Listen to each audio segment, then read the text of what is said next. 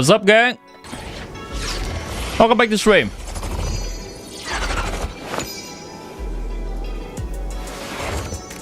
Make sure that Twitch is running smoothly. It should be. YouTube's good. Twitch's good. Let's go. Hello, Omran. Welcome back. Everything's ready to go. Hope everyone's doing well today.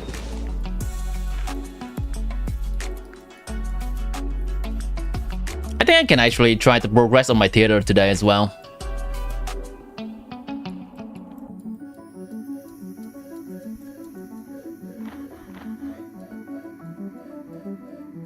Well, first, gotta do this. 2026, boom. Today we're gonna work on calculating MIZUKI's damage in a Stellar Sword team, because now we have all the information necessary to start calculating MIZUKI's stuff.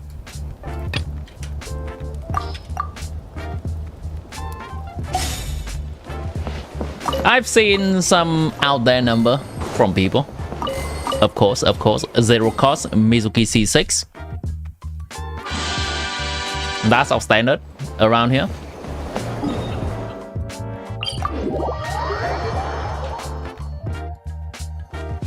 Just need some confirmation for Fearless. If you have the shield, you only need around 90k DPS, right? Yeah, generally 80k is still fine as well.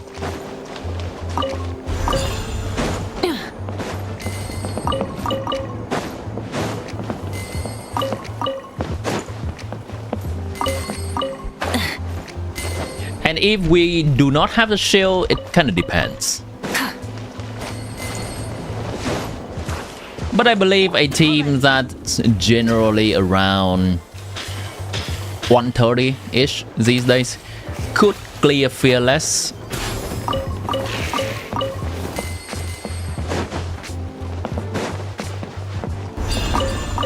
By just making this team a little bit scuffed and slotting in maybe one slot to help with the shield, or just brute force it. At least that's what has been happening so far. But it could get worse in the future. Where's the thing? I'm lost on the location. Oh, here it is. Rev the engines. Your Stellar team will be absolutely chopped. 00 Risley, 00 Odette, Chi-Chi, 0 Fisher or Inefa.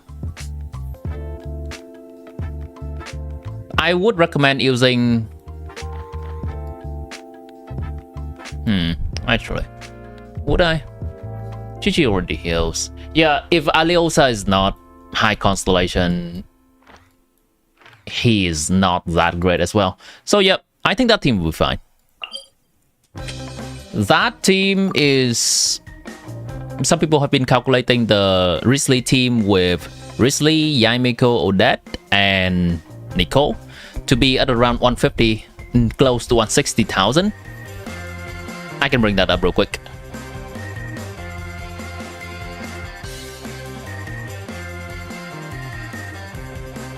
This is from Frost. Risley, Yamiko, Odette, Nicole is sitting at 160,000. Now, Yamiko's contribution in here is around 1 million damage. And if we subtract that from here,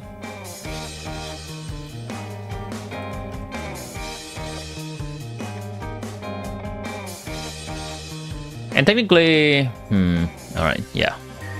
Fish Show is probably doing around 200,000. We divide by 17 seconds. This is gonna be 115. Should be fine. I believe the team that you just mentioned is easily around 110, 100 as well. Should be very fine. Yumi mate, Timmy, just want to say my content is incredibly informative and wholesome. Thank you. Not a paid chatter, by the way. But yeah, thank you. I'm glad that it provides helpful information for people. That is my goal. I do make some lighthearted jokes here and there, but I always try to make sure that people's feelings aren't hurt. Reminder for the people in chat, please be kind, be nice to other people. That's the kind of community we would love to foster around here. Hello Zoro, welcome back.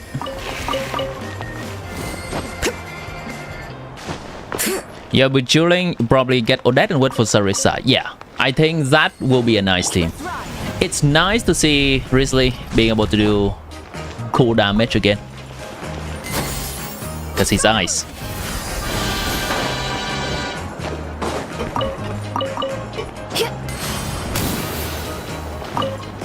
Alright, we move on.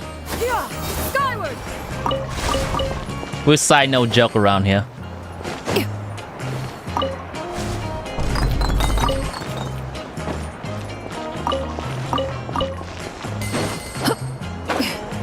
Skog is finished and over.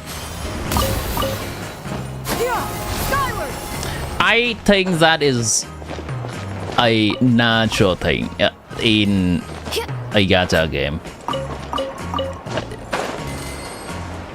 I understand if it makes you feeling frustrated, Zoro, because that is a character that you've been investing in both Primogem and more so, I believe, time investment into practicing her stuff and likely emotional investment as well, as you like that character quite a bit. Why don't we try something like this? Though I think it is still nice to remind ourselves sometimes that how this game makes money to pay their developers and to continue making the game is by selling new characters. So it is realistic to expect that they gonna use tactics to sell their characters, and one of that is making a new character stronger than old character.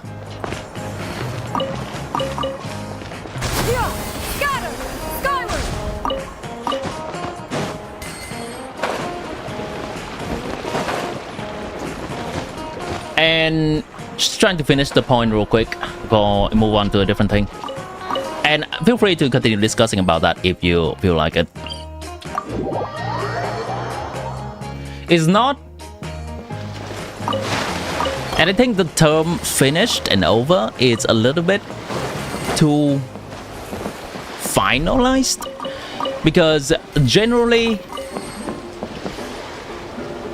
it kind of comes back to being able to pull for constellations of a character.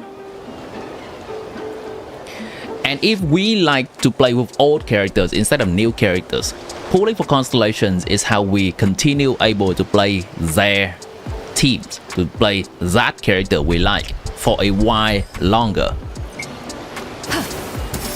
So generally, just a very rough example.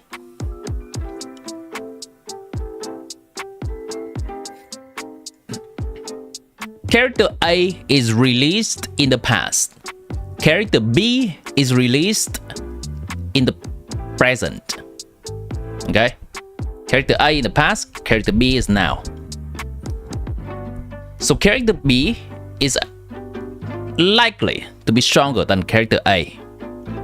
However, if we want to continue playing with character A and not move on to character B, now we get either a weapon or a constellation for character A in the past, and now they are equal. Generally, that is how the balancing system of whole universe, they kind of follow that as well.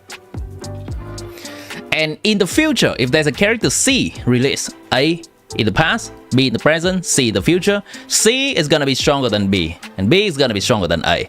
And if we want to continue playing with B, we get the constellation or weapon for B. Now it's equally as strong as C.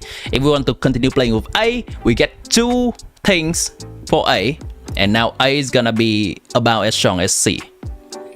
That makes sense? That model makes sure that we still get something new from the game, because the developers would like that. Developers would like us to get something, either a new thing or an improvement for the old thing. And we, in return, will be able to have strong characters to the standard of the currently strong things. I hope that makes sense, that explanation. And I'm gonna look at that real quick. I've missed a few things, I believe. Now that your payment is been received, can you ask if a Luna team is still worth getting if you only have MIZUKI and SNEZHNAYA as teams for SNEZHNAYA going forward?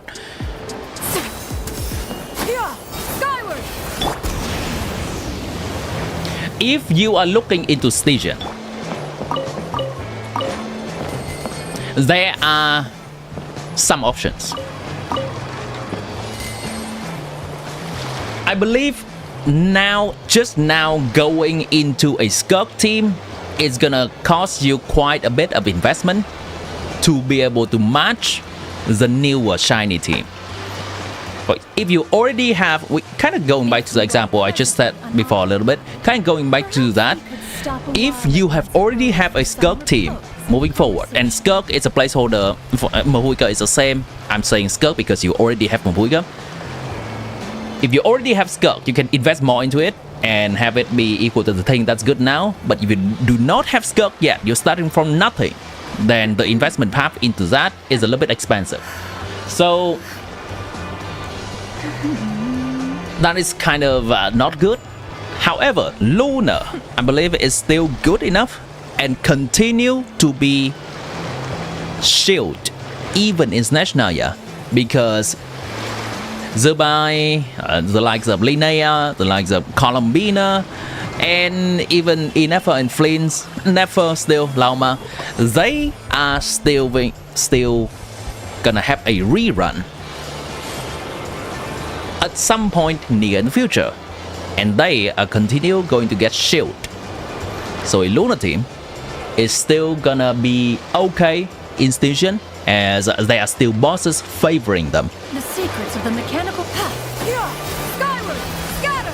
Let's ride. Now, you also have an alternative option, which is Rise with the sun. try to find 2 teams in SNEZHNAYA. That is the alternative option. So 1, get a Luna team. 2, get 2 SNEZHNAYA team, aside one more aside from your SNEZHNAYA team, and that is also another viable option. Getting something new will likely be stronger, but you also would run into the risk of having overlapping teams. So we see how Luna teams, Flint's team, Nefer teams, and Zubai teams, they have the overlapping character, that is Columbina. If we're gonna get some SNEZHNAYA mechanics, it is likely that they're gonna make the Cryo Archon be important in many teams, and we are only gonna have one character like the Cryo Archon does what she does. So it may pose some trouble for team making. That can be something to consider. Of course, I cannot foresee the future and say if that's the case or not, but I'm presenting that as 2 options you can go. Does that make sense? Am I rambling too much? I'll summarize. Option number 1, Luna is fine. Option number 2, get another team in SNEZHNAYA. That's also fine. Hello, Pila Buddy. Welcome back. Blood Fallen. Good to see ya. Do I think the Luna team's still gonna perform well in SNEZHNAYA? Oh yeah. I did answer someone else's question, but I think I kind of touched on that as well. Never, Zubai, and the likes, they are gonna get some reruns, and they are still gonna get shield. Don't worry about it.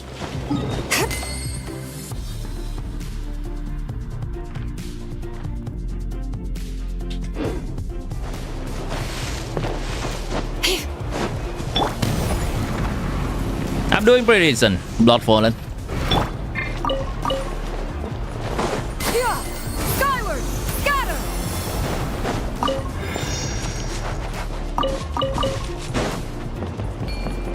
Crazy work, indeed. I'm gonna move through this real quick. I'll read the stuff that Omran just written. Give me a moment. All right.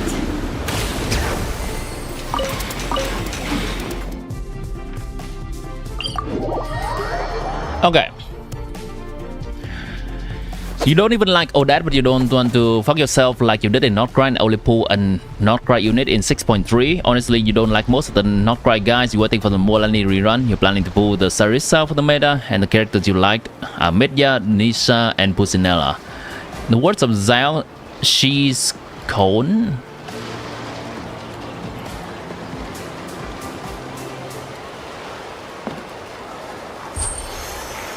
What do you mean she's cone?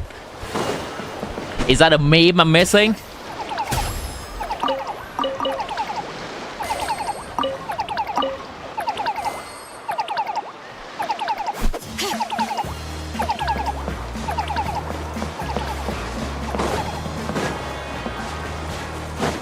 Let's ride. Full throttle. Scatter. Have I ever played this game with gamepad or phone or tablet? This game, Genshin, I have played it on phone.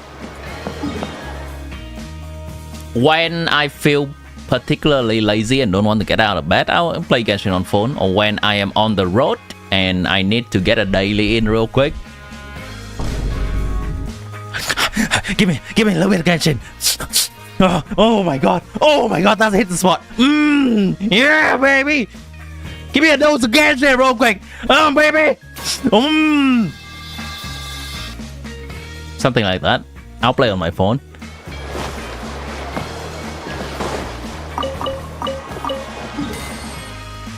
So yeah, what's the question? Hello, Risky. New meme basically just he's done miswritten and news about Skirk. Huh. She's cold. In what context would we talk about that?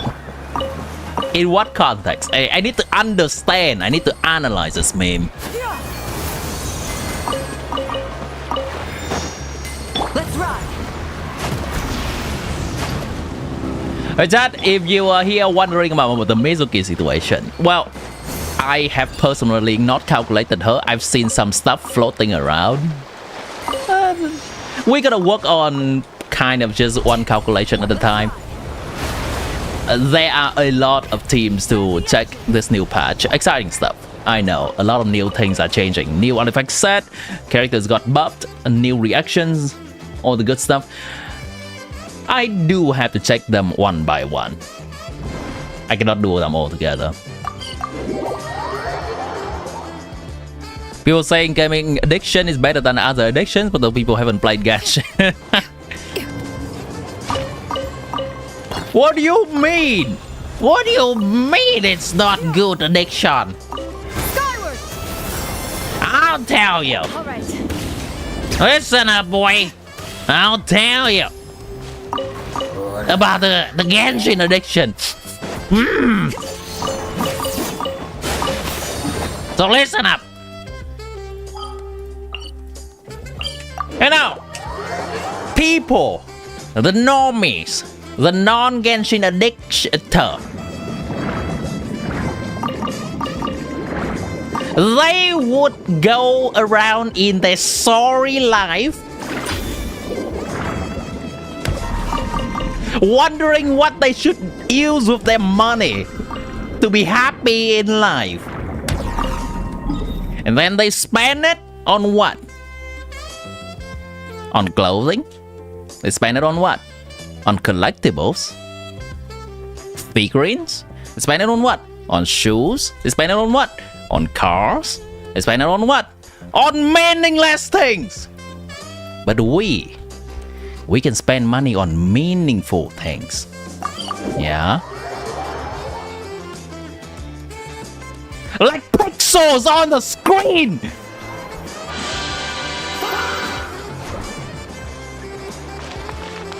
Things that nourishes the mind. Things that will keep us away from the bads of the society. Like drugs, like alcohols. No, we're too broke for that shit. The food? Alright, you know what? everyone needs food, so food gets a pass.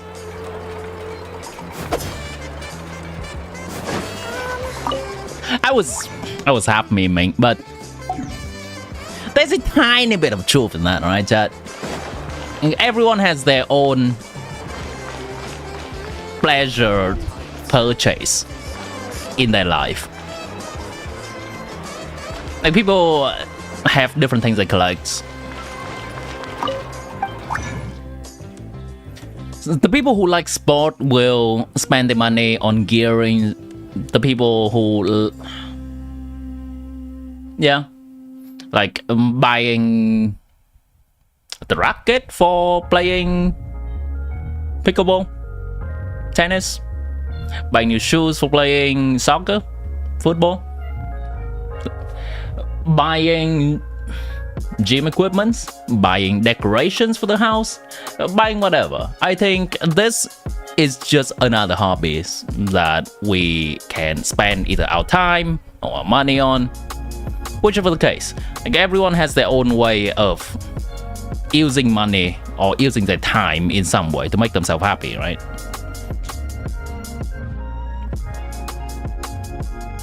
Mine happens to be better than yours.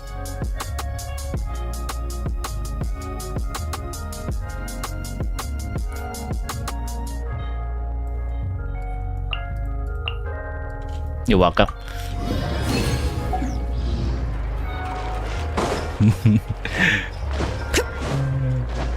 Oh, well said, well said. Thank you, chat. Thank you, chat.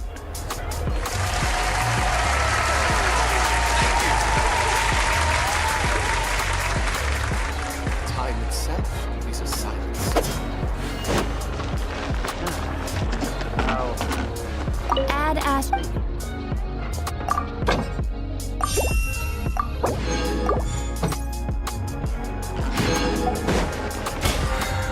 Ciao, Stellar buff is incoming trust. Well, from what I've seen, it seems that the Stellar stuff does have something to do with jumping high, Stellar Sword stuff. So maybe there's something there. Maybe. Guy ball. Extra fee for that. Argentina's match was absolute cinema. Well, I happen to not watch football. Yes, I know, I'm an uncultured swine. I don't watch that. Well, my neighbors do watch them, and they yell enthusiastically, so there are probably something going on. I do watch something though. There is a Dota 2 tournament, the international going on, and I kind of watch that off and on. So that's that.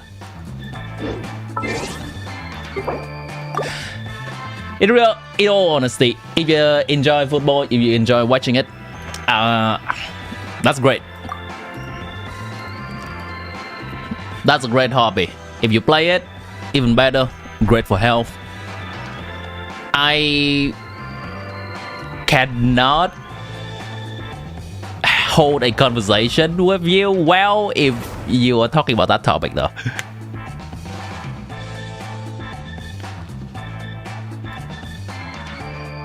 Alright, question away. What is Stellar Sword and how is Sandroni using it? Is it Anemo plus Cryo? And what type of damage is Stellar Conduct, Electro, and Stellar Sword Anemo? Okay, so how do I best explain this? Alright, give me a moment. Do I actually have characters that can do that? We can bring up some videos, I guess. Yeah. I don't have Sandroni on my account, so it's not the easiest to explain, but we can look at some videos to explain that.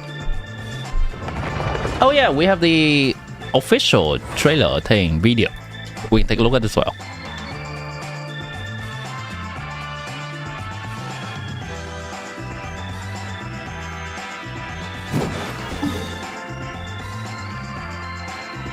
Not a lot of teams, that type of guy who would watch Mommy tier ranking chat vids whole day.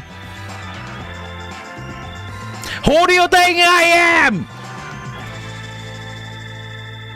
Who do you think I am? A mommy enjoyer?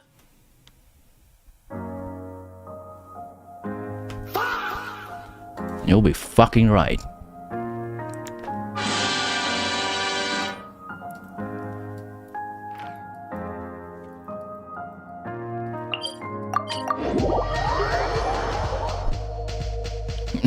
I'm producing. I am milking that thumbnail every day, chat. I'm milking that thumbnail. Like they are milking each other.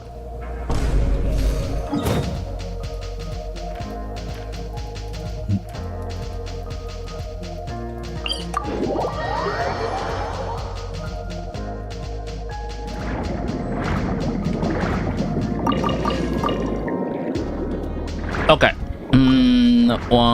I need to do one more thing. Jeez, where is it? Oh, we can move on from that.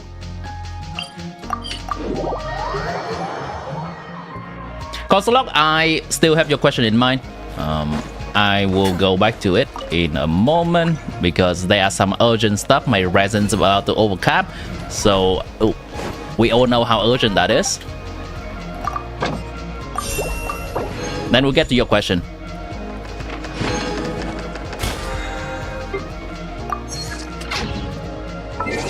Last but not least, have I looked at Flip's new counts? Did he make a video? And which team is that?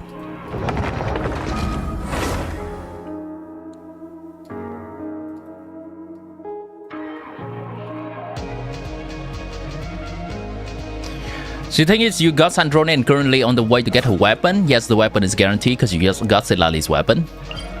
Yeah.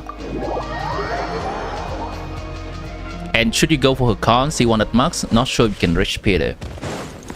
The weapon is kind of bad. Not gonna lie. The weapon's kind of bad. It's...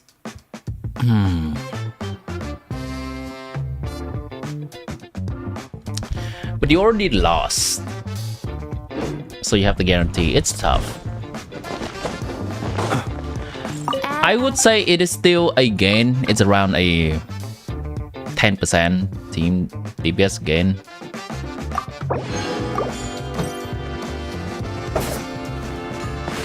You could go for that if you have the resource to do so.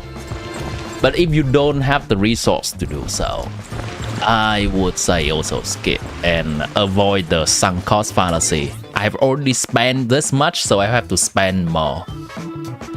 Kind of thinking.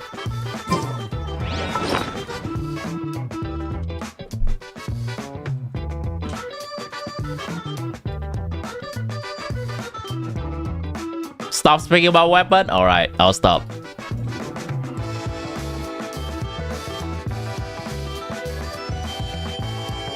Alright.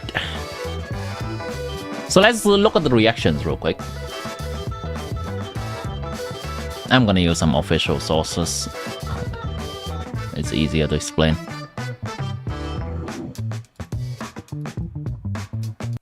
Okay, couldn't have said it better myself. Alright, here we go. I got it right. Gil, Sandrone can leverage her. See if we can find it.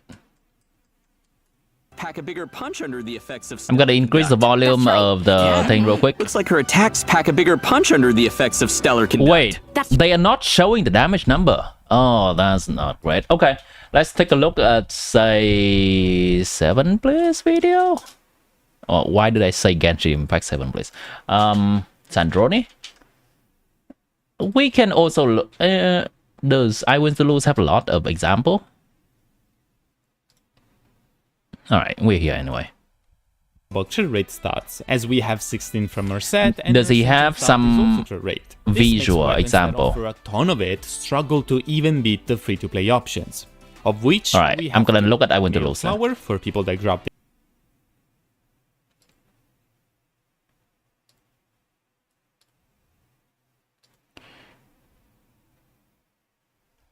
Buy something in the moment, but later realize he didn't need it.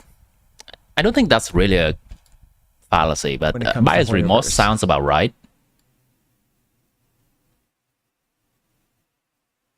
Okay, is there gameplay, good sir? Good sir, please show some gameplay. Sir, where's your example gameplay? That's a lot of calculation on screen. Okay, we have something. So, Stellar Conduct is an enhanced version of Super Conduct. How do we get Stellar Conduct? By pulling a new 5-star. It's very similar to Lunar Reaction. A Lunar Charge, get Flames, get Ineffa. Lunar Bloom, get Nefer, get Lauma. Lunar Crystallize, get Zubai, get Linnea. Stellar Conduct, get Sandroni. Technically, next patch, Cryo Traveler can also enable Stellar Conduct and Stellar Sword, so that's nice. That's nice of them. Odette can enable Stellar Conduct and Stellar Sword. And technically, Sandroni can also enable both. Let's talk about the reaction themselves. So, Stellar Conduct as a reaction, it does 0 damage by itself.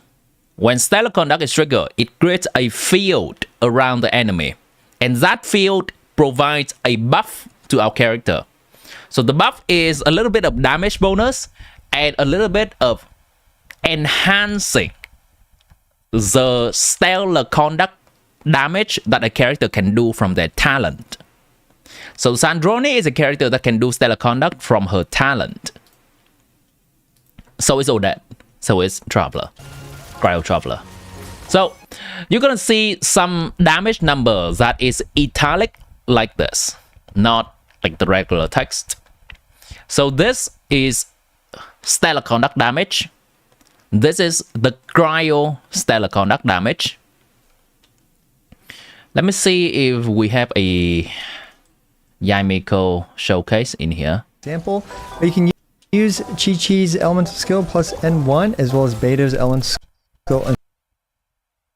That is Cryo Stellar Conduct damage coming from Sandroni.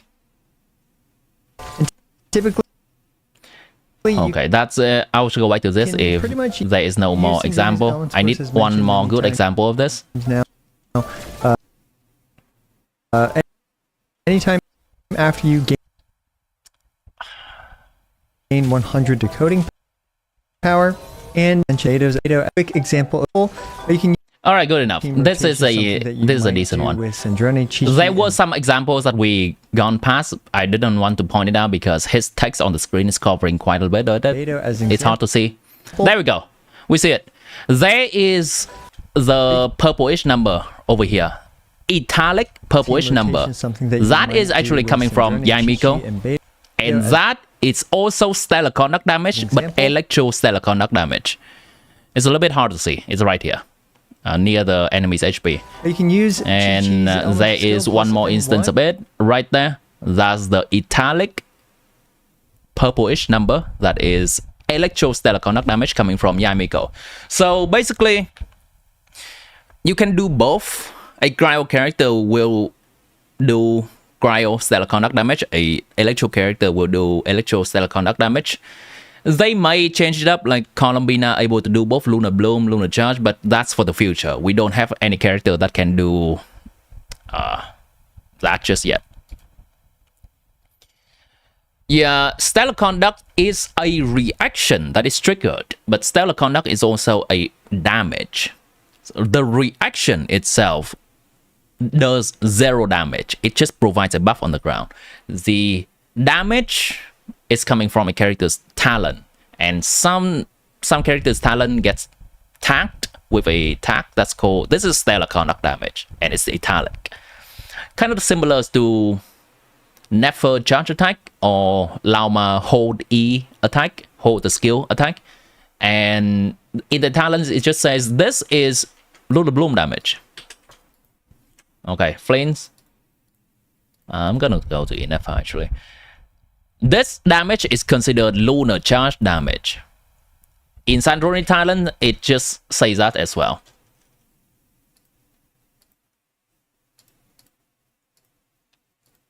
Her charge attack does cryo damage, and where is it?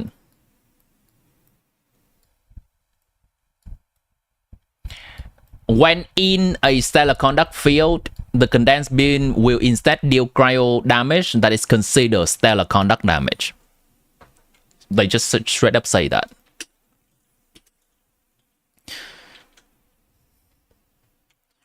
Sandroni can also do stellar sword damage even if she's not a Nemo. That's correct. She will still do stellar sword damage, but it is of the cryo element. A cryo instance of damage that is considered stellar sword. And there is also MIZUKI. Hold on. Have they updated her stuff? Or are they doing it next patch? I think they might be doing it next patch. But MIZUKI is a character that can do stellar sword damage. That is a Nemo damage. Yeah, I hope that makes sense.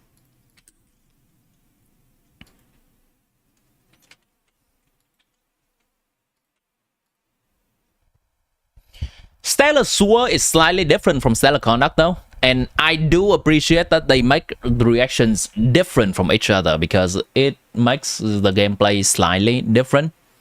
And I think that's a fun thing that we can have from Genshin. I love that they're doing that.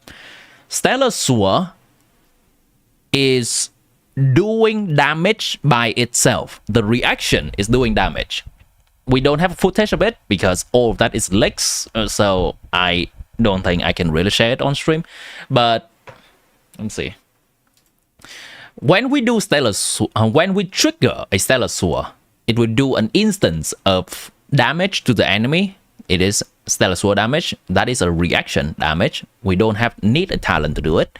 And if we continuously triggering the reaction, there will be a ball, a bubble of cryo being in there on the field, and then it explodes.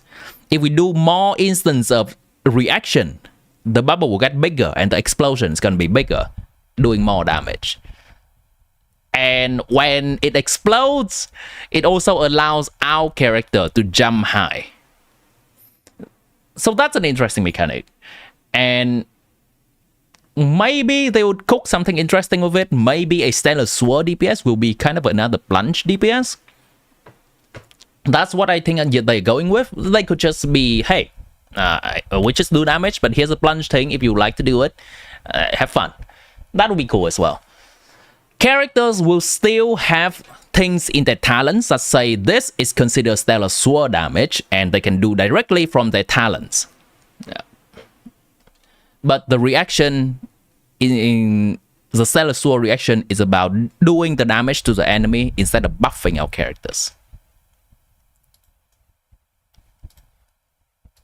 Plunging is always fun. I like plunging.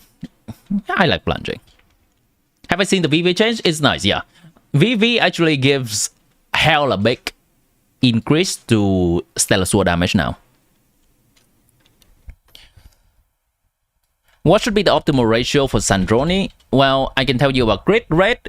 For crit rate, generally you go to around 69% crit rate because the set gives us 16 and cryo resonance gives us 15. We're coping with cryo resonance. It's not 100% uptime, but we kind of like to be prepared for that. So that's technically 31%, and 100 minus 31, that's 69. Yes, it's a funny number. It's an old funny number, not the new funny number. Let's get some music back.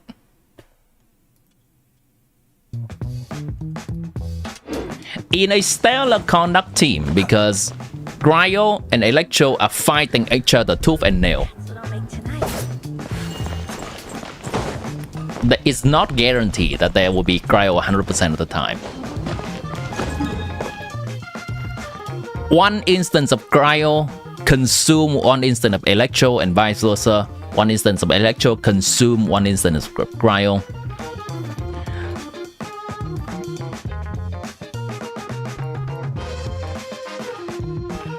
We can cope for about 50% uptime.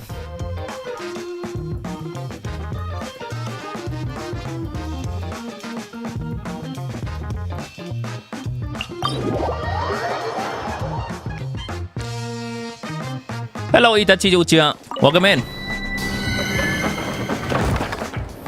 The only thing that left all the Stellar and Lunar is true damage, 5 billion per normal attack, ignores all defense and is resistant. I mean, that is definitely something they can do, but I don't think that will be too interesting. I would like things to, like, how do I say it? The part of working toward the damage, I think is the interesting part. If I do not like it when characters just do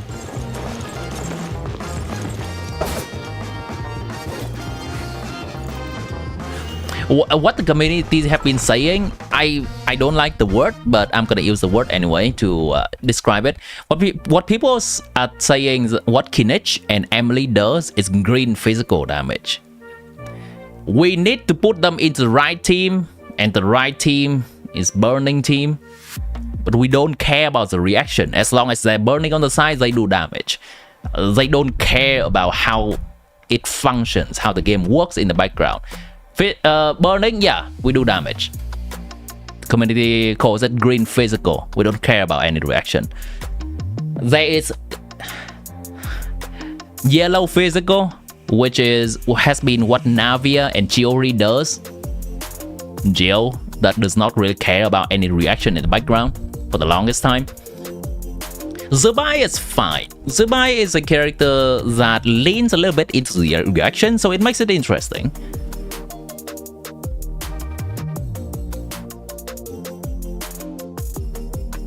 I think Stellar Superconduct is a fine thing for them to do, because we can try to optimize our team to apply more reaction, and if we apply more reaction onto the enemy, have the reaction trigger more often, it's gonna buff our character more. Stellar Sword, on the other hand, if we apply more reaction, the bubbles in the middle, the ball in the middle is gonna grow larger and explode bigger. That's also cool. That's an interesting way of interacting with the game. Like, even at the baseline of MIZUKI melting, we need to work to have that cryo aura remain on the enemy so that we can do big damage, rather than just not worry about a thing and do damage anyway. I think that's the game part.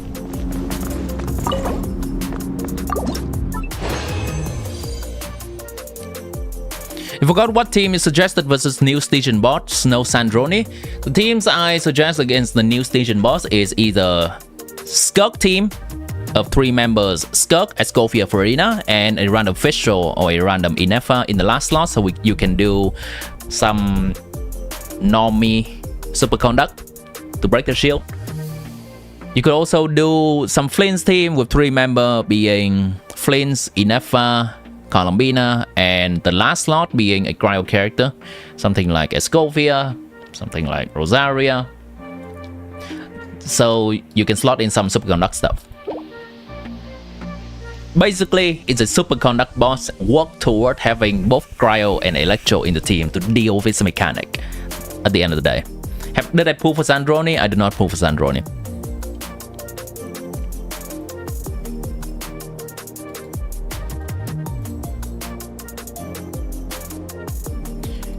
Is your hope getting another electro DPS other than Flames or Rune Charge, and any other Geo DPS other than Zerbai for Rune Charge? Teams with Columbine is dead. Flames team is kind of... You can find a decent on-fielder for a Lunar Charge team that is not Flames. Flames still the best, but the other options are not bad. But for Zubai team, Zubai gaps the rest so much that I don't think it's worth it to find any other option. I think it's more so just Lunar Crystallize does not work very well with any character that's not Geo or Hydro. And the cast of Geo character is just not good before Zubai comes out. Hydro, we have no blood. You could do that.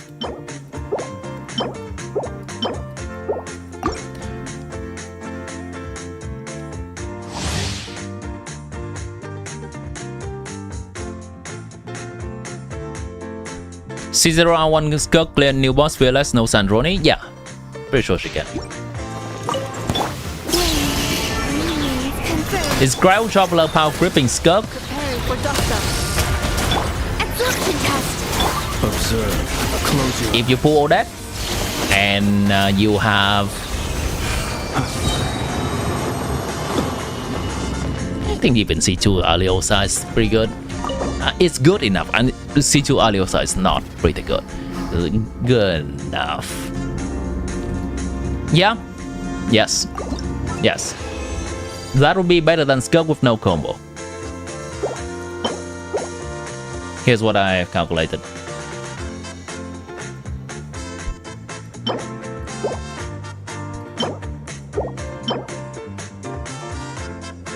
It's good. It's okay.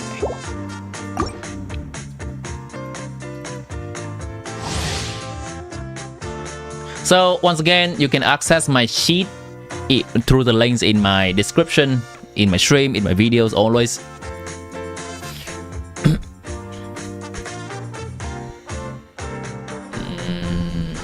Where is it? Here we go. So, Cryo Traveler. Realistic calculation, which what I think is realistic. Cryo MC at C2, because the constellation is likely locked through doing the quest or doing exploration. And I believe the free 5-star sword is still gonna be stuck at level 80 at 7.0. Until we gain new map, it's still gonna be stuck at level 80. This is Aliosa C2. Alright, and the entire team is Cryo MC, Yamiko C1, Odette 0, Aliosa 2. This is close to 130,000.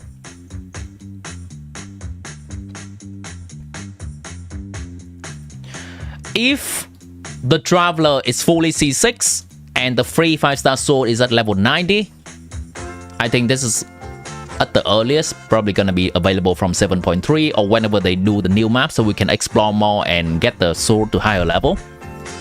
Then this is a 143,000 DPS team. Still the same team: Cryo MC, Yamiko C1, Odette 0, and Aliosa 2. Now, here's a nice option for you. Any of you that's familiar with the cost system and how to exploit it. Oh my god, 4 costs back! Yamiko C1. Technically C1 is free, so Yamiko's C1 is 1 cost. I'm cringing. Odette C2, and by getting Odette C2, we're gonna have a legitimate C6 Aliosa, right? 225,000 DPS! Wow! Wow! Wow! Wow!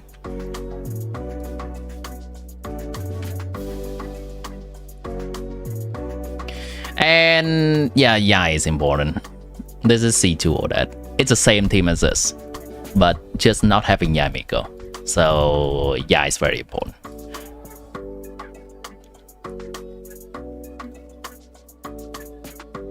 This calculation with C2 Odette is for the purpose of cost batting. If you don't know what that is, if you don't care what that is, don't worry about that. Here, look at this. It's good. Chat, do you know what team has 4 cost?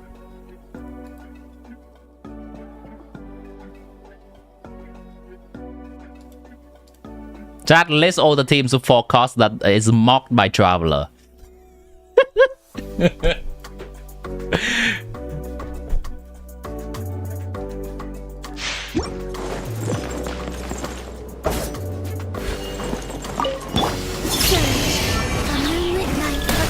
Defensive mode engaged. Ultimatum protocol.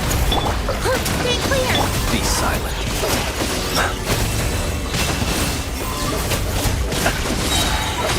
Observe. Night falls. Let me tell you a 4-cost team. Chat, let me tell you a 4-cost team.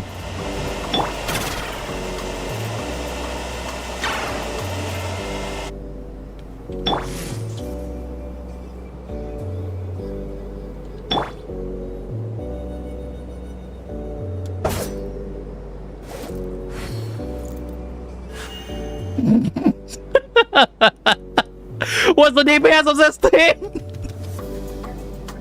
160.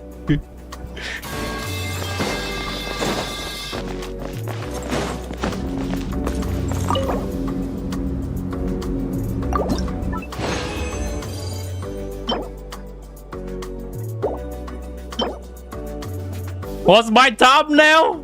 My thumbnail's big truth. FBI, open up! Welcome in.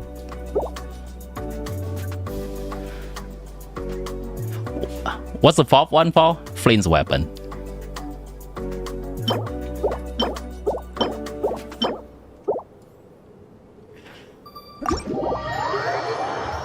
The traveler will not survive beta? No way.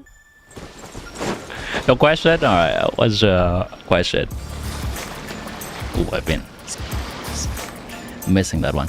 Well, last question, what should be the rotation with C1, Yai, C2, C3, Sandrone? And who should you use as a 4th member this party? You have Escofia, Nicole, Beidel, but she's C5. Use... They're both fine. Nicole or Escofia, they are both fine. Use that as you see fit. If you need Nicole somewhere else, use Escofia. If you need Escofia somewhere else, use Nicole.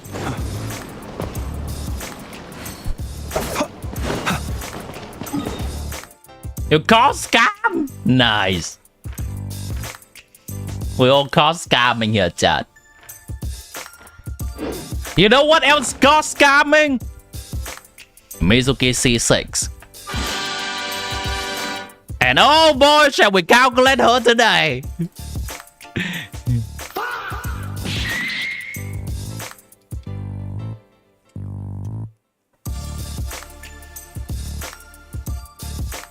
The rotation is gonna be Escofia E, Yaimiko. Wait, no, hold on.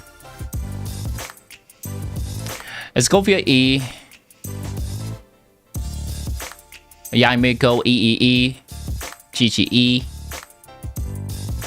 then Sandrone, charge attack E, charge attack E, charge attack E, Q.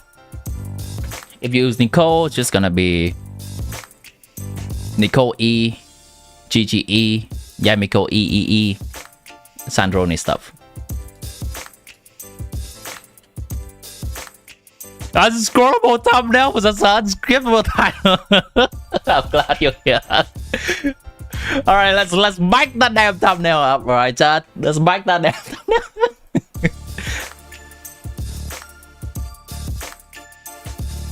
So Traveler, we know that it's already marking Sandrone, true and real. Let's have a MIZUKI team in here. So who is gonna be in the MIZUKI team?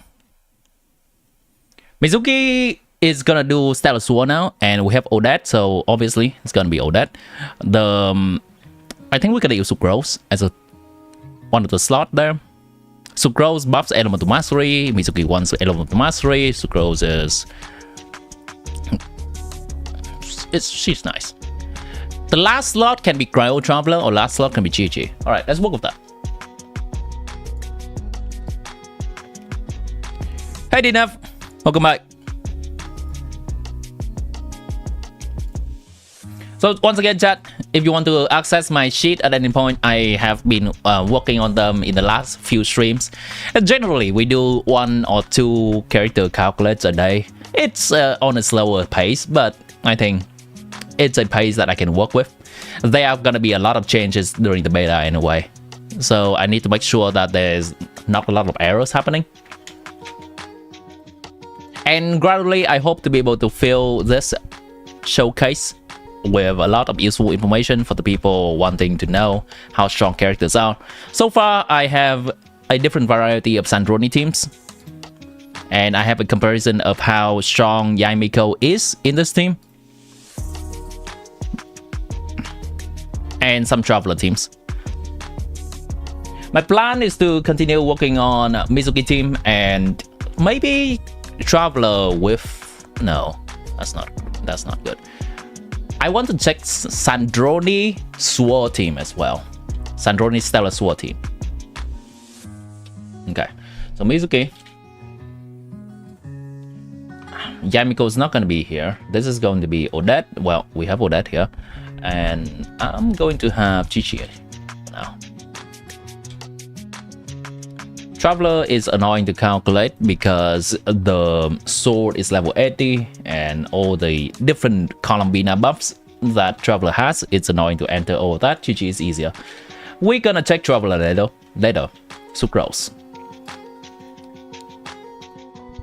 Should you pull Odette if you have no idea what to pull? That is actually the advice I would give to people. If you have no idea what you're gonna pull yet, Odette is a nice and safe option. She is decently strong, and she seems to be a support that can fit in a lot of teams, a stellar team.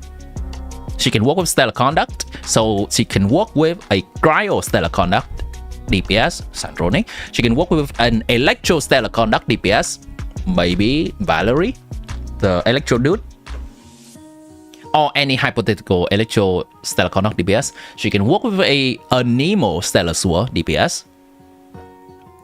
She's versatile, and you can decide later which DPS you want to pull.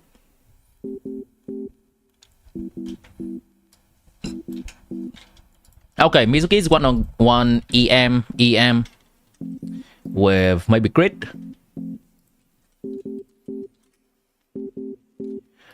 I'm ready for MIZUKI to be hella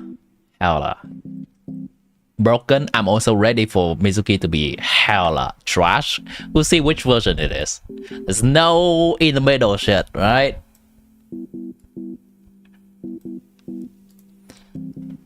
You haven't pulled anyone since Durin's last rerun? Gotcha. Okay. So this is the skill hit. This is the continuous attack. This is the burst. This is the burst, continuous hit, Stellar Sword, C1 and Nemo, C1 Stellar Sword. That's all her damage. How many times does she hit during her skill? I think once every 2 seconds, right? MIZUKI.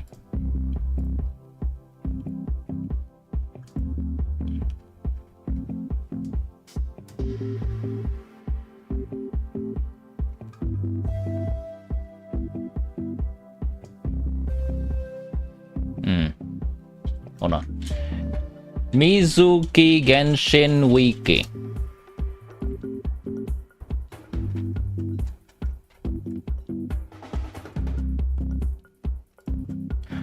Driftwood hit. Yep. Cool. It's a bit attribute scaling Dream Drifter. Advanced property.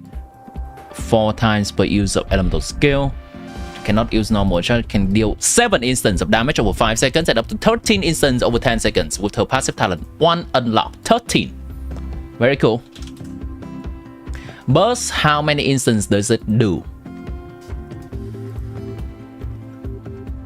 8 special snack can be created.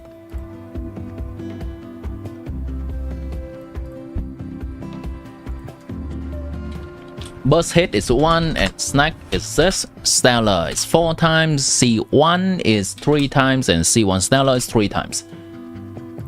Stellar Sword.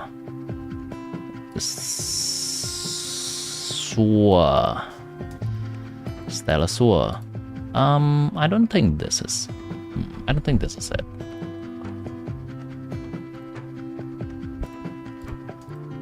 This is a Nemo damage. This is a Nemo damage. This is a Nemo damage, and this is a Nemo damage. How many times does she swirl?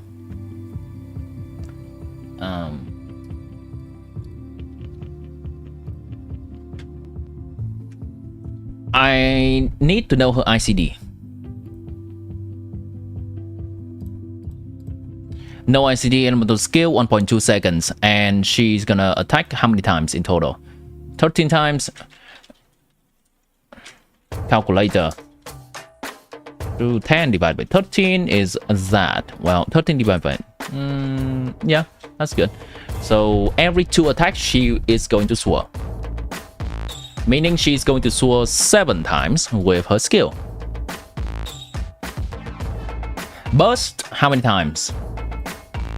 Elemental burst, every 3 hits or 2.5 seconds. This is hitting 1.5 second, 1.53 second, 2.5. Yep, so each of the burst hit is gonna swirl once.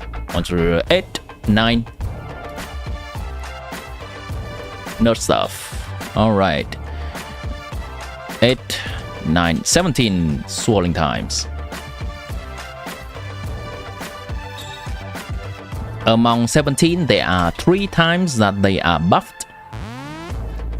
With the quill, that is equal to 1000% of her elemental mastery.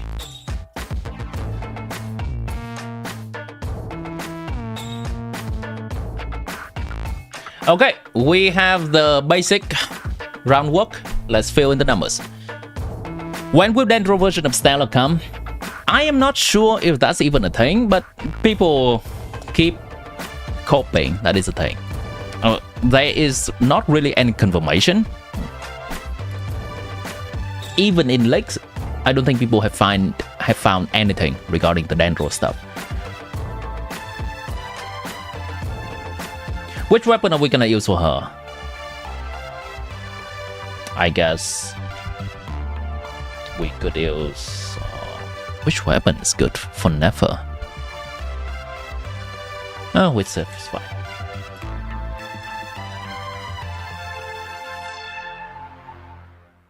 With Sif for that.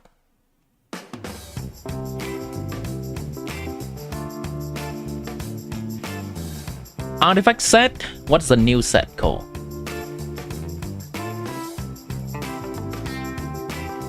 Crimson Proof.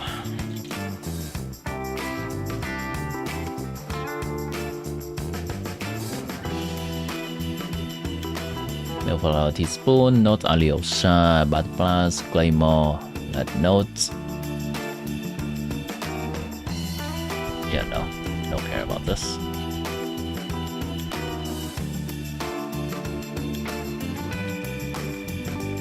Equal if the weapon is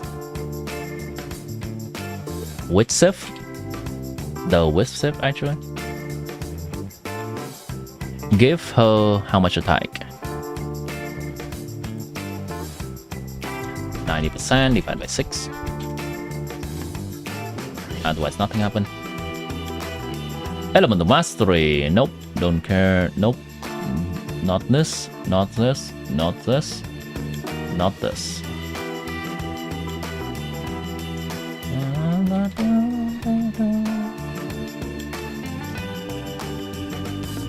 Test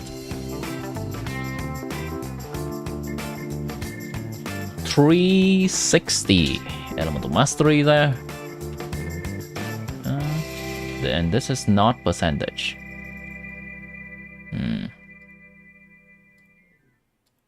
There we go. And finally, common damage bonus.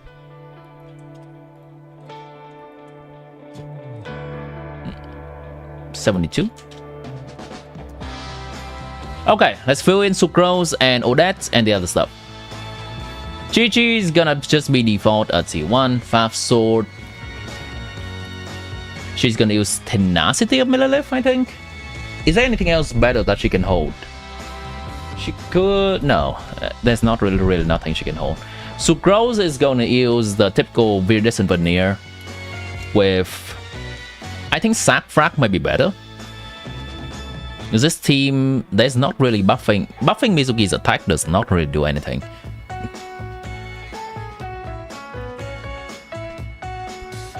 There were no solid legs about, yeah. Rhyme grass is just a thing that's in theater. Okay, we're gonna just hack our way through this. I don't care about Sucrose damage.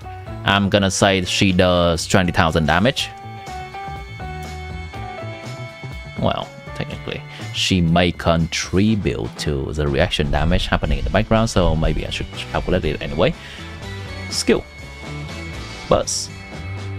Burst Infuse. Burst Infuse Cryo. This is a Nemo, this is a Nemo, this is a Nemo. How many swords will she do? Oh, it's Stellar Sword, baby. It's Stellar Sword.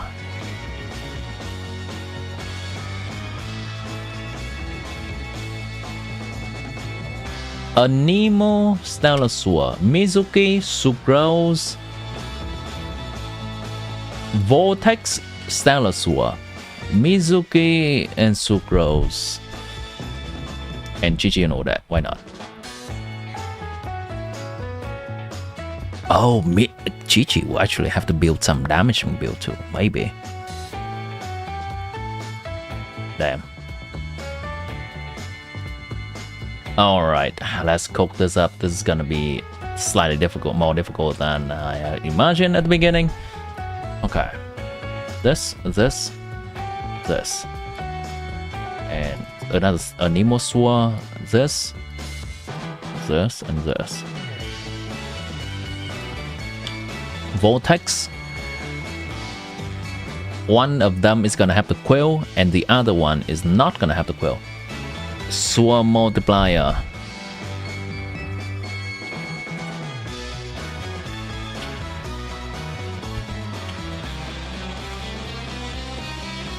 Am I planning to do any Sino calcs any day? I will try to find some other people who do it. I am not familiar enough with Sino to do it easily, but I'm sure there are many people enthusiastic about Sino. Just like how I have found some Risley calcs and I shared it in my Discord, which is around this level.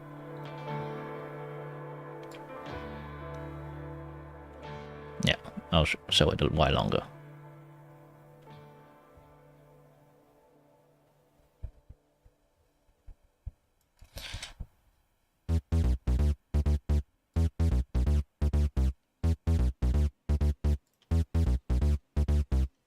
We get rid of Aliosa stuff, get rid of Aliosa stuff. Oh, that stuff can stay.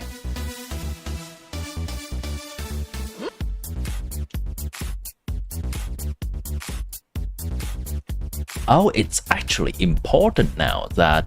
Oh, that's buffing the entire team. It's actually important now.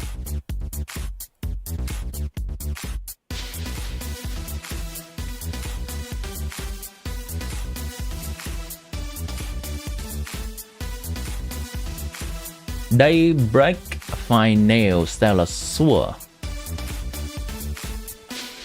Bloom, Stellar Sword. Wing, Stellar Sword. Burst, that's fine. C1, maybe if we have C1. Stellar Sword. I think Cryo will have pretty much 100% uptime in here. In a Stellar Sword team.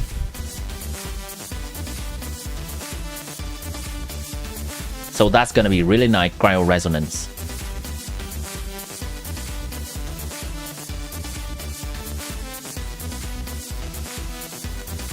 Mizuki is gonna have all her Cryo Resonance stuff as well. All her stuff being affected by Cryo Resonance. And this is gonna be a good one.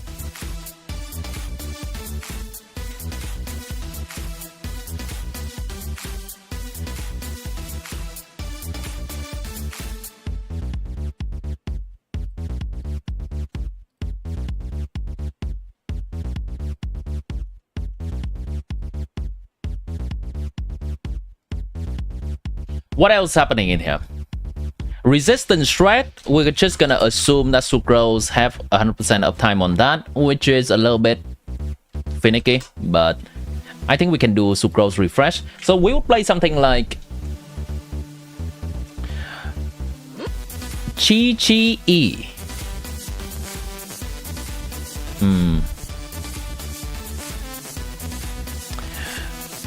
Odette EE.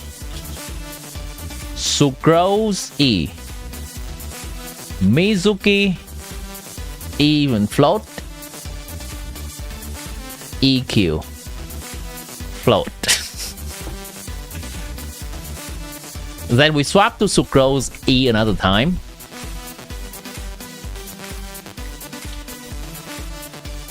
And then we repeat the rotation. How long would this take?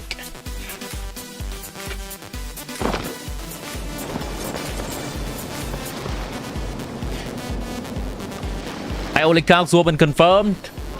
Woman! Am I right? I love woman, chat.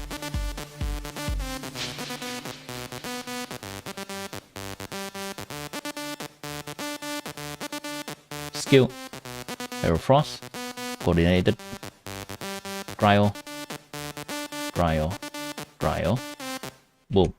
Delete. All of that's gone. Gone. This happens 166. So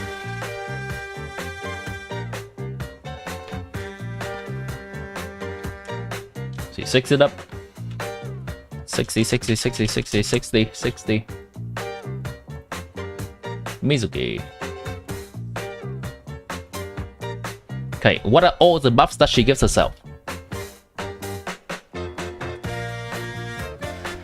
Elemental Mastery base Stellar Sword damage increase is 4% per 100 point. During this time, Mizuki can control direction shift will continue to drift forward. I need this to be longer. Thank you. Increase the sword damage, Stellar Sword damage that nearby party members deal based on. Okay.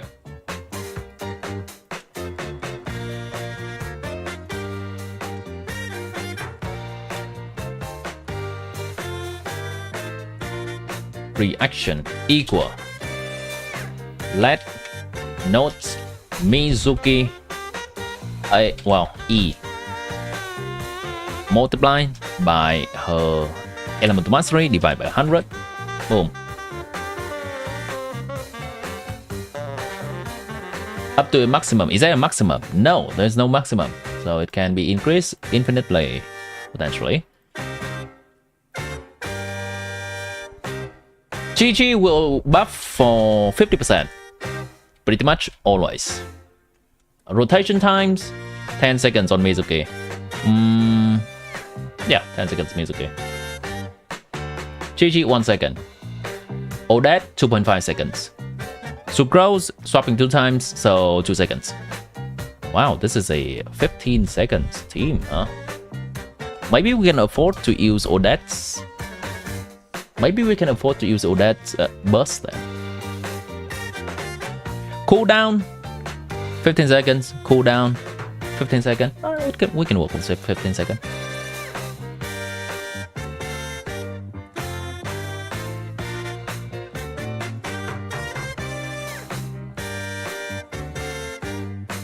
Yep, that's fine. Stack pickup HP regen, that's fine. Don't care about that. If while Mizuki is in the dream state, for when as a nearby party member hit opponent with cryo, her elemental mastery will be increased by 4 seconds. So 100 elemental mastery from herself. Let notes Mizuki Q. Well, Mizuki, what is this? A4. 100 elemental mastery for herself.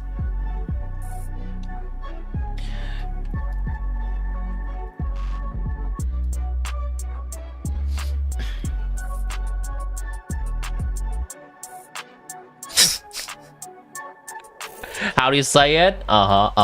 You love tits?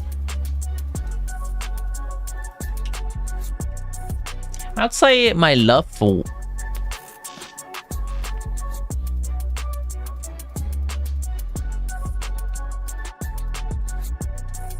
for people is more than just their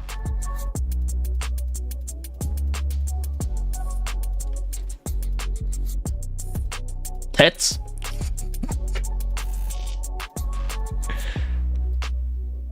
But it is a kind of a reasonably big part.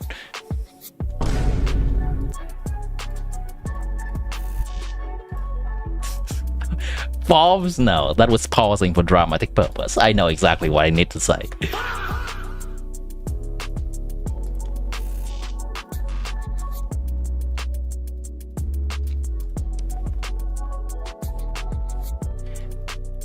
When... Okay.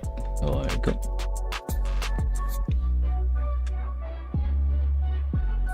Okay, I'm gonna need to give this woman some grit. Give her some grit.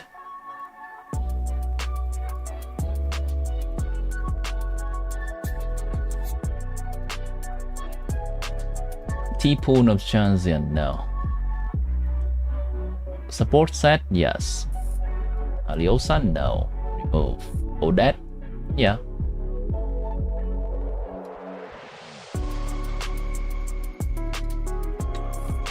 Crimson Roof.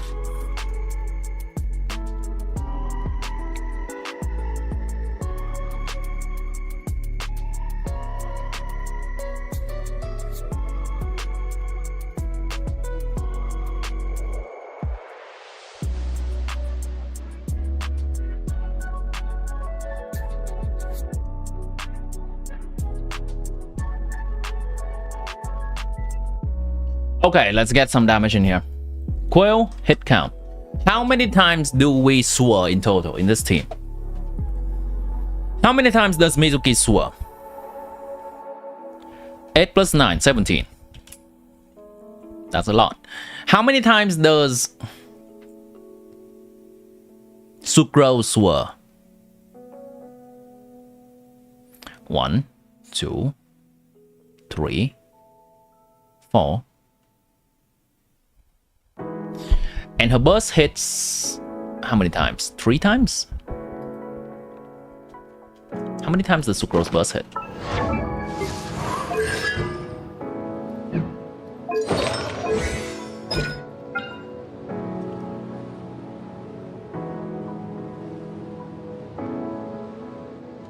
Four times.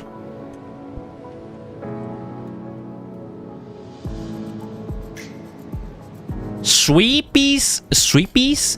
Sweepies? What does that mean?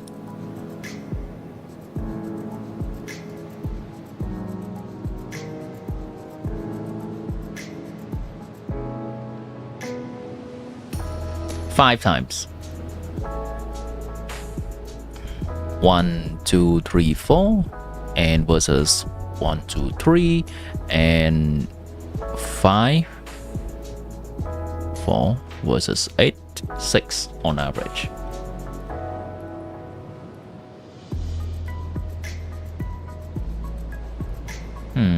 This is weird.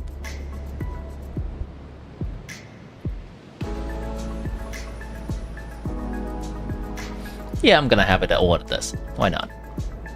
Why not?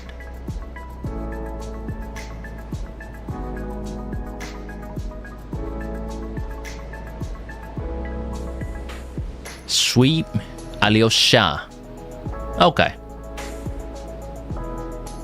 Street, so it's sh, not s. Got it.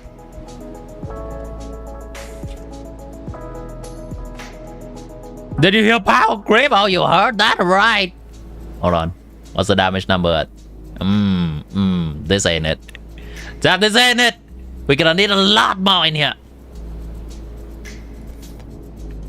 Wait, no. The anemo part of the damage does not get buffed. The anemo part does not get buffed. The cryo part gets buffed.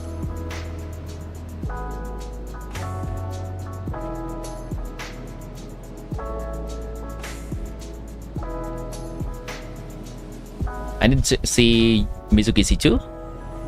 Oh, anemo res. Okay.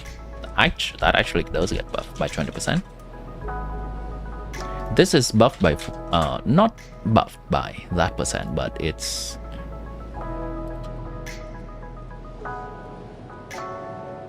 enemies resistance is reduced by 40%. That's what I meant to say.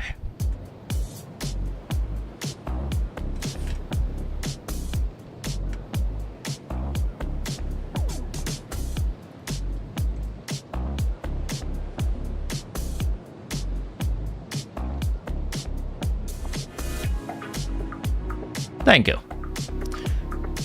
Kangoshi, thank you.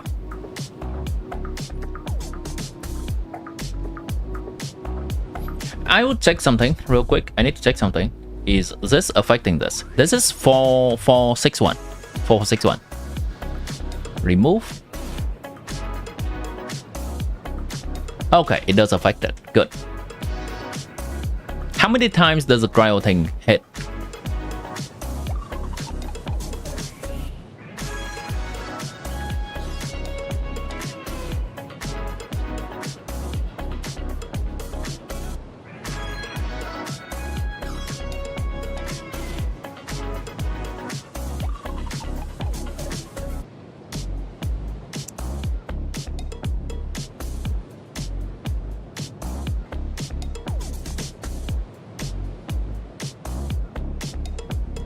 This talent says, when an opponent affected by this thing, a Nemo damage triggers Sword or Stellar Sword reaction while the aforementioned effect is active.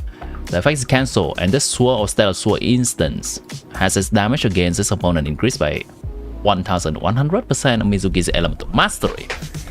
So, by a Nemo damage triggers a Sword or Stellar Sword reaction. Okay. Okay.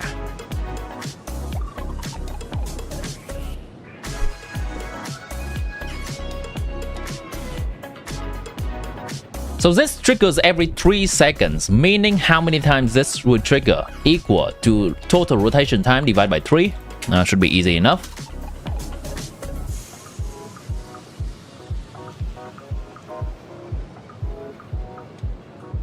I will actually need to have every character on grid build, I guess. Well, Sucrose can use triple, yeah, that's always the case. And this character, yep, on a grid build. This character also need to be on a grid build, apparently.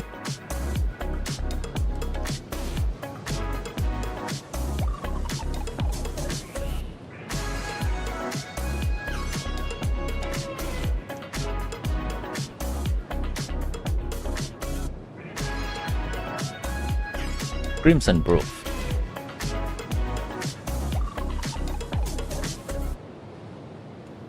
That's good, great. Yep, that's good. Okay, we are breaking 100,000, chat. Let's keep going.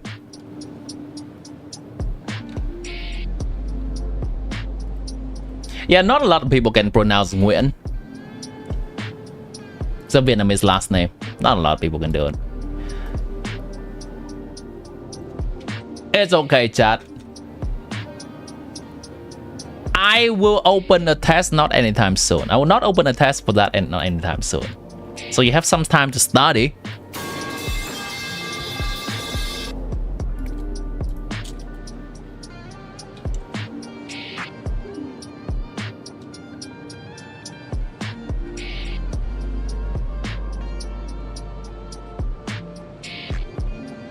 %, multiplied by Sucrose Elemental Mastery, which is what she gives to everyone.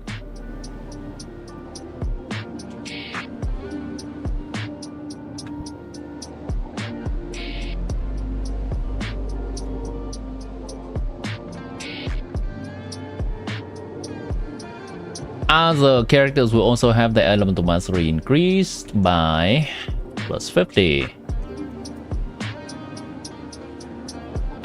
Remove this, remove that. Good. No.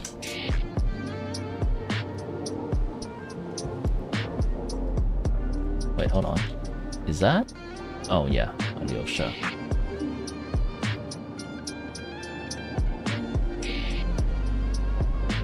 Where's my thing? Also grows EM plus 50.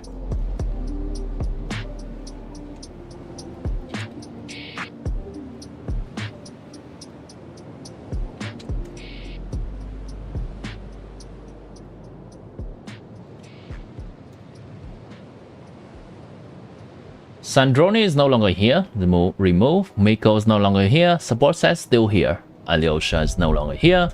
Odette C4 is still remaining.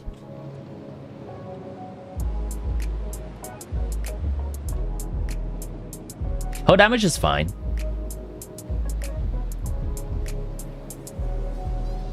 Chi-Chi's damage is as expected. No surprise there.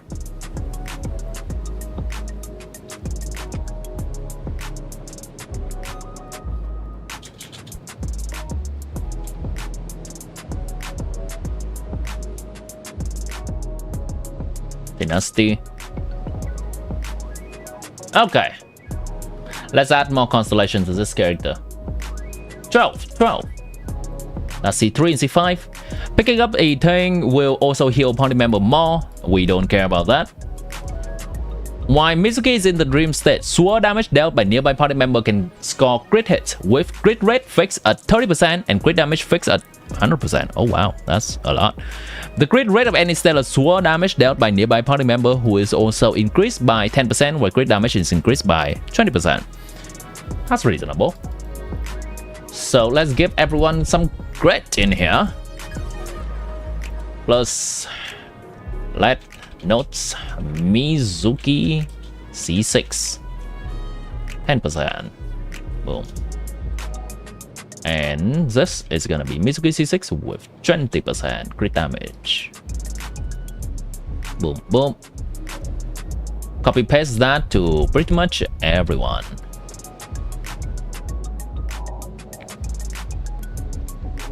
Boom. Copy paste. Copy paste. Well, no, it's not regular damage, it's only stellar sword.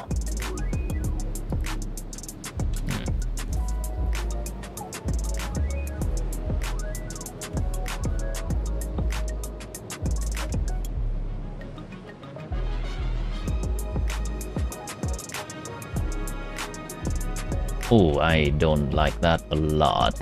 It's gonna be a little bit troublesome here. Should be good enough. This is fine.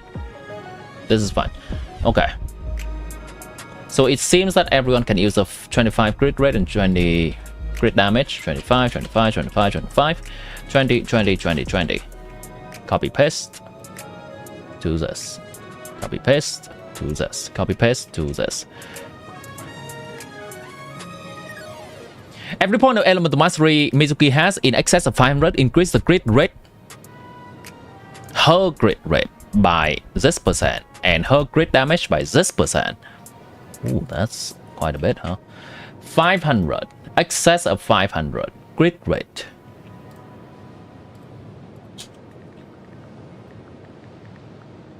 Let notes MIZUKI C6 equal to this multiply with her elemental mastery in excess of 500.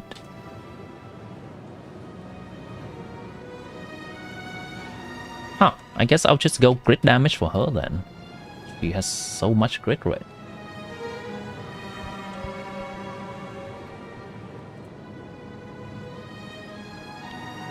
Hey, that's something. Okay, that's something. Let's buff her more. Are we doing instructor? Are we gonna do instructor? Yeah, that's new C6, yeah.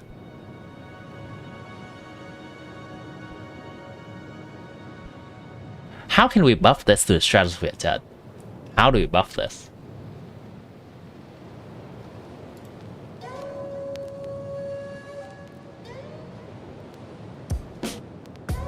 Alright. Real quick, check everything if they are as intended.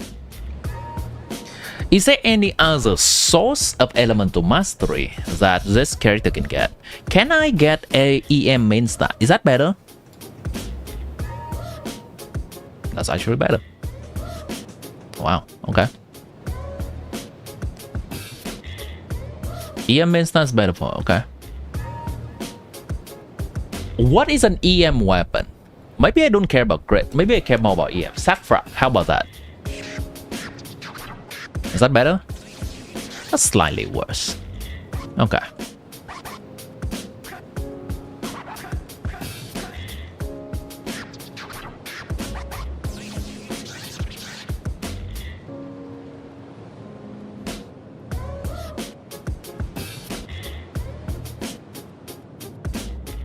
Now, if I want a lot of EM,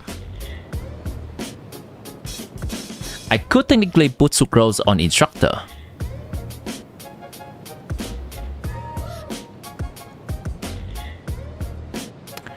That could be a thing. So am I putting MIZUKI on VV? I might be putting MIZUKI on VV.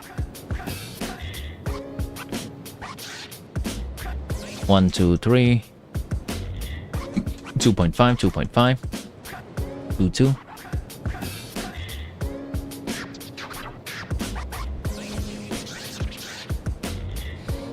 Yeah, there is probably gonna bugs that I'm gonna find later, but this is likely what it is. Right here. Real quick. Is her EM more important than her crit? 1.56%. And if we have more crit,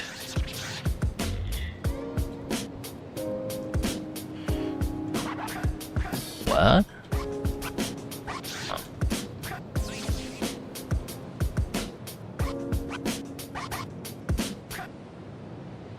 Wait, is crit rate not important?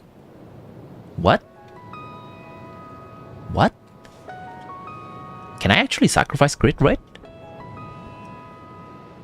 What? She has so much grit. Why is this the case?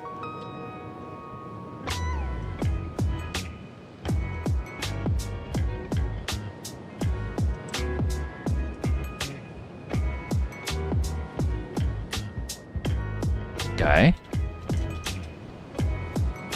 Okay. Keep it going. The number keeps going up. I think what is likely happening in here is the grid sharing of a reaction. It's kind of similar to Lunar Charge, where if one they take into the crit rate and crit damage of each contributor, and whichever is the highest, it becomes the bigger share of the damage. It's a little bit hard to explain, but I think that's what's happening in here. It's mostly, I think, because Odette is critting quite consistently that it helps. Odette and Chi-Chi's are critting quite consistently, and that it does help carry the crit rate of MIZUKI. Something along that line. I'm not explaining it super well.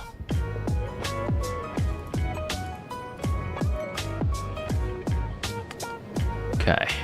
What if I make this 9 and make this 11? Okay. And also, yeah, she's giving herself a lot of crit rate here too. It's technically close to 100 crit rate over here. It's close to 100 crit rate over here.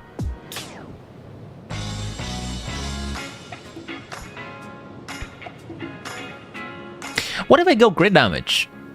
No, EM's better. EM's just better. EM's better than crit. Yeah. Okay.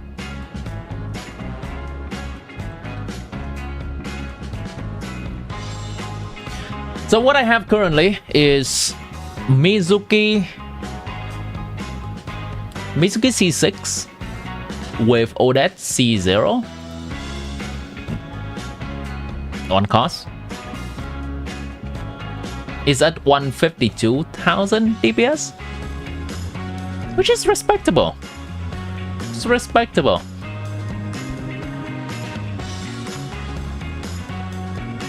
Stellar Sword can crit, yes. Okay, for comparison real quick. A Alyosha C6 bat with Sandrone is 193. A Aliosa, that is C2, is 157,000 for Sandrone. An alternative option for of Alyosha for Sandrone is Escofia, and that sits at 170,000.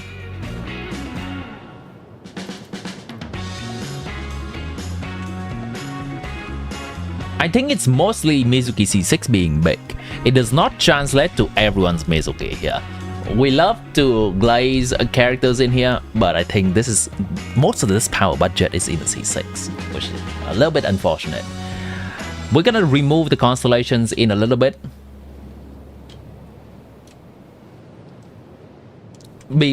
Well, after I check that everything's correct.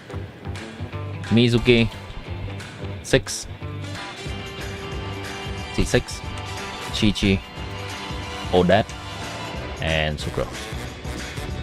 Just abbreviate their name. Yeah, no, C0, no. No. No. Hold on, wait. Oh yeah, technically this is that.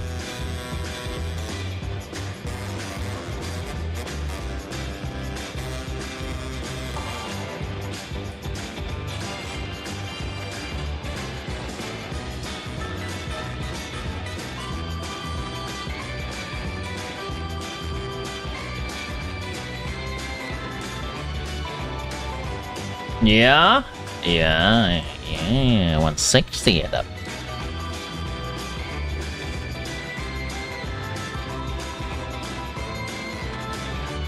Chi-Chi, oh, Chi-Chi is not here. Hold on, we need to add Chi-Chi buff. Plus, yeah, Chi-Chi is not here. Let notes. Chi-Chi, 50%. Stellar.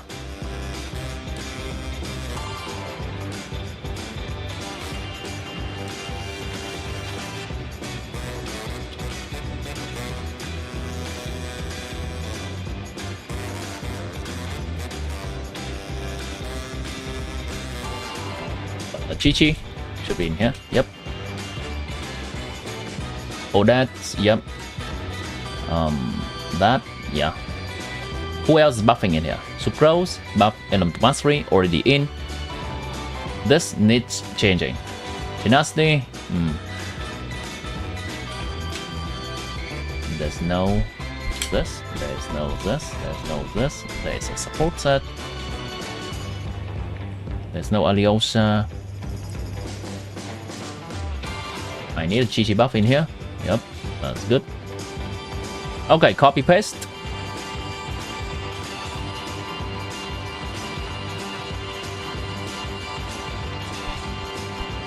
Support set, Odette. Yep, Chi-Chi. Cool. And the Sucrose give herself the element of mastery. She does, right? I think well, I guess I can check.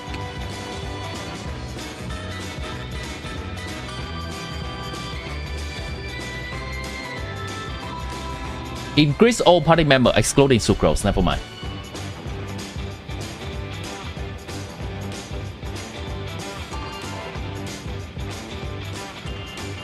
Yo, let's go 176.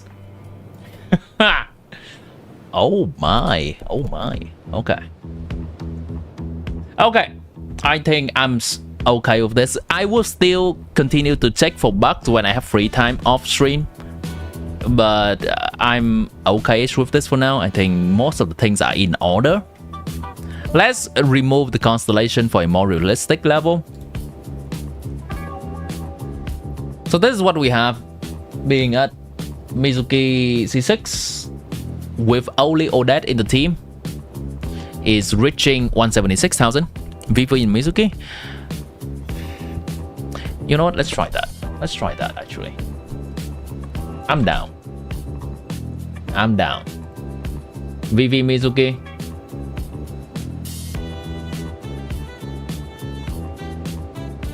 Wait, I've been undervaluing her C6 still. Wait, I still undervalue her C6? Hold on. That's actually even better. Fuck! Oh, fuck! 200,000! Oh yeah. Yeah, no. There's no lying in the title, chat. There is no lying in the title. Yeah, what I did before is I have crit damage be the same value as crit rate for Mizuki C6, but apparently crit damage for her C6 is 4 times as big as her crit rate. So there we go. God damn. Okay, VV it up.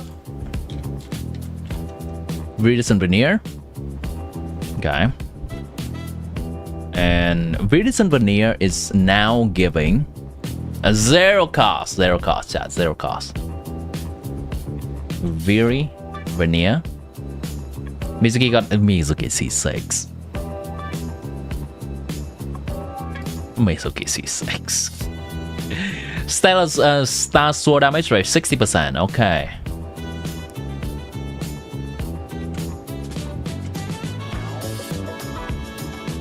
Let's see if I can spell Viridescent Veneer first time. Viridescent Veneer. 60%. Oh my god, I spelled it right. Yep, I spelled it right. Nice.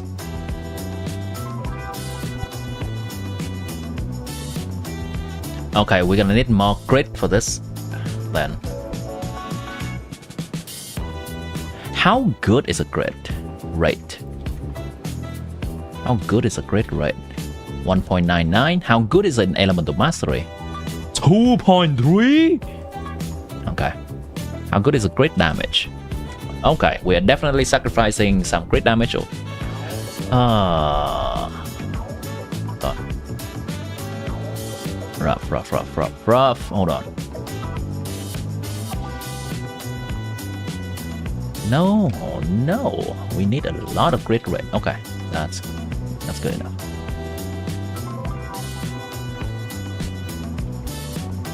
We're gonna check back on that later. 2 million from MIZUKI. God damn.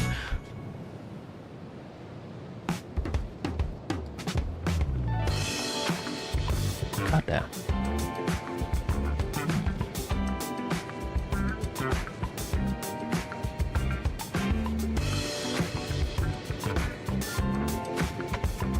So Sucrose is going to hold instructor.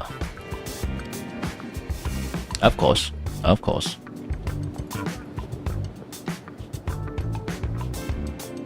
What's the uptime for instructor in here? Equal to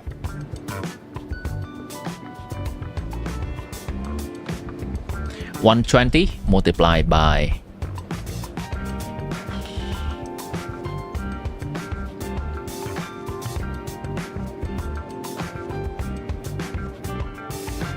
14 divided by 16.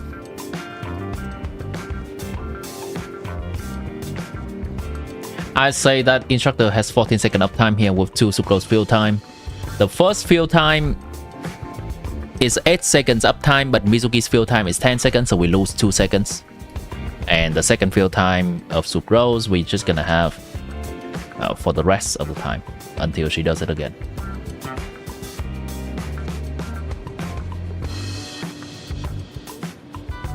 Yo, that's better! Ah, shit! That's better!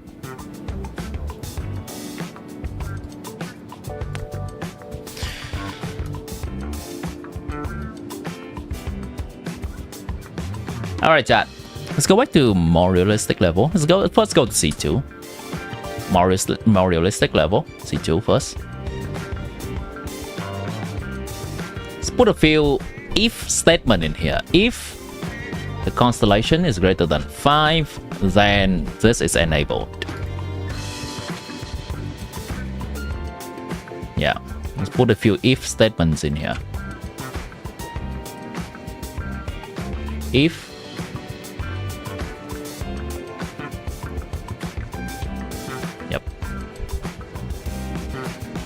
if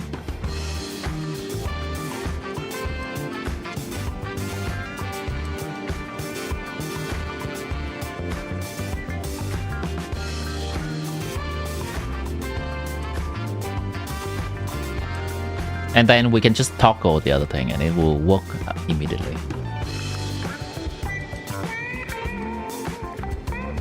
If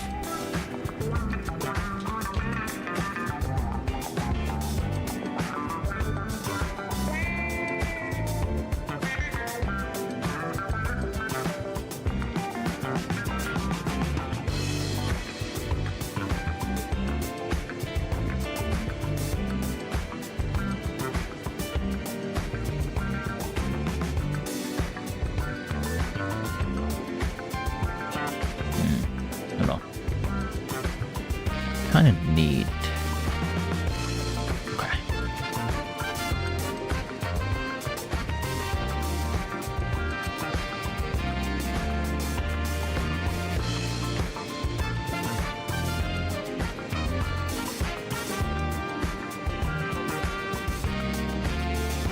That's funny.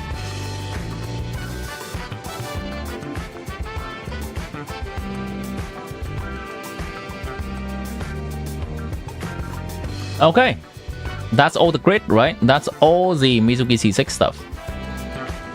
Now let's disable it. Grid, grid, grid, grid, more grid, more grid. Now all grid gone.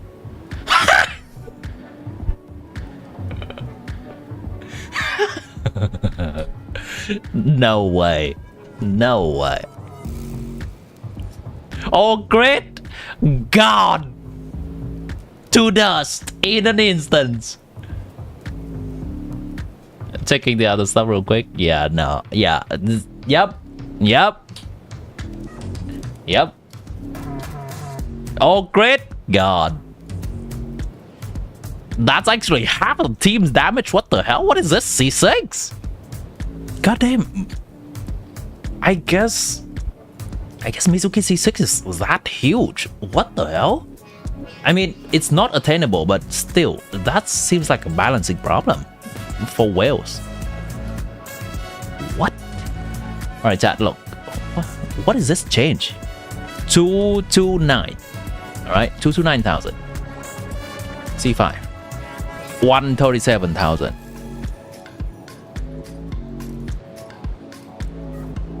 What? Alright, C2. C2 is basically just losing this. Which is nothing. Yeah, which is nothing. That's not where her damage is coming from. Now the C2 is the red thread. So let's go down to C1. If greater than 1.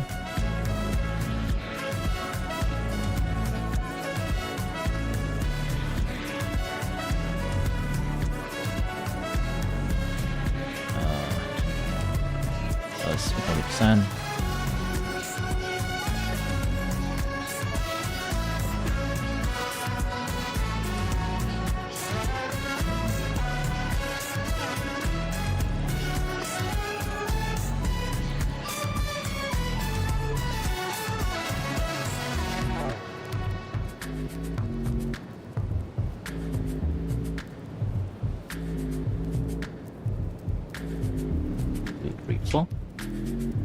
Copy, paste, paste. This is this, copy, paste. I guess I should do this as well for any necessary. Yeah, that's good. Copy this to this. And okay.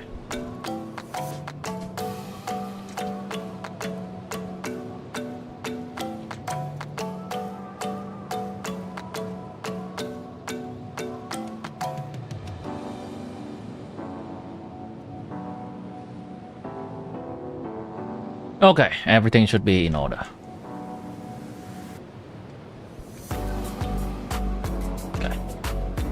Okay, remove C2. 120,000. Still decent. Remove C1. Finally, what is the C1 thing? This is the C1 thing. Right. Oh, it's probably gonna be big. It's probably gonna be big. It's a decent one. 3, otherwise 0. Double checking. MIZUKI C1. Yep. Yeah. Okay. C0. Not that big.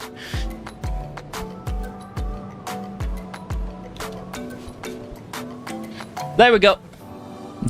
That's all the progression of MIZUKI from C0 to C6. I have coded that into the sheet, and we can see that from C0 to C6 right now. C0 MIZUKI in a team with MIZUKI, Chi-Chi, Odette, and Sucrose. I could technically do Chi-Chi C6, but it's whatever. Doesn't matter. This is technically, it can be C0 Chi-Chi, it doesn't matter. C0 to C5 Chi-Chi does not change anything at all. So MIZUKI C0, 104,000. MIZUKI C1, 120,000. Now this is the point that it's actually pretty reasonable to have a MIZUKI C1. If you have been getting MIZUKI in the previous standard selector at the beginning of nod-krai and you're selecting MIZUKI at this upcoming 7.0 standard collector, you have MIZUKI C1. I personally did select MIZUKI because she was just coming out in Natlan, and in nod-krai I wanted to have a copy of her. I think this is most people's somewhat realistic one, counting maybe you even lose to her too. But we're gonna move on. C2 is 130,000, 137,000 DPS, and all the way from C3 to C5 is not a huge gain. It's not a huge gain. Her talents does not matter. That's like 200 amongst the thousands of DPS that we're talking about. But C6, however, boom, baby! What a C6! That doubles the team DPS, by the way. I don't know if this is gonna stay. I guess the biggest value of this is... Okay, let me try this. What if I remove every instance of this C6 affecting herself? Because MIZUKI C6, I guess maybe the bigger part of it is because it affects herself as well. But if MIZUKI is just used as a support character in a whale team,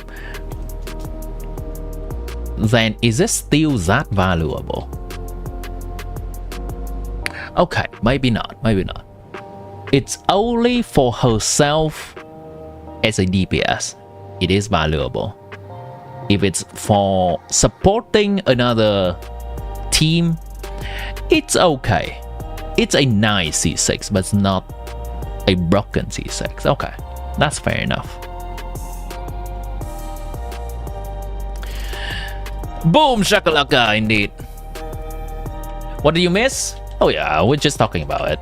Basically, MIZUKI C6 as an on-field DPS has real room. She has a real place in the meta if you happen to have a MIZUKI C6 somewhere. And I think we are likely gonna have more Stellar Sword supports as well. Maybe Stellar Sword's sub DPS, as in off-field DPS that also does damage. I think this could be a team. Even at something like MIZUKI C1, MIZUKI C2, that's still the level of Varka, honestly. Yeah, it's the level of Varka. It's 130,000. And alongside Varka, if you pay attention to the meta, you know that that's also around the level of Mavuika, Skirk, and Lohan.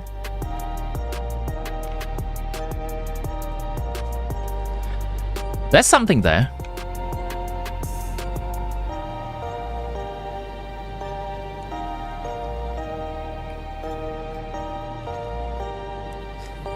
You think you skipped Frostbarker?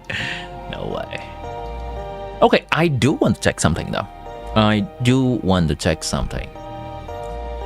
What if we put some real character constellations in here?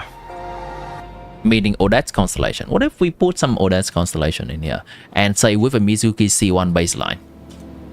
Like, we are investing in this team in a way that we can control, not just MIZUKI's constellation. Odette technically buffs attack with her C2, but I don't think it matters too much. I'll copy paste some of those in anyway.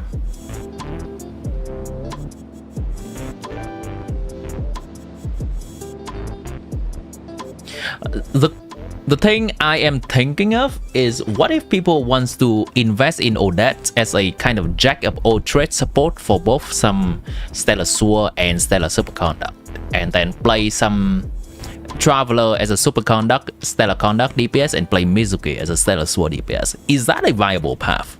And I think Odette's constellation may give us an answer to that. I think that could be a real thing people do.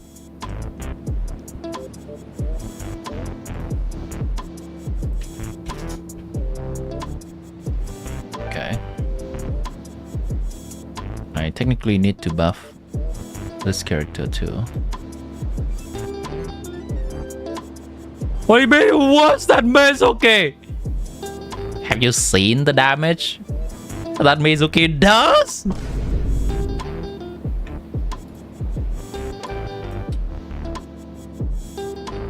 Have you seen what I've seen?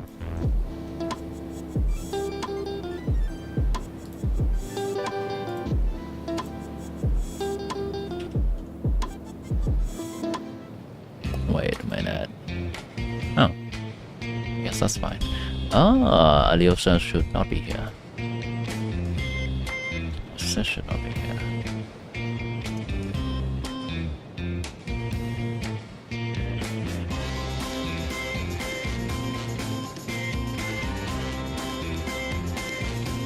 Nope, that's not it. This is it though.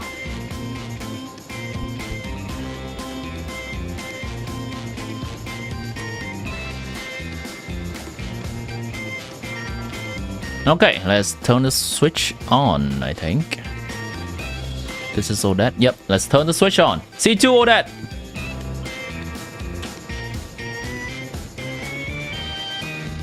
Seems about right. Yep, seems about right. This is enable. That's good. Yep. Hold on. Yeah, that seems fine. Ooh, yeah, yeah. Yep, that's good. Is the thing good? Yep, that's good. Cool. Yep, that works correctly. That works correctly. That also works correctly. And for the reaction stuff, 0040, 2060. Yep, that's good. All right, damage time. 154,000. It's, I would say C2 Odette for a C1 MIZUKI is not worth it. No, this is not what I would like to see with a C2 Odette. So compared to Traveler with C2 Odette, this is 225. Traveler with Odette and Yamiko, technically. There's a Yamiko here. This is 225. There is a room for something though, because Traveler, Odette C2, and Yamiko is 225, but Traveler, Odette, and no Yamiko is 150. So, does that seem familiar? MIZUKI, Odette C2, and no good or field character for Stellar Sword is 150. Traveler, Odette C2, and no good or field Electro, no Yamiko, is 150. Maybe something there. Now, of course, whether they're gonna make a good or field Stellar Sword DPS or not, we don't know. They could be. What is C1 Odette? Oh, C1 Odette's not good. C1 Odette is not good. It's all in the C2. You don't even see the difference, don't you? C0 ODAT is 121. C2 ODAT is 134. Oh, I guess it's kind of a little bit of a difference. What was the difference?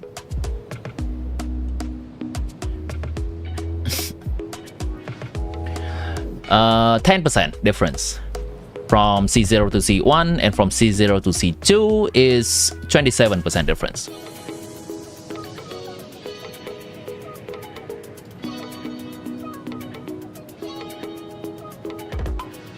$200,000 for real?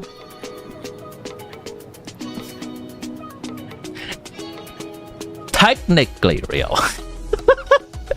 Technically real. But it also requires you to have a C6 base, okay? So it's not, yeah, there we go. 229,000 with C6 MIZUKI.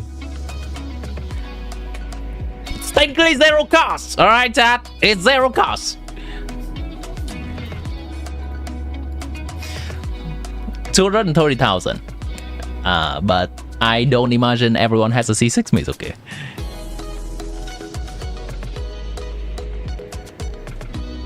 And if you have a C1 MIZUKI, it's looking something like this, 121, which is close to this kind of the second tier DPS these days. C2 MIZUKI, if you happen to have C1 already, and you're gonna get a free copy from 7.0. It's 137. It's okay. It's one cost, yeah, it's one cost. I'm just talking about MIZUKI C6 being zero cost.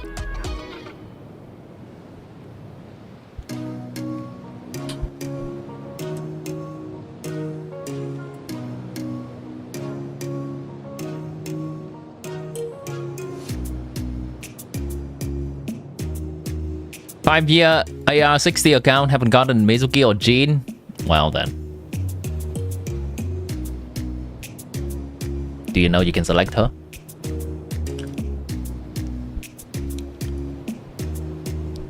MIZUKI is a new character. It's understandable if you don't have it for 5 years. She's only been out for a year or so. Maybe a year and a half. But you can select her next patch. How about CMC instead of all that?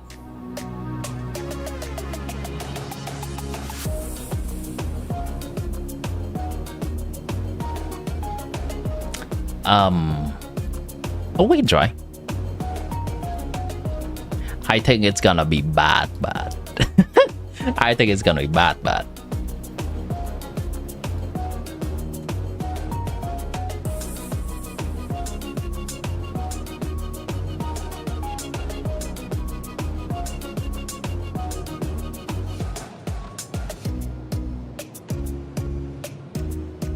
Okay. Who is going to hold the support set?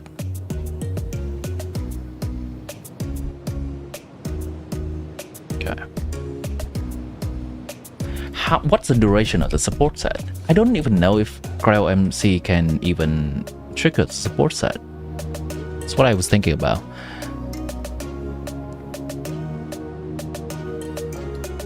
Trust in C6 MIZUKI? Well, now you start to see my vision.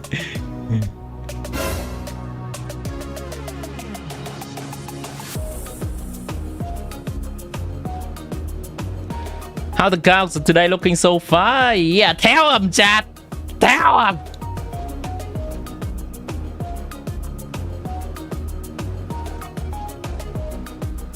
And check artifact set.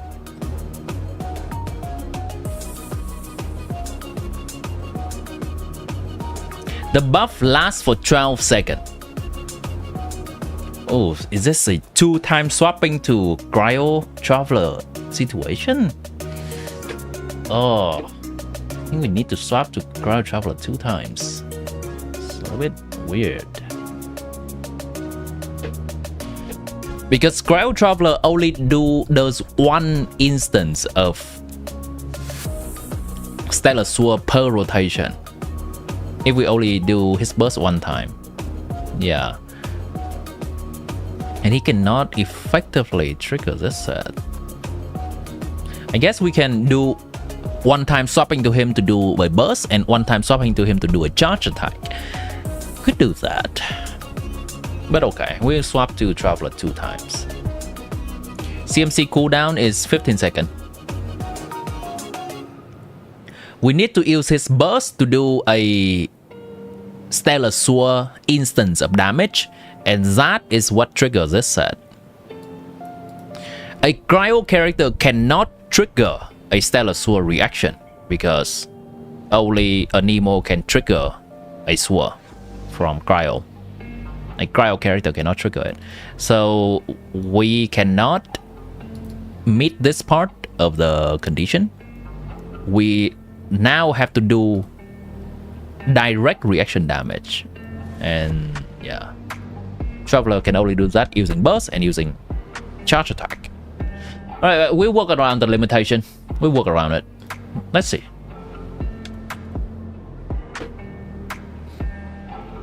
Okay, and Traveler is the only character that can hold this, right? Wait, Sucrose can hold it. The title lies is actually 230. Yes, it's actually 230. Hold on. Yeah. Here we go, chat. Here we go. There we go, chat. There we go. Look at her face. Look at her innocent face.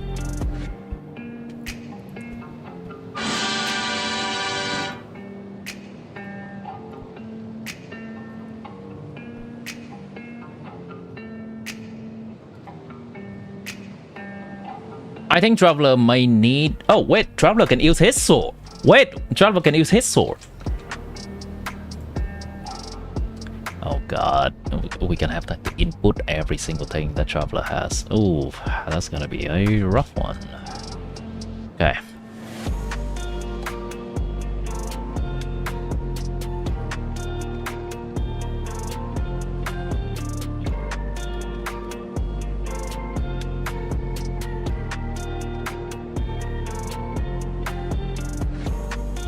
Iridescent veneer.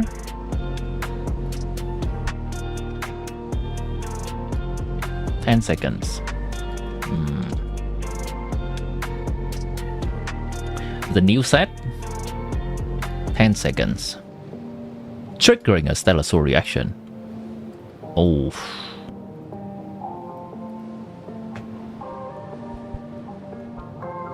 Traveler cannot use this set. Okay. Traveler cannot use the DPS set, so Traveler will have to use a support set. Okay, that's the only option he has.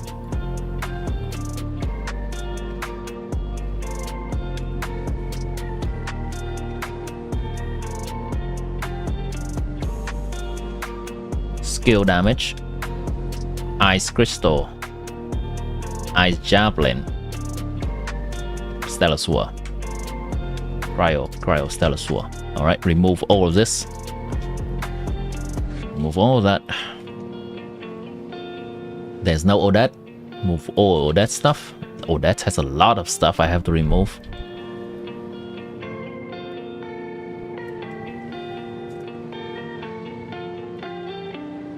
Odette.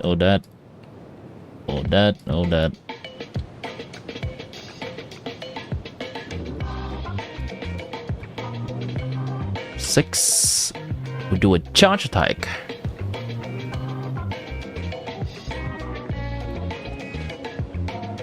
This is Stellar Sword. Wait, charge attack. Is this Stellar Sword?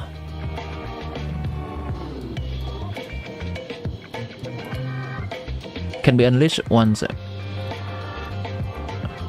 Oh yeah, okay, that's fine.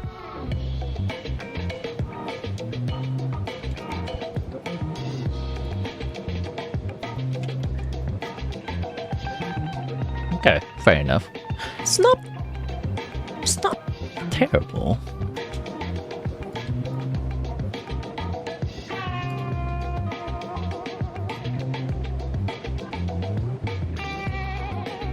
The active character's elemental mastery is increased by 60 for 5 seconds when the opponent is hit by an ice crystal. It's not terrible. Character affected by a malformation effect trigger a stellar reaction or deal stellar glimmer. Elemental mastery is 120. Okay, Traveler C2.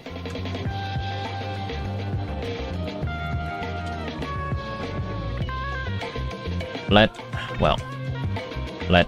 notes CMC C2 120.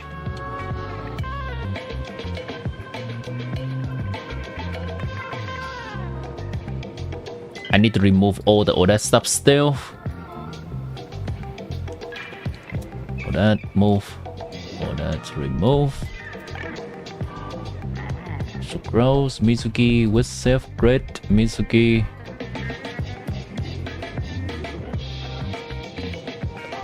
Oda. Copy paste. Attack. Oh, that remove. Luna. Oh, that remove.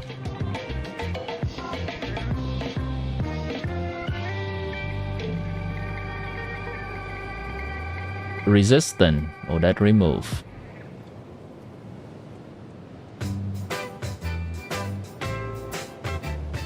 Stellar support set. Yep. Luna. Oh, that remove.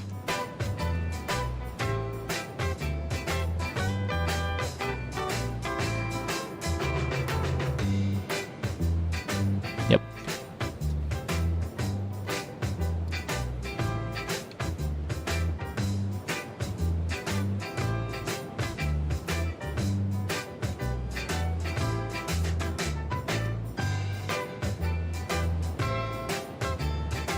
No more that. No more that. And no more that. Okay. Oof. Okay.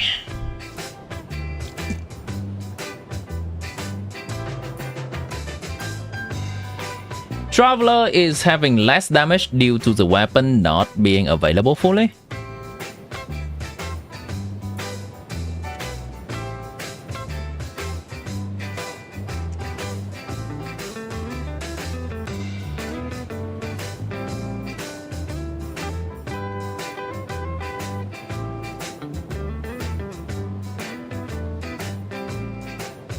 Traveler have a shit ton of buff that I have to add in here. That's so annoying. Okay. Traveler. There we go. Traveler have the HP buff from Bina. Very cool. Traveler has the attack buff from Bina. Very cool. The Traveler has the defense buff from Bina. Very cool. That does not matter. Traveler has an elemental mastery buff from Bina.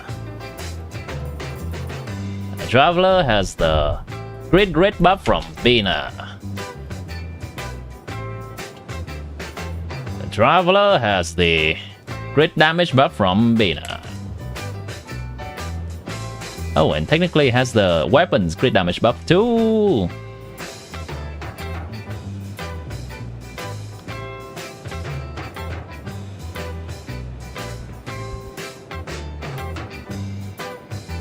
Traveler has the weapon buff.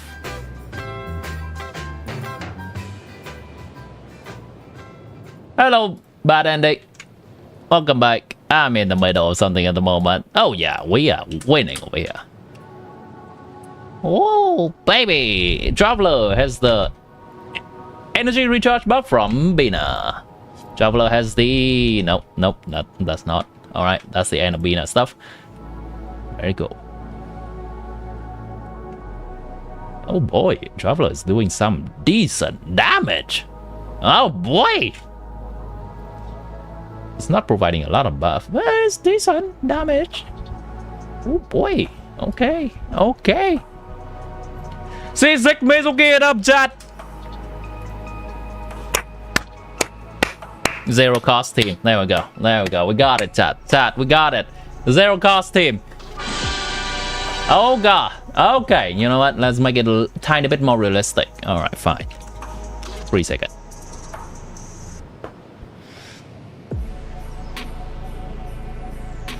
We did it, chat. An extremely realistic team, save for the MIZUKI C6. But all the supports are attainable, alright? Traveler C2 is very attainable. I even have the weapon at level 80. Let's go. How is it at C0? Oh boy, you're not ready. MIZUKI C0, 81. Well, technically 82. MIZUKI C1, 97. MIZUKI C2, 111. MIZUKI C... yeah, C3 to C5 doesn't matter. C6, 200.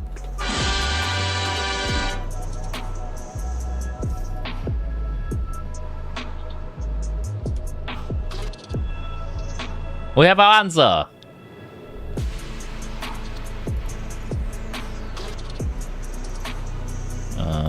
Wait, what's this? Oh, I have to add this in. Yeah, that's okay. That's okay. Oh wait, yeah, oh, it can be a tiny bit better technically. Should not be too much.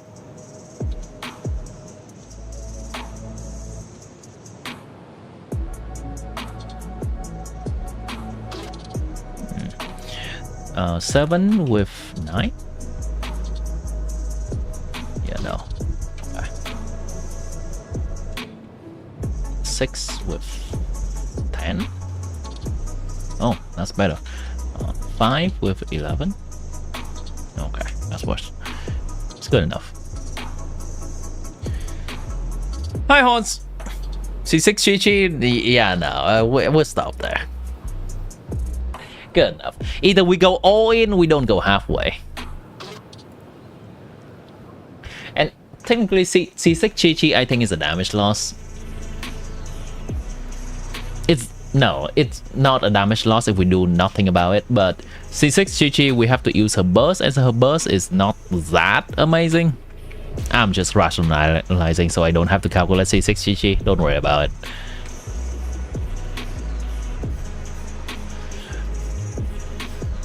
Chi-Chi, Sucrose, wait no, hold on, we're gonna do, the rotation will be Chi-Chi E, Traveler,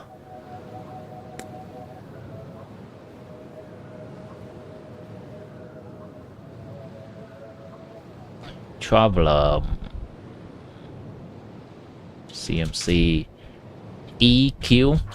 Okay, yeah, that's fine with me. Traveler EQ, and then after we are done with Traveler, we go back to Traveler C, charge attack, and then Sucrose E. Okay, that's the rotation. Just a question, you were seeing that Vulcan got Stellar Sword in his passive for the activation, you still so might have said not right, it's not a buff exactly. Yeah, it permits him to be in that team, but it does not buff him. They are just doing that for the completionist sake, it's not really a buff to Vulcan.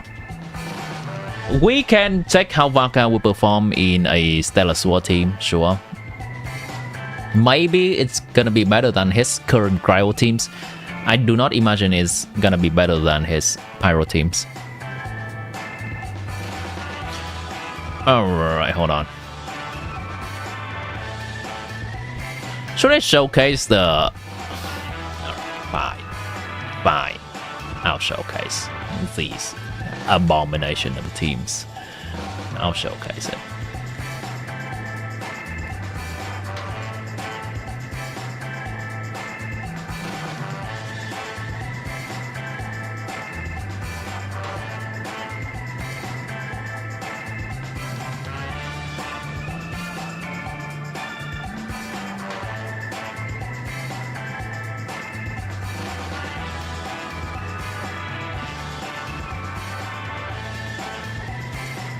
Zero cost MIZUKI, what?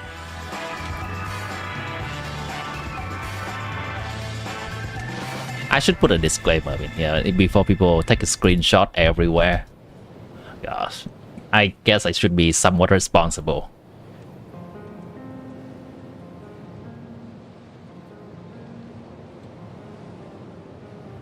There we go. That's the end of my responsibility, chat.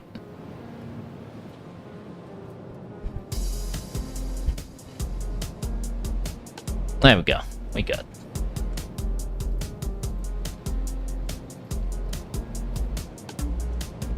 C2 CMC. Level 83 5-star sword.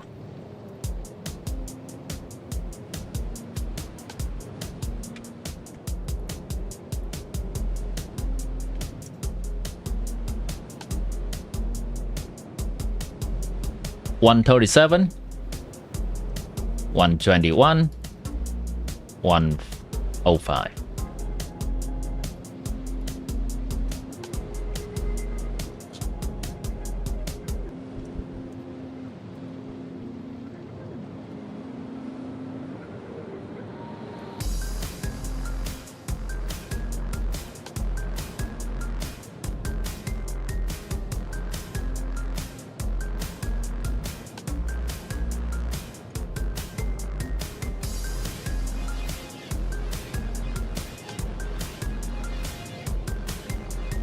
There we go. That's my contribution to the community.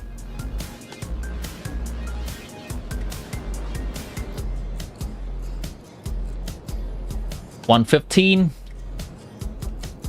$101, $85.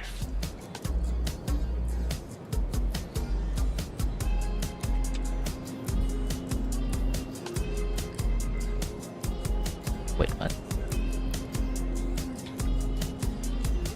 115, 101, 85.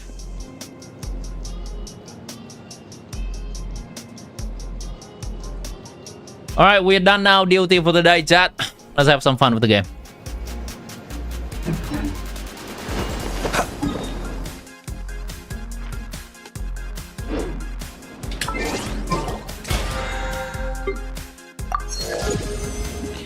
I need to do that daily for this account. Thank you, service. Yeah, you're welcome.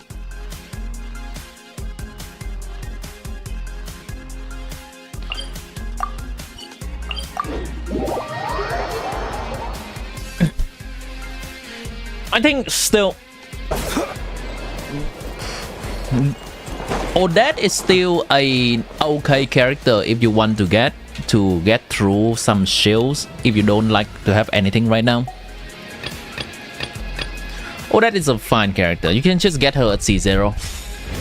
She will enable some okay teams. MIZUKI with Odette, C1, MIZUKI C1 with Odette, which I think is reasonable enough, is 120. Yeah, 120. Which is gonna clear some fearless shield, that's for sure. That's gonna clear some fearless shield. Traveler with Odette is 150. Well, no, that's with Yaimiko. I need to do one calculation without Yaimiko as like a cheap team. I need to do one of those. But I think it should also be above 100 and should be able to clear some shield in fearless as well.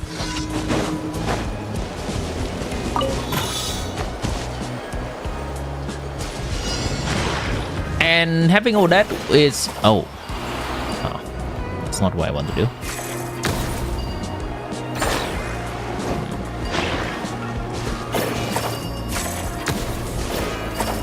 There we go. Having all that will enable you to be able to just pull a DPS of your liking later. Either you like the gameplay or you like the character more than Sandrone, or you can always go back to Sandrone when she is rerunning.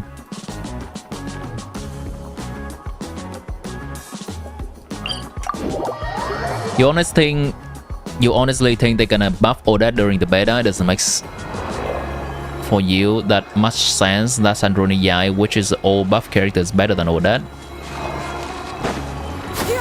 Skyward! Scatter! Really?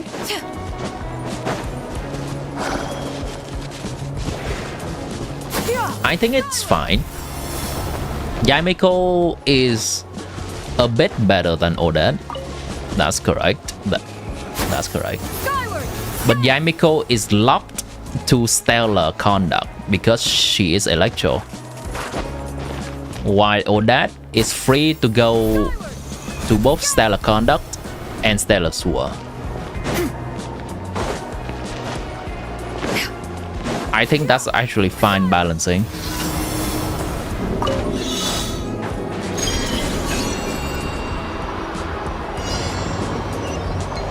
Odette's also a character that can enable the reaction by herself and not needing to play with another teammate that does so. But maybe that is not an extremely important point, because if we're gonna play a Stellar Sword or Stellar Superconduct team anyway, and we only gonna have problem with making a team that can enable those reaction at the beginning of SNEZHNAYA. By the middle of SNEZHNAYA, we probably have a lot of characters, a lot of options already. So maybe the fact that she enables thing does not matter too much.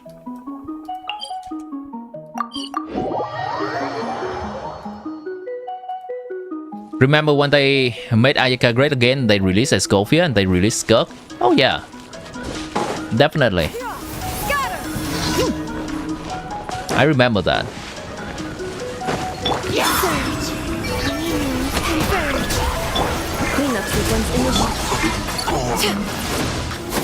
That is the main thing that people have been looking at to discredit Yamiko. I agree with those takes.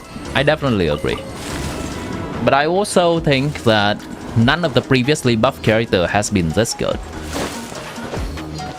The fact that Odette and Aliosa are being released is buffing Yamiko more as well. The way they fit into the team is to buff the entire team. So buff both the on-field character and the off-field character. And that solidifies Yamiko even more. They will need to make an off-field character that does more damage than Yamiko. They're gonna have to fill that exact niche. And they just make the number bigger for Yamiko to be out. Because how the team works right now, both Odette and Alyosha, those characters want an off-field, good off-field damage character.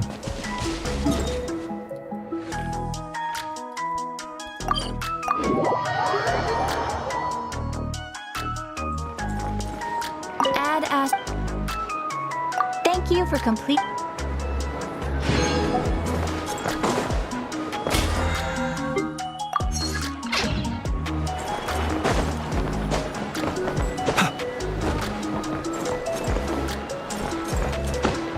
It is what it is? Oh yeah, I know. It is what it is. But knowing about them will inform our decision right now. If it happens in the future, we cannot really predict it. But we'll try to anyway, because the decision does matter.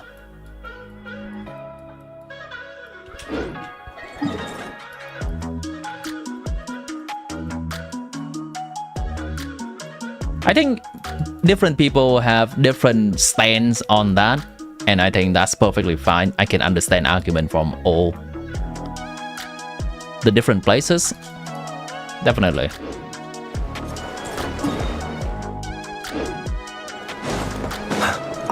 And if you have considered everything and come to your own conclusion on what to do, the decision you make, I respect that.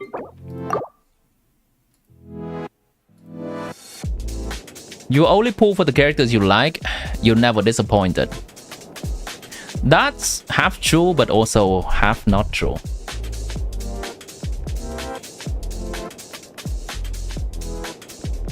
It depends on what you find enjoyment in the game. And my enjoyment comes from both having the character I like and having them, seeing them in the game doing difficult combat with them.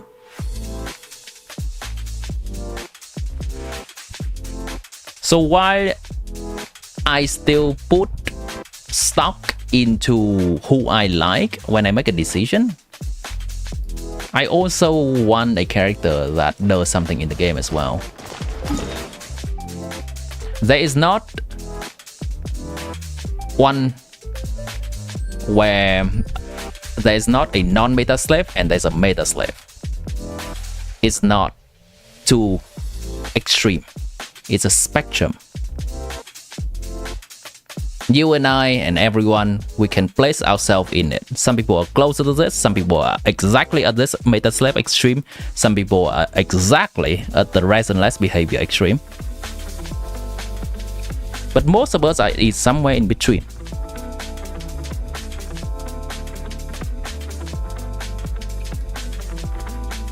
So it's not easy to say. If you're meta slave, you're gonna do it. It's not easy. Like even this person right here, they still have to think about it. But I kind of like this character. This person right here, they still think, is this character strong enough?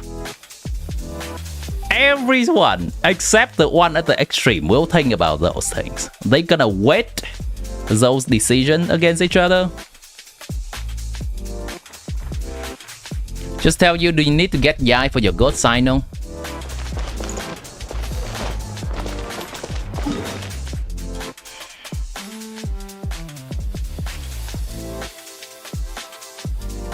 I don't know enough about Sino to answer that question.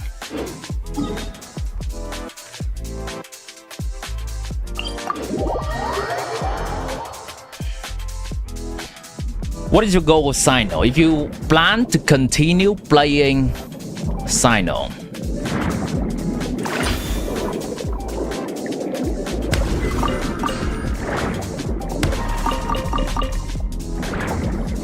I think Yamiko will be quite necessary.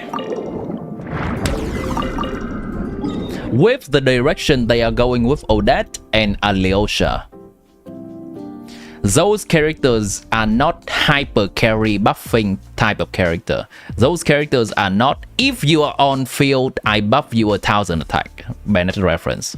If you're off field, I give you nothing. Alyosha and Odette works like, I buff everyone in the team. By, say, I'm just gonna throw it random number, 500 attack.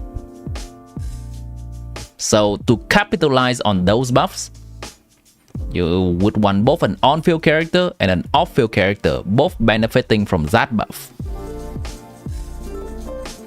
So if Sino is gonna continue developing himself in the stellar superconduct niche with Odette and Alyosha, you would want to play into how Odette and Alyosha works, which is get an off-field character that does good damage. Her name is Yamiko, as of right now. If you believe that there is a future character that does better damage than Yamiko, that is a valid thing to believe. And you can decide to skip Yamiko.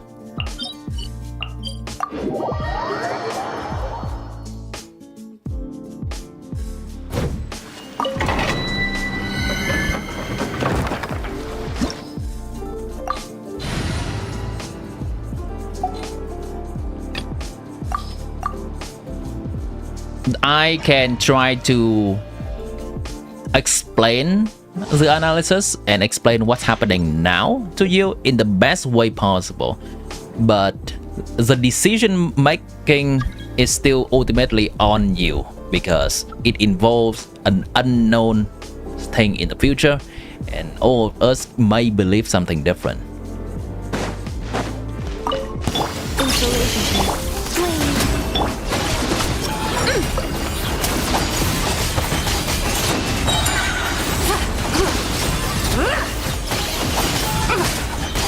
Like the death.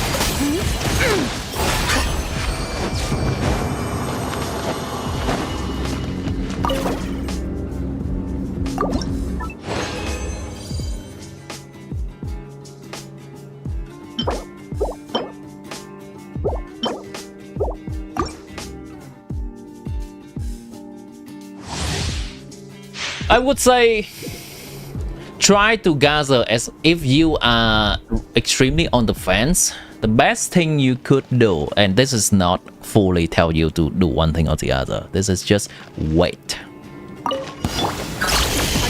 The best thing you can do when you think you're still missing information is to wait.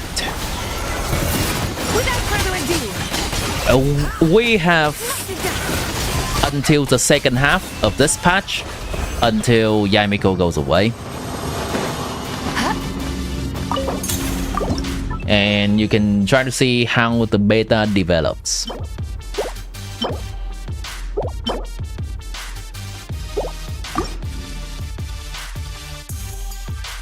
Maybe Sarisa will replace Yai as an off-field sub DPS. Could be. defensive mode engaged. Preparing for dust. With Alyosha being a healer and buffer that applies Electro, Sarisa could replace Yai in that role, because we no longer need an Electro character anymore.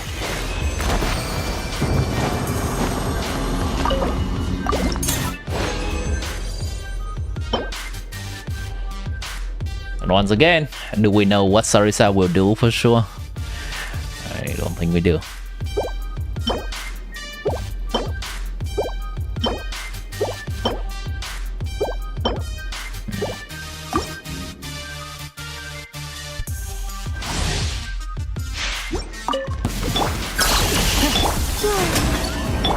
Let's get.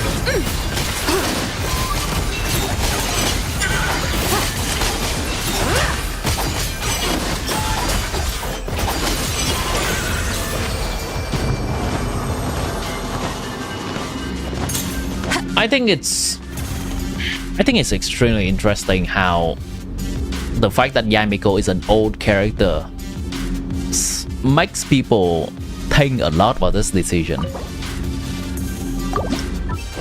I think if they just release a new character called MIZUKI that does exactly what the new version of Yamiko do right now,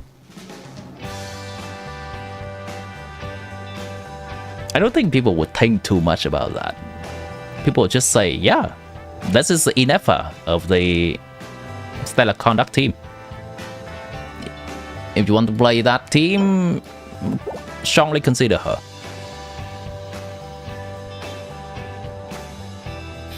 But because Yamiko is an old character, instead of MIZUKI, the new character,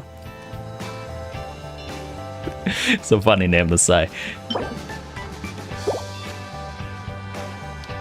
then people start to think about all the previous time that Polyverse has buffed a character and try to draw a conclusion from there. Give you that flower. It's pretty good. It's hella good. Yeah, for Linnea. God damn. I think Yai might stay the same as Sucrose in the Flint's team. Could be. Could be. I think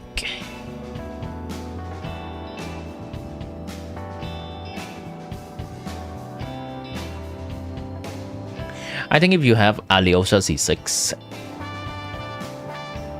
then okay, there are several ifs to this. Gonna have to follow me for a bit. If Sarisa is an off-field DPS that does more damage than Yamiko,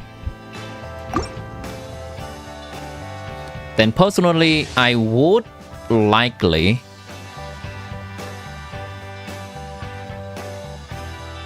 play Alyosha if he's C6. If Alyosha is not C6, I would still play Yamiko, and I would reset if I die. Assuming that we have no healer or shielder in a team of Sandroni, Sarisa, Odette, and Yamiko, I'll just reset if I die. Insulation chamber deployed. Ultimatum protocol. Be cleansed. You are hesitating because of the banner. The banner I think the only thing that matters for the banner should be, can you guarantee the character? That's a different thing to discuss. For Chronicle banner, can you guarantee the character even if you lose a 50-50? If yes, pull if you want the character. If no, do not pull on the Chronicle banner. That's it. Move on. There's no reason to pull on the Chronicle banner if you cannot guarantee even if you lose. If you don't have enough pull. That's an entirely different thing. And I think that's applicable for any Chronicle banner.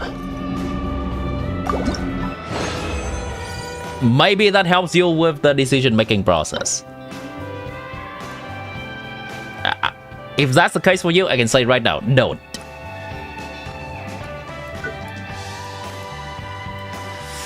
It's kind of okay. Should enroll it. Fine. I have some double crits today. You have 130 pulls.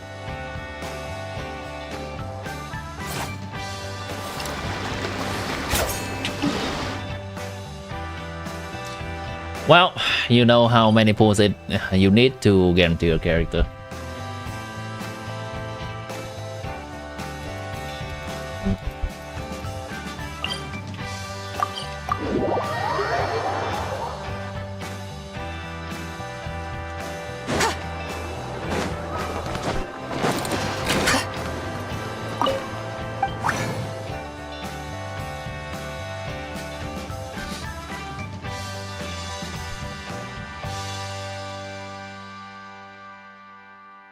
If you want to know my decision of coming to pull Yamiko, how I came to the decision of pulling Yamiko,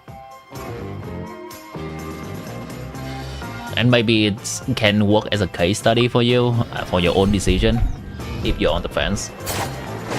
I actually pull because, one, I have enough. So the prerequisite is that I have enough pulls to get the character from here even if I lose. That's on my main account. This is my other account. That's the reasoning. That's the prerequisite. That's the gateway for me to even consider pulling. But after that, I actually consider this banner because I think losing to Risley or Sino is fine. I would like to lose to Risley and Sino. And I have a real chance of doing that. It's a 50 chance of losing to Risley and Sino, or the other 50 of losing to Mizuki and Gigi when I choose Yamiko.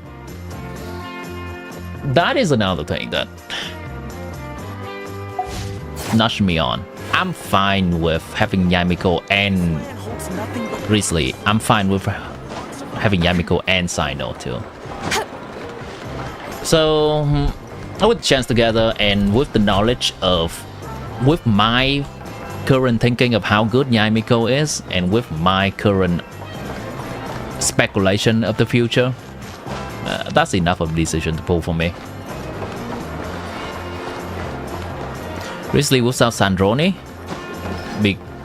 I'm fine with that because I am 100% getting Odette, and Odette will enable the reaction for Risley. Oh yeah, maybe that should be another thing to mention as well. I know that I'm 100% getting Odette. I like her design, I like her visual, and I think she is a good support. So both parts of me, both the meta slave part in me and the enjoying character part in me is satisfied with Odette.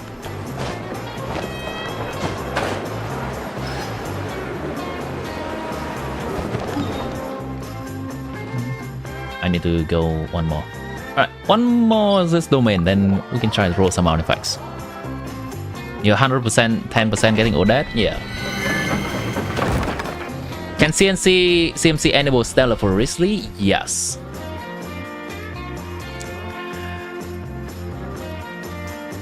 There's a but. Yes, but. Cryo MC is in a stellar conduct team is a DPS. Cryo MC in a stellar SWAT team is a support. In a stellar conduct team, Cryo MC or supporting capability of Cryo MC is disabled.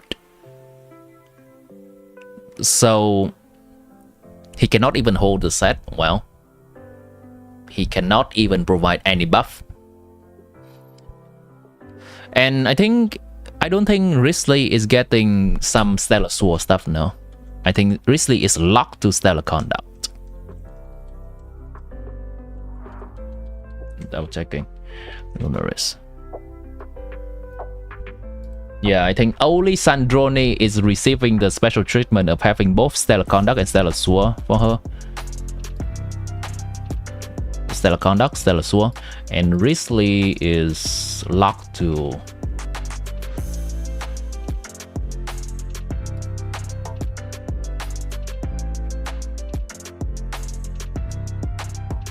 Stellar Conduct. Risley is locked to Stellar Conduct.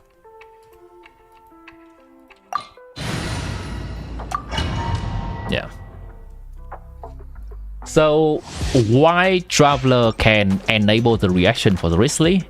Traveler will be a dead slot in Risley team, just being there to enable the reaction but providing very minimal value.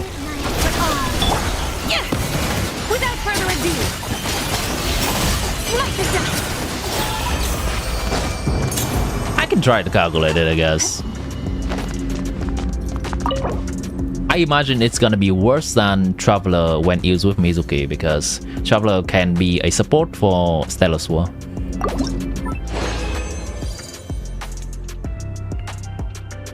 If Risley is gonna be able to clear Fearless Stellar Conduct Shield, then you're gonna go for Stellar Sword DPS next? Yeah.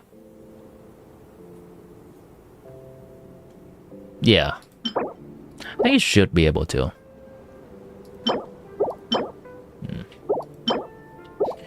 What's your Risley constellations or weapon situation, by the way?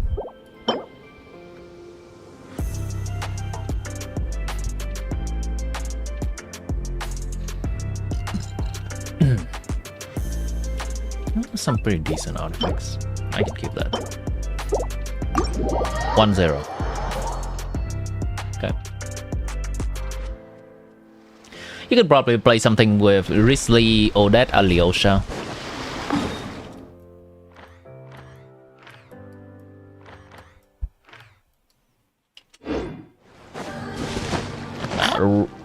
Right now, not having Yamiko is a little bit rough, but maybe there's something better in the future.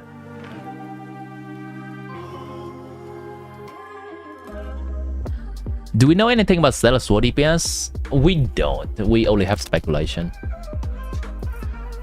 We know that there's this character at least.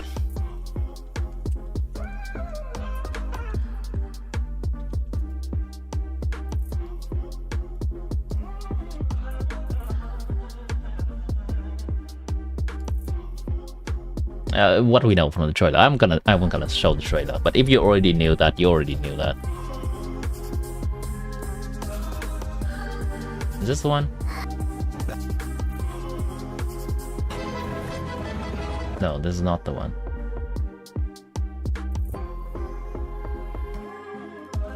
This is the one, right? Yeah, we only just saw this character. I think it's quite likely that this is a Stellar Sword DPS.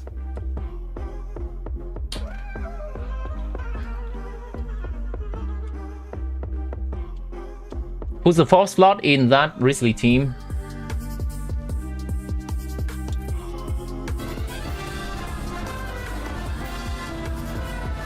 Search the area. We are the Druzhna, and it is our honor. This is likely the Stellar Sword DPS right here.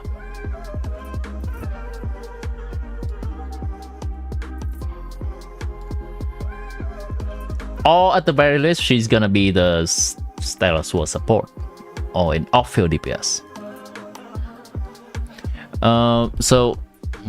Who's gonna be the good character for Risley team? I think Chi-Chi or Diona C6 or Beidou C6. Nicole is fine. Escofia is also fine. Yeah, Escofia is actually pretty nice too.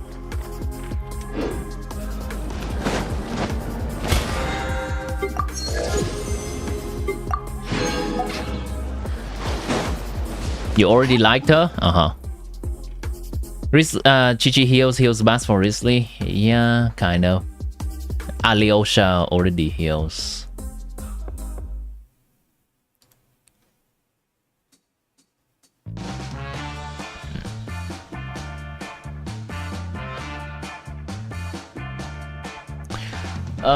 Can go with something like Risley, Beidou C6, Odette, Escofia. Can go with that.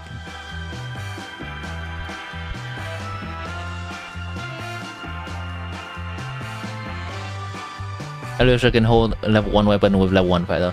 Yeah, I think Alyosha before C6 is also not that great anyway. Could also just play Beidou C6 if you have her. She provides a serviceable shield, usable shield. Or Diona. Well, no, Diona also heals.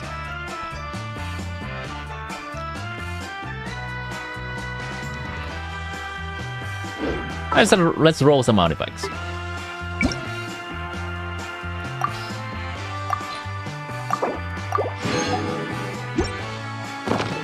What am some of the good new ones? New good ones.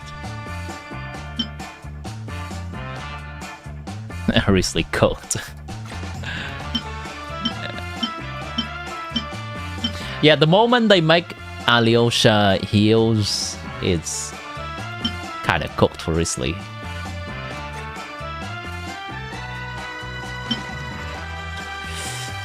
Do we roll this? Do we roll this? This is rollable. Okay. Alright. Okay. Okay.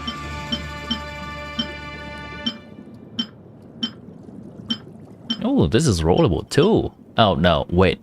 That's a plus 20 artifact? Oh my god. Oh. Oh. Oh.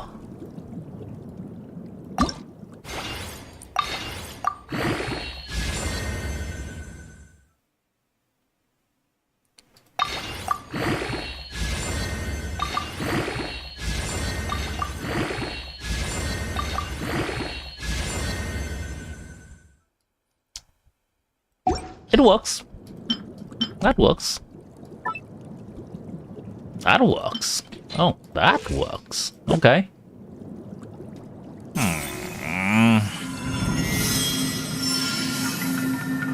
How much crit rate does she give herself? 15. So, oh, that's too much crit rate. No way. No way. Wait. Wait. Maybe. Maybe. Maybe. Can I? Can I?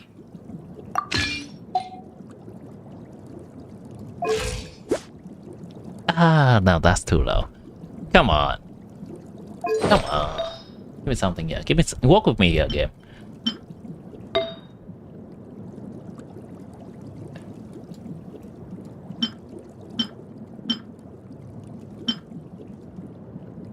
I could roll this.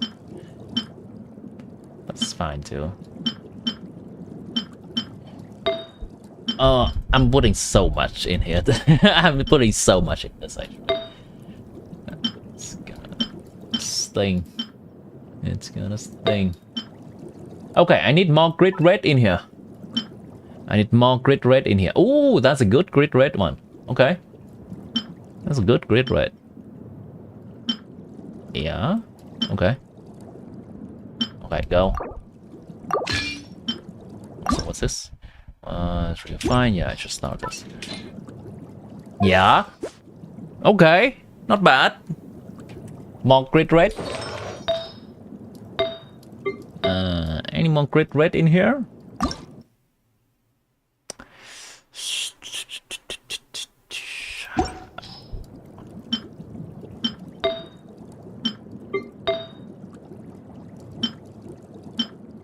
6.7. 9.7. Crit rate. Fuck it, let's go. Roll this. Roll this. Roll this.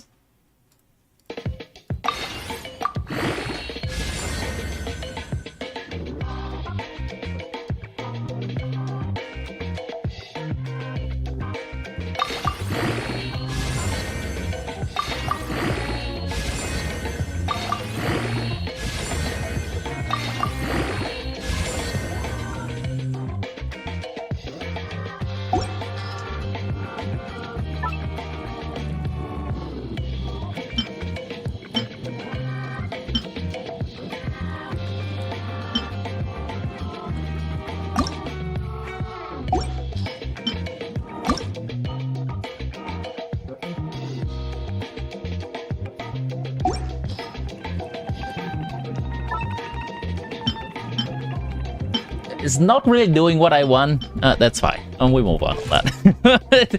it's nice, but it's not exactly doing what I want. Yeah. Oh well. Okay. We'll cope. We'll cope. Ted. We'll cope. Okay. We'll cope with that. No. This gives so much crit damage. No, I cannot cope with that. Oh god, no.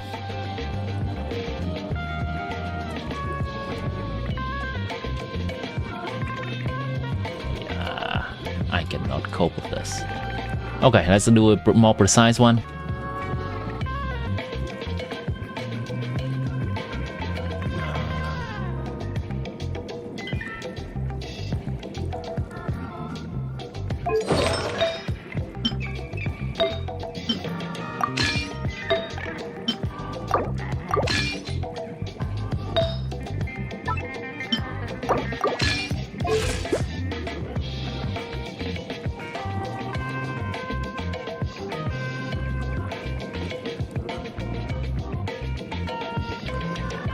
Okay, the other one's slightly better. I'll go with that. I would turn a blind eye to the other stat. I'll just look at crit and I'll go with that. Good enough for me. Good enough. Okay, that's gonna free me from this domain. I'm done. I'm done with this domain. I can re-roll some of these pieces later on if I want to. And we're good. Yep, that's good. I'll take good enough. I'll take good enough. Okay, that gives me the reason I want to do that is that so I can give a great red circlet to Inefa. She uses the same set.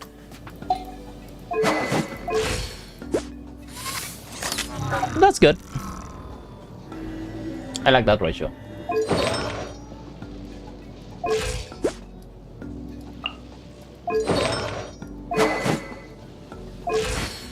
Good enough. Good enough. Does this weapon give more crit rate? No.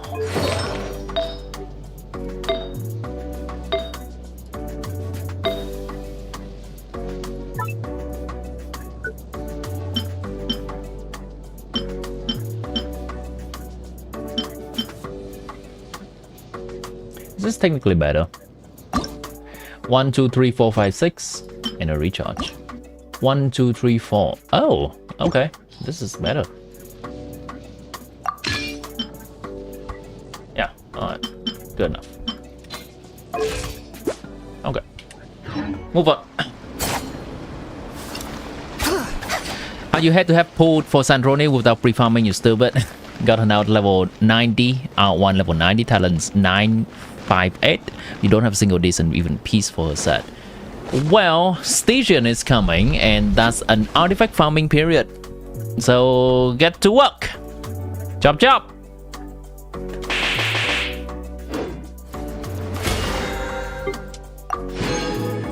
Stygian gives extra artifact drop.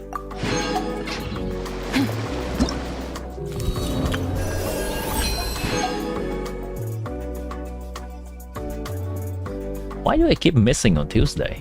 What do I do on Tuesday? Why many of my accounts are missing the daily on Tuesday?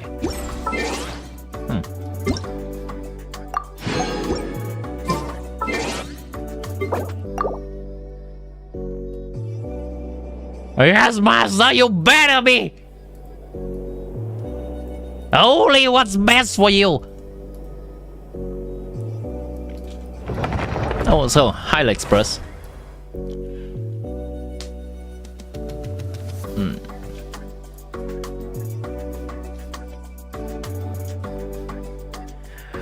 Do I have time for theater?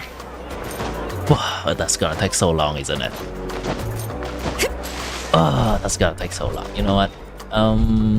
Let's do a tiny bit of the quest. I can just stop that at any time. Do a tiny bit of the world quest.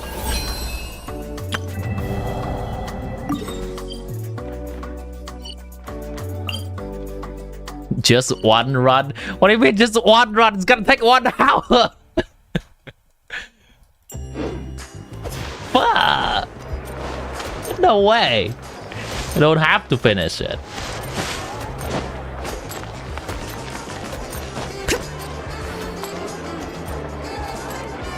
I feel like that's bait. Fine.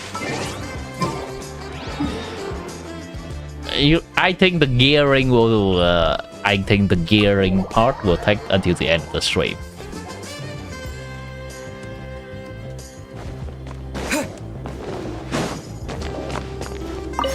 Well, yeah. Yeah. I took the bet anyway.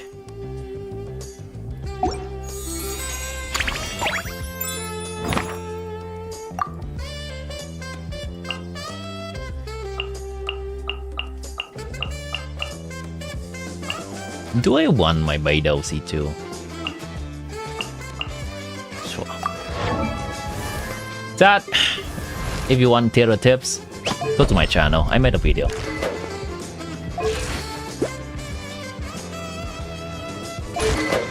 Cool. Let's give us something. Workable. Send screenshot? Sure. Which channel though?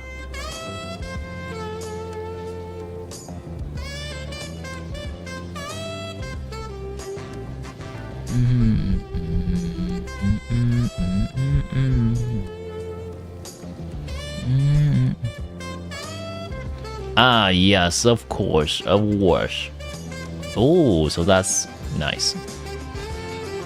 Nice. That's a lot of areas. Nice.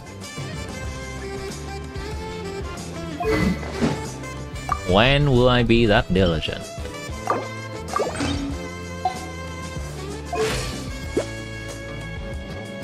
Nice. Actually, I don't need that much. She can work with something like this.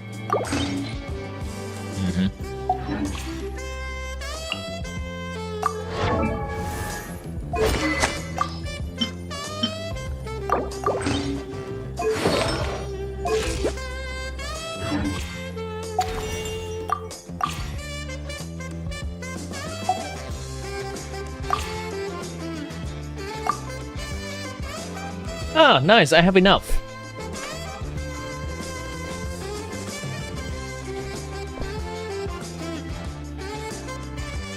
Actually, I have the perfect thing to do.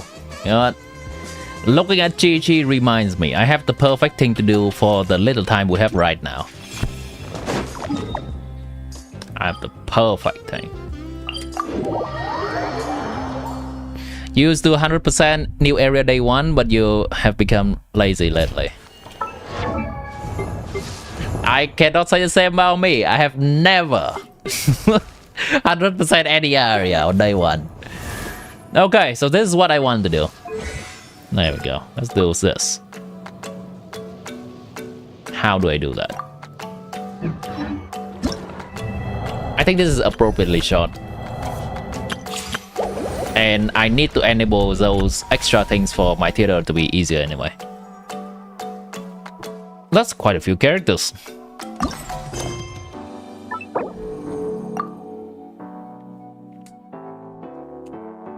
The new world quest is really nice without noticing you play the first. Ooh, really? Okay. Do you have to have knowledge of prior events? I don't think so.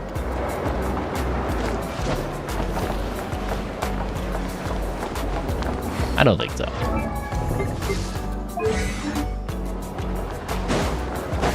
It's just a random thing that appears and then they got buffed. That's all there is to it, I think. We're gonna meet Marbelov. That's what I saw from the stream. What? Is Paimon seeing things? Is that a Dodoko? No, there really is a Dodoko over there. And it looks just like... It looks like Barbeloth.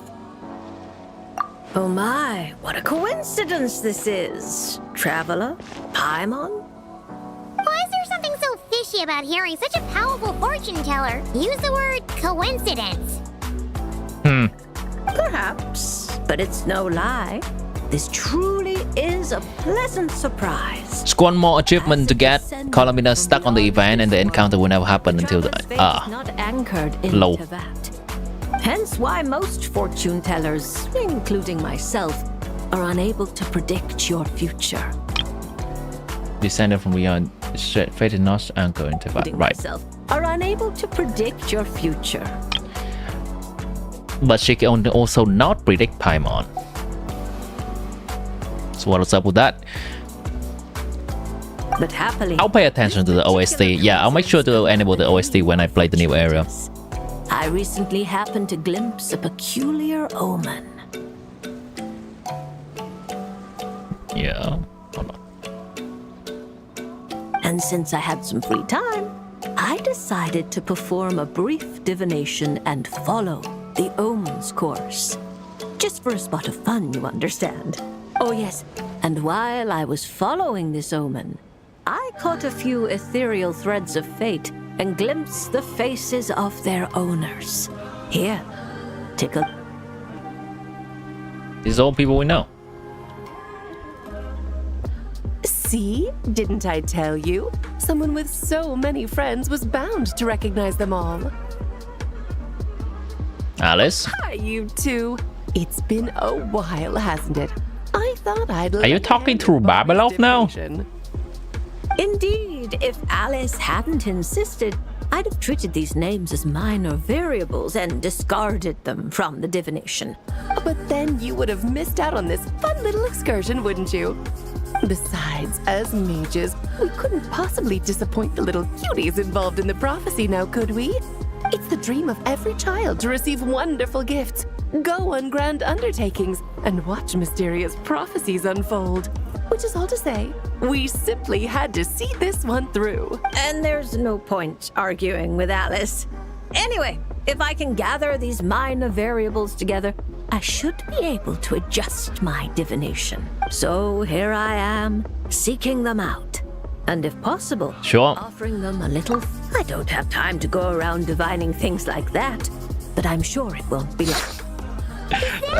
Set up this stall, so you can sit and wait for them to arrive? Don't worry, I'm not just sitting around twiddling my thumbs. This Dodoko is simply a stand-in. I'm still working on my research. That's right. And I installed sensors on Barbie's Dodoko. As soon as the right person shows up, she'll receive an instant notification. And Sure. Dodoko will give a happy little wiggle to make sure our visitors are drawn on in. What are you doing back here? Definitely not Take sketchy. your arm off that. You'll knock my scry glass onto the floor. And hold that cup steady. I don't want you spilling hot chocolate on my manuscripts. All right, keep your hat on. Just 1 second. There you go, Barbie. This one's yours. I hardly put any sugar in it, I promise. When you say hardly any sugar, I can't help but feel like we're not speaking the same language. Back to business. Standards and Fowls, alright. Barbie's divination. I was hoping to gather everyone up. Here we go. Involved, that is, and throw a huge party. I've even decided how we can send out the invitations. Don't worry, I've already Boom, picked out the baby. most beautiful birds available. Picture it, in the dead of night, a huge pure white bird flies. Oh my god, is that the DPS or the new traveler? 200,000? A whole new world appears before your eyes. Unfortunately, as I told You need around 30,000 more to reach to MIZUKI's. disrupt the path of fate. Besides, dealing with such small prophecies is a real pain, so it's off the cards. Fate is such a spoil sport. Nevertheless, we can still have a party. When the time is right, I'll invite everyone myself. And as I do hate waiting for parties, Traveler, Paimon, can I leave the job of bringing your friends here to this stall to you? Wait, how do they... I'm... Follow Bobby's divination or hoping to gather everyone up, everyone involved, that is through a huge party. They were going from, we're gonna wait for them to, yeah, can you bring them over?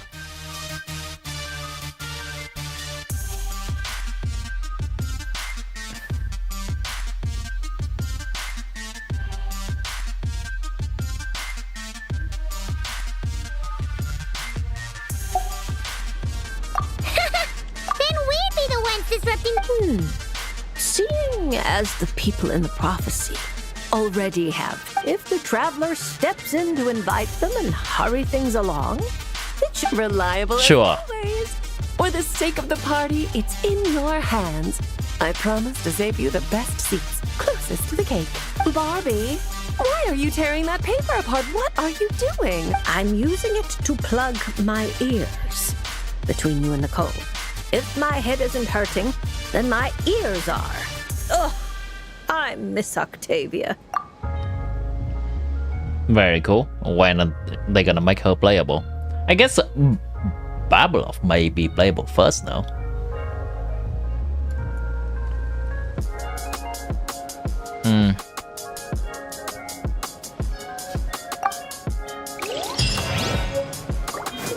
So Octavia is just quiet, I assume.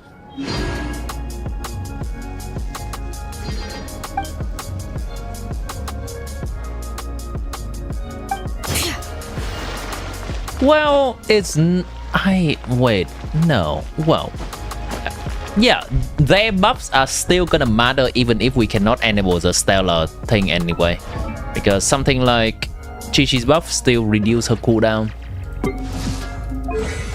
They do matter. Is Babylov?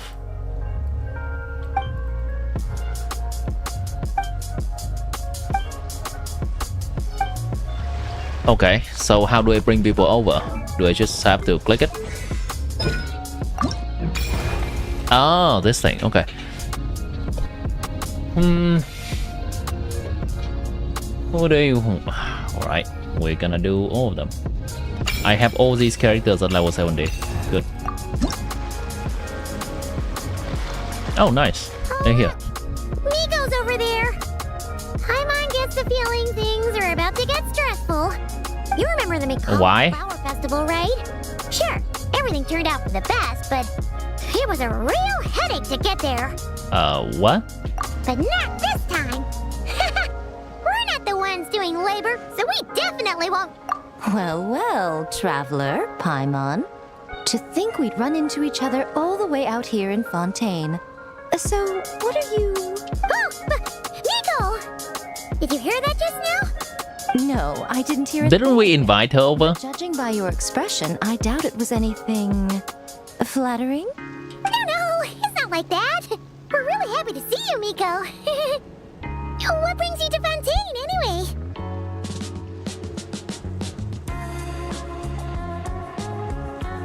Huh? Paimon, what are you talking about? In Traveler, what do you... Huh? I mean, that's very natural. Why else would Conversation. a poor, overworked editor-in-chief like me be here? I'm toiling away on Yai Publishing House business, of course. Of course. I had just bought a box of new books and was planning to take them back for my editors to study.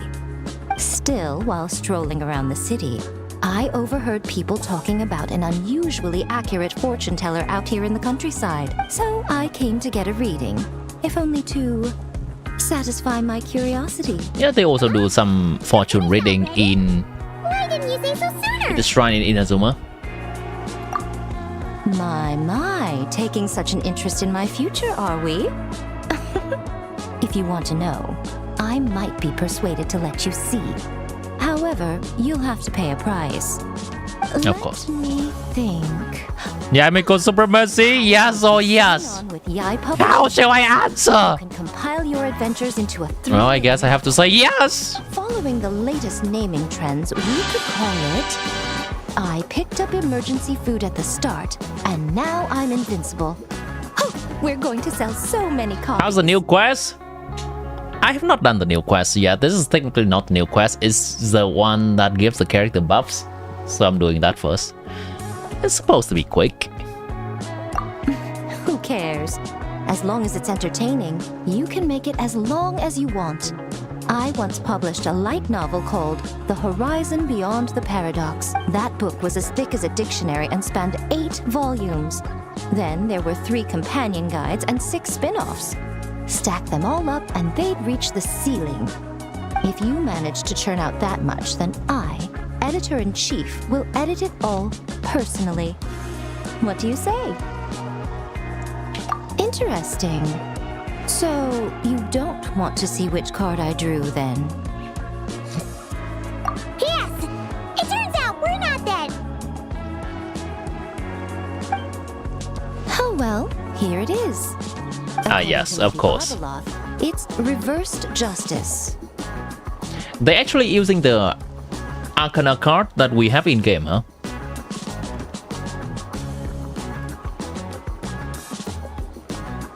Huh? Sure. You don't want to see? Very well. Since you have so little interest in divination, the next time you come for a fortune slip, don't expect me to help you draw.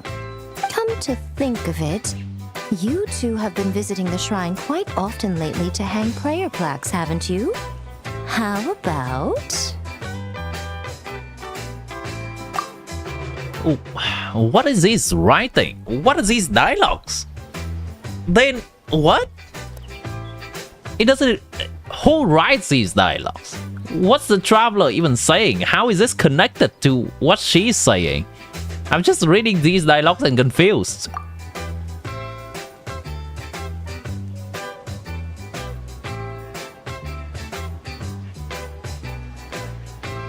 Huh? Okay. Seriously? Okay. I So guess it seem, kind but of. alas, the justice card I drew is reversed. Does that mean I'm some sort of outlaw, Lady Barbeloth? The card is named Justice, but it doesn't represent a just or unjust person.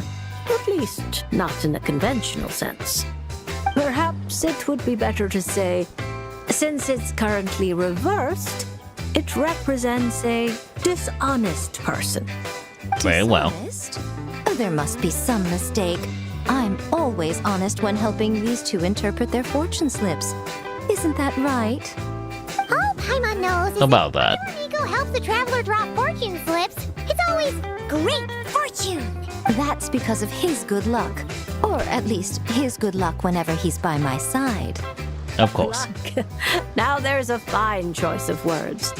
Reverse justice does indeed symbolize a distorted sort of cause and effect, imbalance, dishonesty, and dissatisfaction. As Yeah. a yokai, you above all should understand. After all, the birth of a yokai is indelibly tied to desire. A yearning Sure. for something, an uncompleted dream, some unfinished undertaking, the pull of a certain emotion.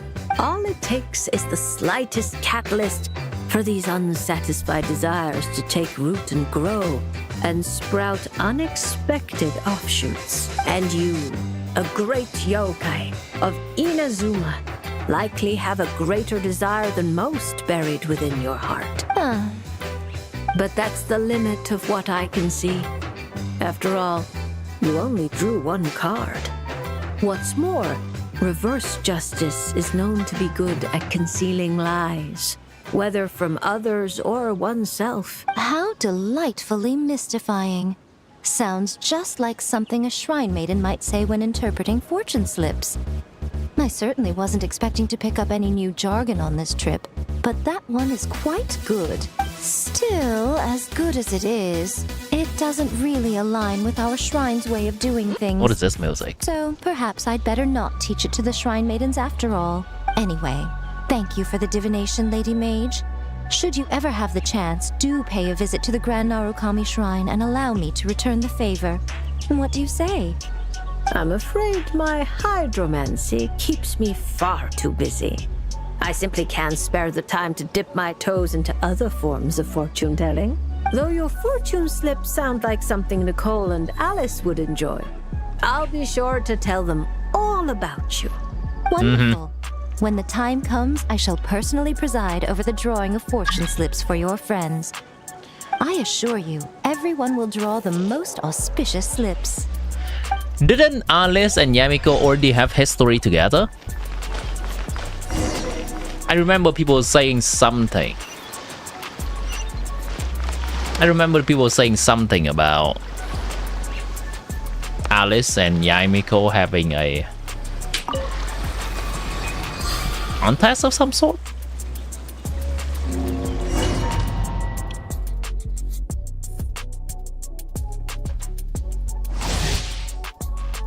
Oh, we have to do a thing.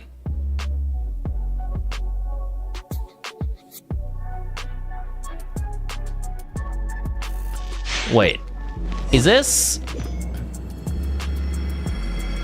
supposed to be a trial? I guess this is supposed to be a trial.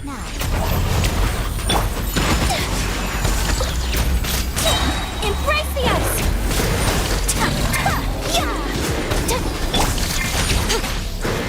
Right here, right now. Whirling snow! How much recharge does this character have? A sight to behold. Are you guys still not having enough? Apparently. Take flight! Coming to art! Sometsu!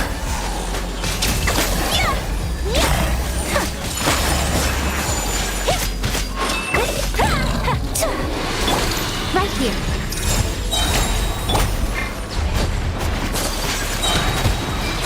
Interesting. Emerge. My apologies! Embrace the ice! Right here, right now, right here. Whirling snow! This reaction seems to also be pushing the enemies away. I see. Took a bit of time. So, Stellar Superconduct seems to still be staggering the enemies, which is okay. It has some interesting application. Small enemies is gonna be very annoying to deal with, but if it has the same property as overloading, then we can try to stagger some bosses into manipulating their animation or their attacks, similar to the Shock Trooper. It's something to figure out. Maybe some people smarter than me will be able to figure out some tech with that. Looking forward to that.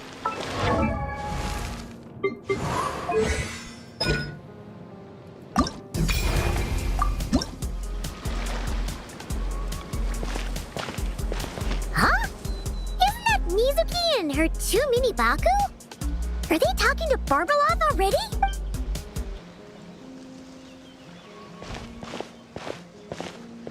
Traveler and Paimon? Lady Barbeloth was just talking about you. I was wondering if we might cross paths. It seems like fate has already arranged our meeting place. Holiday. I suppose you could say that. If the prep work for this educational film about psychology I'm doing goes smoothly, I should indeed have time for some leisure. Sure. Whoa! It's a new idea I came up with. Back when I was promoting Isa Bathhouse, I took inspiration from Fontanian cinema and recorded a few variety show episodes. People seemed to love it. Not only did they watch every They leaning into a episode, trailer? they even remembered all the psychological concepts we showcased. So I thought, why not make a few films about mental disorders as a fun and educational way to explain basic psychological concepts. If I can raise everyone's basic awareness, perhaps people can develop a more objective understanding of what mental disorders are. Perhaps I can stop people from We have some Netflix documentaries over here. as made-up nonsense, or treating them like some terrifying boogeyman. And maybe my future therapy sessions will go a little more smoothly. That's right. After all, illnesses of the mind are invisible, but even I don't know how to pin them down to fit neatly into a script. I'm a bit embarrassed to admit it. But even though I've written quite a few papers about mental health, sometimes I stay cooped up in my room all day, endlessly going over a few. Maybe you're just missing a little spark of inspiration. It seems like great minds think alike, Paimon. Sure. I'm hoping this mage's lunar Inspiration. Anya once said that she wanted to write. Love a Yumi fairy Mizuki tale Mizuki. every I love Yumi time Mizuki Moon Mizuki too. Arcana. I'm glad that you also love Yumi Mizuki Mizuki. She wanted to We write. share in that love for Yumi Mizuki Mizuki. Since you're looking for inspiration, go ahead and. I did draw select a her card, Miss Yokai.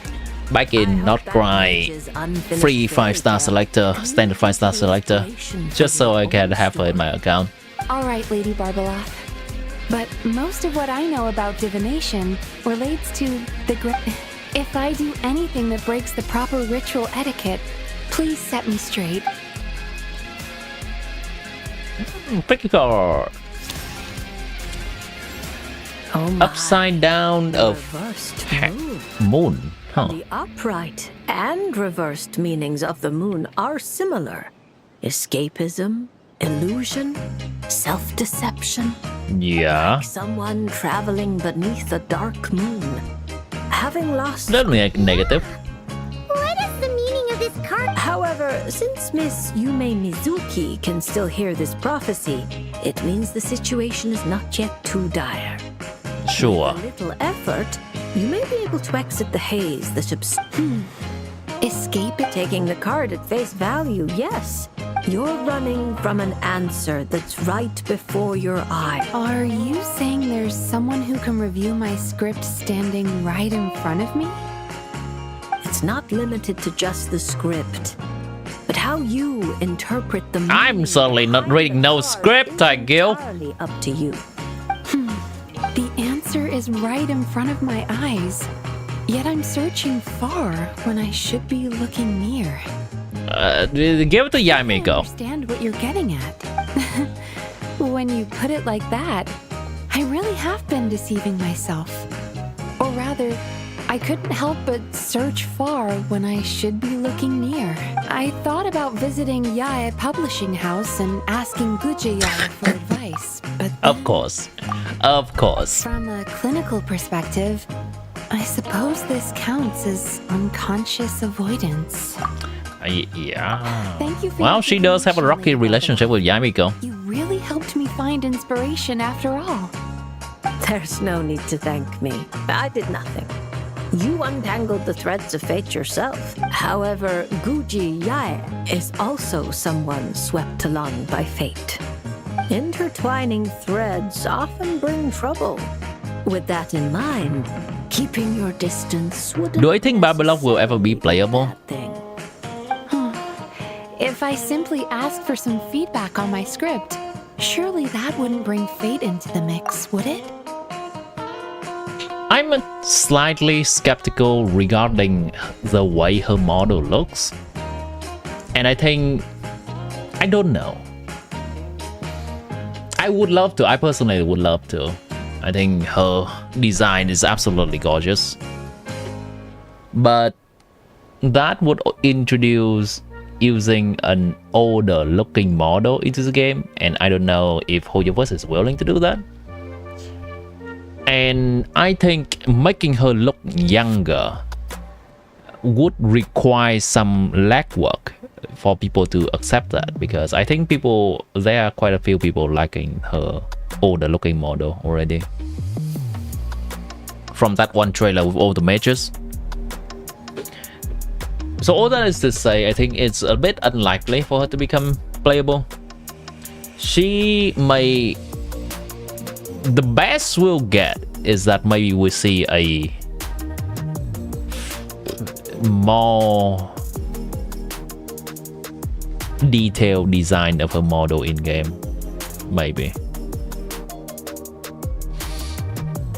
No, I would not want that either. If they're not gonna do her model well, I don't want them to do it. I don't want to see another Madame Ping situation.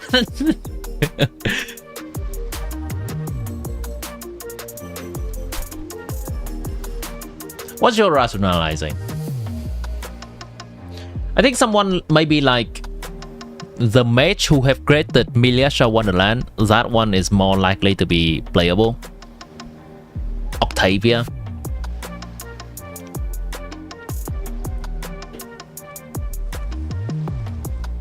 As I said, how you interpret things is not up to me, Miss Yume Mizuki. I cannot see every twist in your future from reading a single card. Who can perceive every obstacle on the path of fate before it trips them up? Sometimes it's just like that little brat said.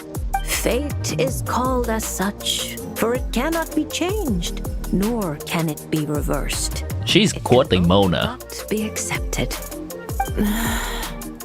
Anyway, Miss Yokai, I look forward to watching your film.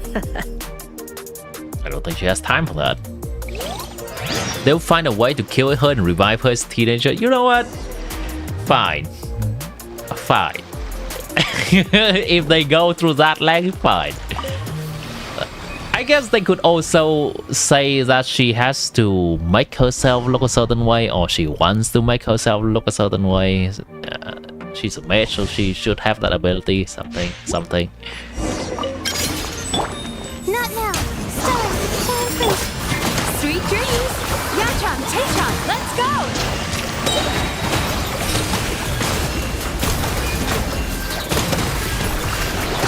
Oh, the cheat! The night is cold. Nice. Time to relax. Bad dreams be gone! This is gonna be the gameplay that I've just calculated, chat. This is the gameplay.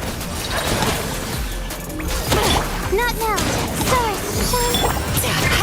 Turn that frown upside down. Yachan, Taechan, let's go!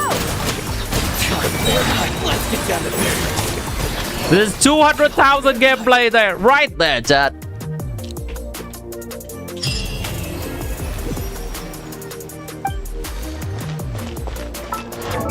Holy crap, this might take a little bit.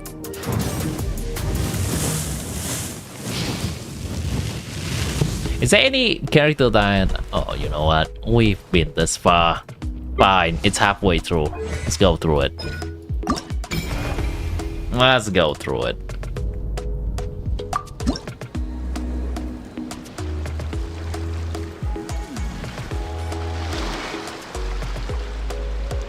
So what you're saying is that this Fate, however, talking solely about the upright strength card you drew. Strength. This is upside down. Strength. Oh, upright strength. Well, this card symbolizes passion, no matter what surprises fate. Oh, don't flatter me. By our rules, a good fortune means paying extra for the reading. Here, I'll leave my coin pouch with you. If you have time, could you read the fortunes of my crew? That's the first time I've received a request like this. We've sailed this ship from one corner of Teyvat to the other, braving the winds and waves. After so many years at sea, there isn't one among them who doesn't harbor troubles of their own. I may be their captain, but there are things even I can't help them with. So, running into a fortune teller like you, it made me think, sure. As for recompense, that won't be a problem. We've done good business on our way here. As intriguing an offer as that is, I'm afraid I'll have to pass. I fear there aren't enough cards in my deck for such a sizable crew. Ah, Traveler, Paimon. That's one way to put it. I haven't seen you in a long time. I'm here on business, of course. And to help a certain someone scout out new trade opportunities while I'm at it.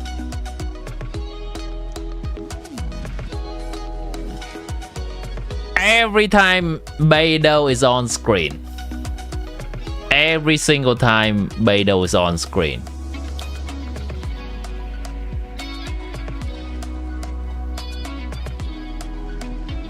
She gotta mention Ning Wang. Does Beidou activate Unforced passive? What is Unforced passive again? I'm gonna take a look at it again.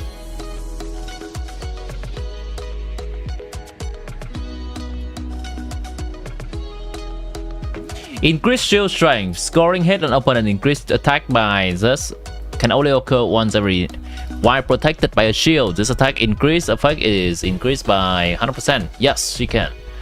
So if you create a shield with Beidou and the character holding this weapon, can be her, can be someone else, is having a shield, this will be enabled. Our esteemed Tianxuan, of course. Who knows what kind of scheme she's cooked up this time. A few days ago, completely out of the blue, she tells me there's good business to be had in Fontaine. Doesn't ask my opinion, just whips out a detailed itinerary and tells me to follow the trade route it outlines. Turns out, she'd already sent people to scout ahead. You pull robot lady too? Lately, Nice. So I went along with the whole thing. How did that go? Did you know it's been plain sailing the whole way? And how have you been enjoying her? Be a 2-week job got wrapped up in just over. I figured since we're already here, might as well. Matter of fact, just yesterday I booked an event space at the Hotel de Boer, and the lot of us drank up a storm. The crew's still sleeping it off at the hotel, so I thought I'd venture out for some fresh air and to. But I only made it a few steps before this fortune teller stopped me and asked me Drawn to one? Here, it's the strength card. Looks like a good one, and since it's the right side up, Upright strength. It certainly does. Don't tell me. It's bad news. I wouldn't say it's good or bad, and it's not directly related to your fortune either. Just a little. It's clear that you possess both powerful outer strength and an indomitable inner spirit. To borrow a metaphor, you're a lantern in the dark night. You dispel the darkness and guide Dark Knight souls Rise? on their forward paths. But you must know that Beidou it's looks not pretty only as always. She has always been looking pretty, yes. I remember that one quest with Beidou where we have a, I think it's a hangout quest. and heat. We have a picture with her putting her arm over her shoulder, like that. The traveler's shoulder. It's very cute. It's one of the earlier hangout things I did. Believing that it can keep them warm, the light burns more intensely.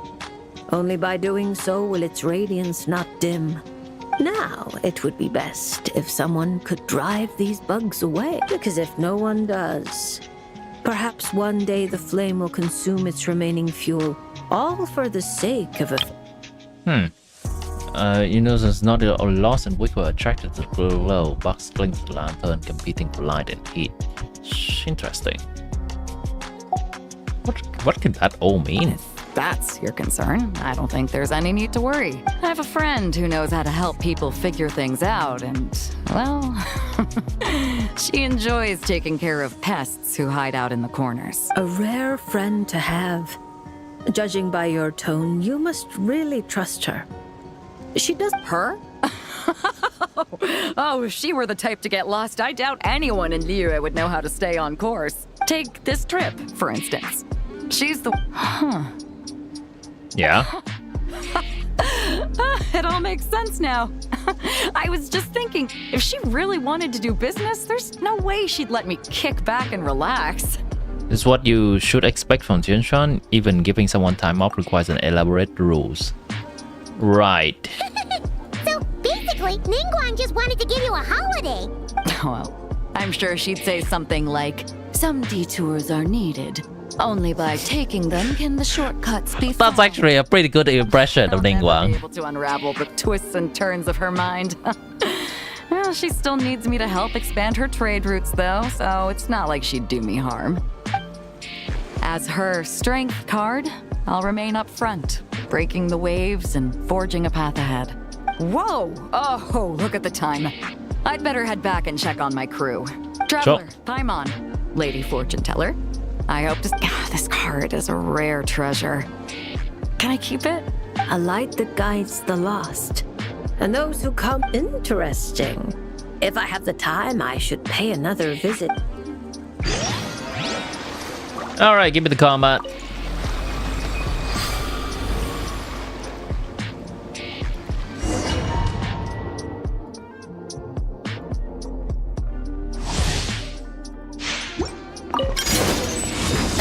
To ashes! Spirit Blade! Attack!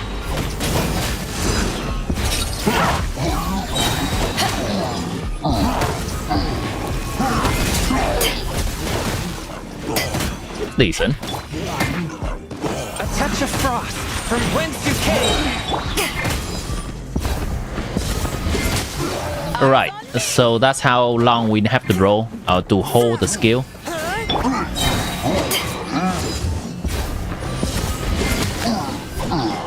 For it to charge up. Swift and merciful! Spirit Blade! It's a shame that they simplifying her parrying mechanics, but I guess it's also okay.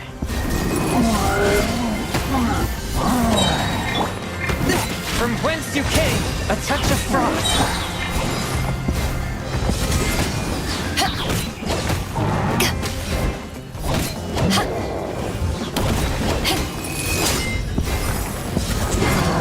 To ashes! Spirit Blade! Attack!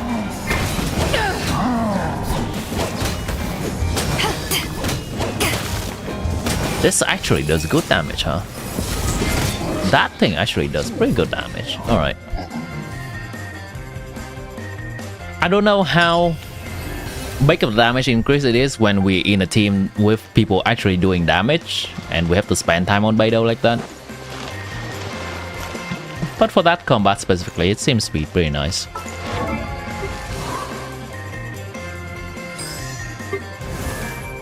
Alright, I care a little bit less about Diona. Let's check Chi-Chi out.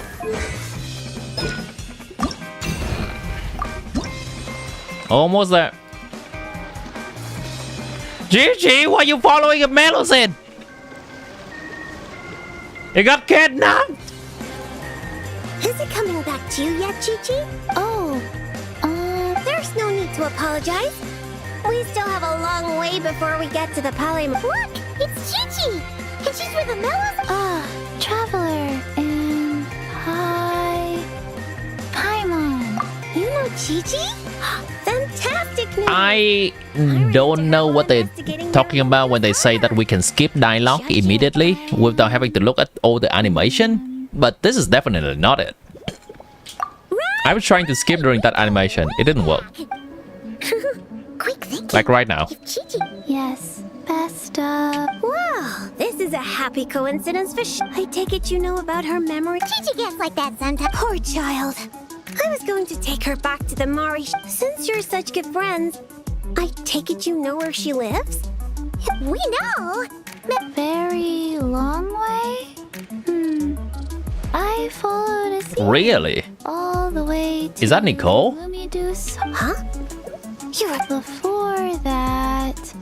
Dr. Baiju took me on his rounds at Yilong Wharf? something. Oh! Baiju took you to Yilong Wharf, right? Detective Paimon, Baiju took Chi-Chi to visit patients at Yilong Wharf. She got lost while gathering herbs, saw a sealy, and followed it all the way to Lumidu's harbor. How do you cross the sea? Paimon and the Traveler read Robin versus Chesterton. Simple deductions like these are a piece of cake. Aha! Well, that checks out. Oh, you're right! Paimon almost forgot about that. Berbelos, are you there? Can you hear us?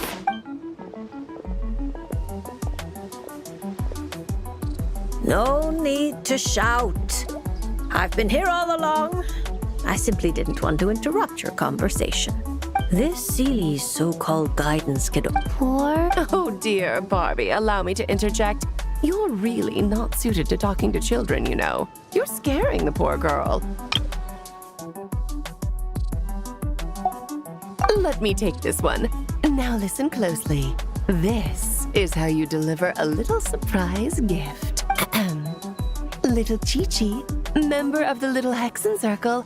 I'm the mother Wait, of she your is. ally Klee, Auntie Alice, the greatest witch in the world. Nice to meet you, Auntie Alice. What a sweet, polite little child.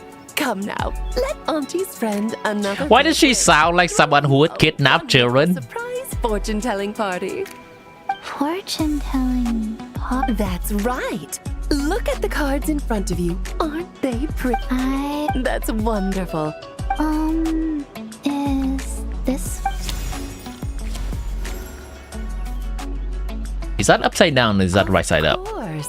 And because you were so wonderfully... All right, Barbie, break time's over. Come help little Chi-Chi with her reading. No, you don't need to shake me awake. Wait, what? I've been listening the whole time. Upright hanged man. Very few people draw this card. That means you're very special. It symbolizes transcendence and She's grooming? Oh boy. The future Hexen Circle. I'm calling it. Chi-Chi's gotta be one of them. You yourself have no desire to break free from them. Shackles. At least on the surface, you wouldn't be wrong to understand things. As for your future, all you need to do is wait. Of course, it's not. Wait, for what? Hold on a second, you're saying too much at once. Let Chi-Chi savor her little gift first. You really do need... What do you think, Chi-Chi? This card. Oh, good girl. You did such a good job remembering Auntie's... Look at Discord? Sure. Auntie would love to chat with you some more, but it's time for you to go home. If Auntie Barbie has more to say, then next time the Hexen Circle meets, she can make a prophecy for every little witch who attends. Wouldn't that be lovely? Could you not Done. add to my workload without asking me first? Then it's settled. See you next time, Chi-Chi, and all of you witnesses. Bye-bye, Auntie Alice and Auntie Alice's best of friends. Phew! Is that all over now? Did those two voices just come from this doll? What kind of toy is this? No, that's not important right now.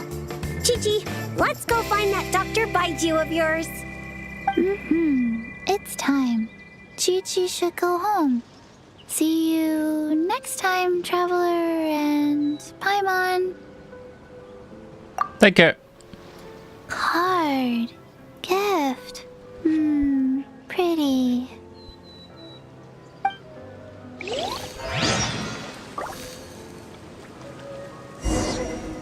And what is this? Oh, that.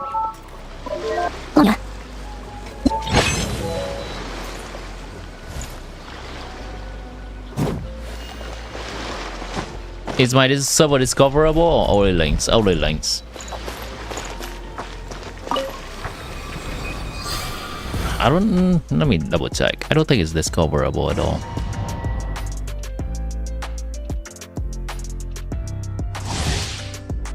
Server description, server notification. No, it's not. Just links. So I believe that's Box of either people joining for the purpose of doing the hacks or they are the accounts that got hacked. Speed of light. Generally the accounts that follow the links and got hacked, Life goes on. Sacred name. those accounts will be compromised Nowhere to hide. and will be another account that they can use to spread along the links.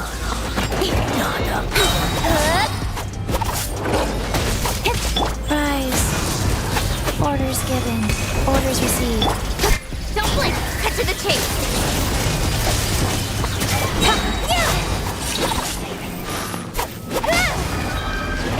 Incoming.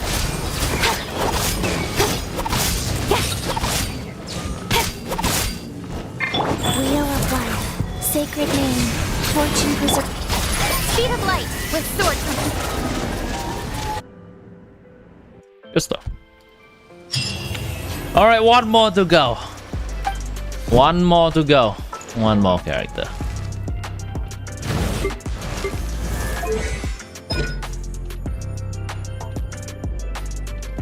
You spam like 28 message because almost server has these days. It's unfortunate. I think they have found a way to bypass the honeypot thing, the do not post channel.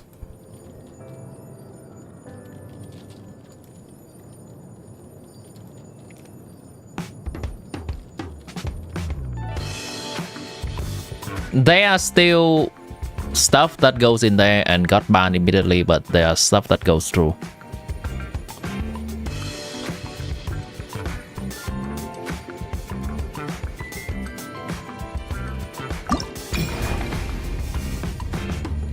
Alright, last one.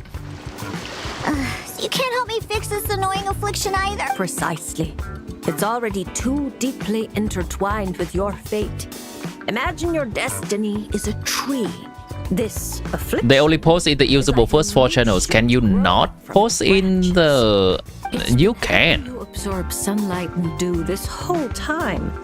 It long ago began to shape your fate. It's only work Cut it off now. for... Left behind might fester. So the purpose of the honeypot Tree. is for bot account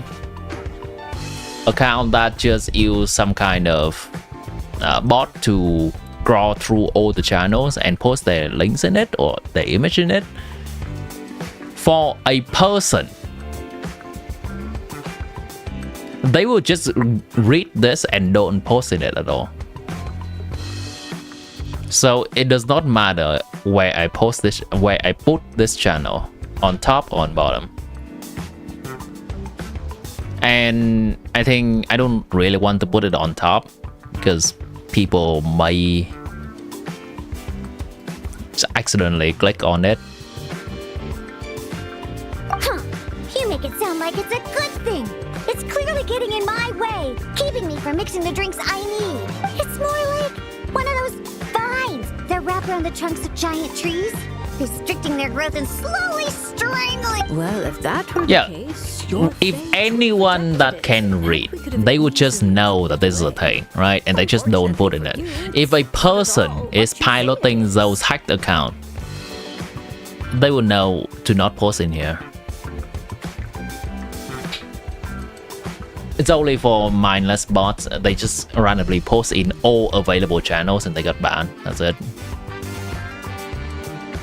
All right, enough talk. That should be enough to convince you I'm a legitimate. Now, just like I told you, come here and pick a card at random. And let me give you a little advice about your future. So nice. So I just pick one at random. Nice. Okay. How about this one? No, wait. This one. This room literally has a bed, by the way. No matter how you choose, you can only ever draw the card that's destined for you. What seems to be the problem? Oh, this fortune teller's laugh is so creepy. She's just like an old witch from a fairy tale. Well, the Discord server that I'm hosting occasionally has compromised account or hacked account coming in and posting harmful links. And I'm just generally trying to do better at moderating the server so the harmful links spread to as few people as possible and I can just ban those people as soon as possible. And some of them has been slipping through lately. That's just what we're talking about. What's that picture? We're gonna all appreciate that picture. Bina!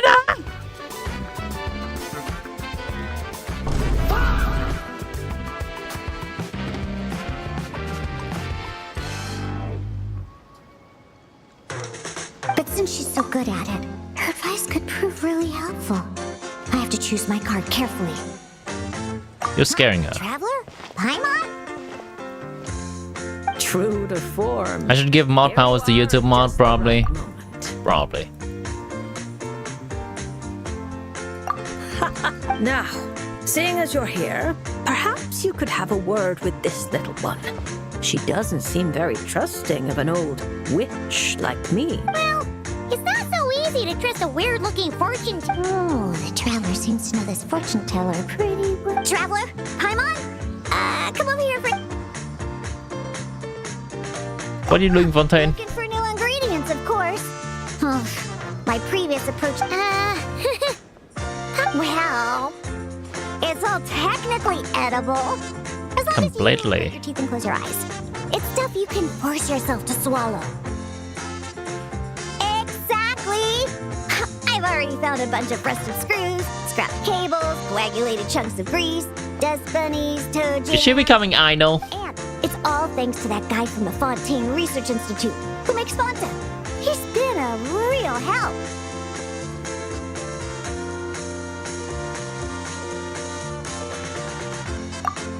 Yeah, I mean, I think it's not cliche or something to keep tagging me. It's fine. It's just that sometimes if I'm away or I'm asleep, or if I'm not looking at Discord, since I'm busy with anything else, the problem will persist and there's no one to take care of it in time. So that could be a problem.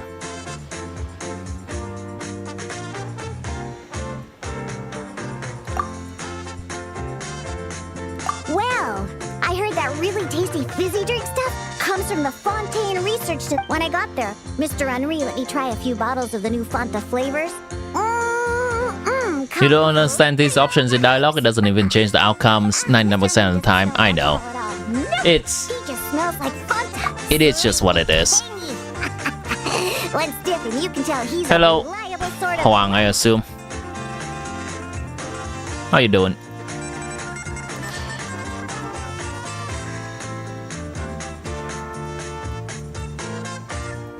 Long time? Well, you're gonna have to remind me of the last time. Have you changed your name by chance?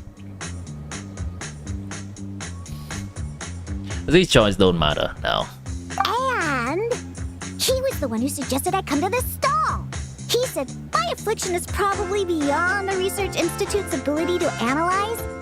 But he heard that this weird fortune teller who showed up recently... Oh, they did it like Honkai Star where every dialogue gives a different interaction. Is it though? Is it actually different for every dialogue?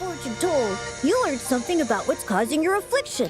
If you grasp... Then I apologize, Huang. Perhaps you could find a cure. It perhaps has been long. Hard to argue with that logic. Guess he didn't end up becoming a researcher at the Fontaine Research Institute for nothing. So I came here to see the fortune teller. As soon as I walked over, she stopped me and said there was a strange... Got a big test? Gotcha. ...surrounding me. Before I could ask, she blurted out all the answers to my questions. But... I hope the test has been going well for you. But the scientific logic of the Fontaine Research Institute doesn't directly apply to divination. Even if you understand... That 1% you're talking about is when you accidentally kill a Fachui member who's just living a peaceful life in Sumeru? I actually do not remember that one. But I can remember a few times that a choice actually matters. Well, not like it matters in the long run, but it matters a bit immediately. By drawing a card, you may... I remember that one quest inside the volcano of Natlan where we chose a different option and Insignificant. But when we have a few more lines of dialogues that says, yeah, choose again. Mechanisms. You're not just humoring me, are you? Traveler, what do you Passed think? easily and half candidates failed.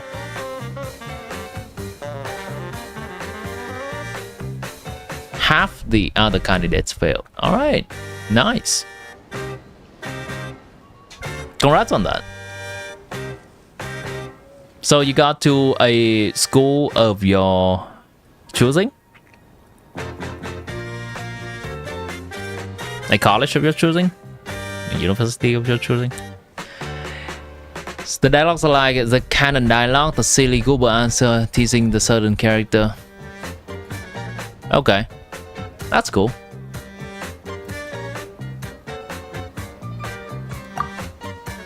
Alright, if you say so. The dialogues in Genshin is like 1, the first part of the sentence, and 2, the second half of the sentence. Great to hear. So you can stay laid back and have some fun now. Here we go. Hopefully things gonna go well for you My, in the college. strange.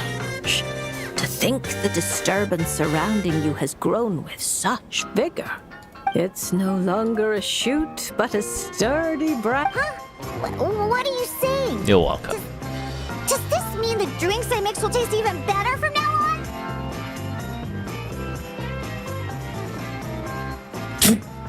on? Right here, chat. The first half of a sentence and the second half of a sentence.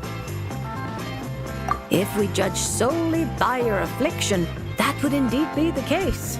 Furthermore, the card you drew is the reversed High Priestess, which means you've been too focused on the illusions before the veil. I don't think it's gonna be a problem if they just have the Traveler's VA and read the lines. That doesn't sound like it has anything to do with mixing drinks. I thought this card would They just want us to stay around and click things. That's what they want us to do. The lunar arcana aren't known for creating recipes. Yeah, option 1's okay, bro. Option 2, we got this. Mixing drinks isn't the only way to find the answer. The answer is to teach those old booze hounds a lesson, so they never get drunk and caught. You're certainly driven, but while your body moves... That's not true. I hate those weird old drunk... Yeah. I see. Then, have you talked... What? How did you know I was thinking about one person in particular? Yeah. Through divination, of course. Perhaps you should cast aside your impatience and confused emotions. Oh my god, character development. Tell him how you truly feel. You might find it more... Got Sandrone? Nice. ...to mix the most disgusting drinks. Have you been having fun? Have you tried her out? There's no way he'll listen. Once he started drinking, he doesn't listen to anyone. Everyone who got Sandrone, the first thing you gotta do is to traverse across water with her abilities. Just hold her charge attack and then do with her skill. You lose stamina during the skill stance, but during the charge attack you'll regain stamina.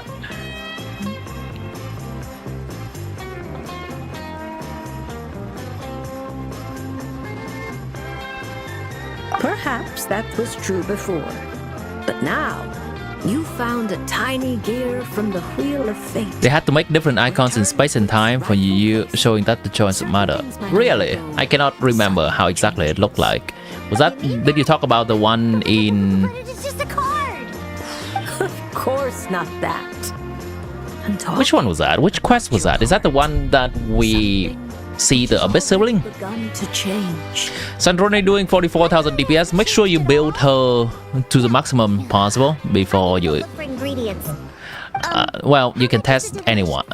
You can do DPS tests anytime you want, but if you don't build your characters to the maximum possible, of course that character is not gonna do good damage. Much more endearing than that other little brat. But there's no need for a fee.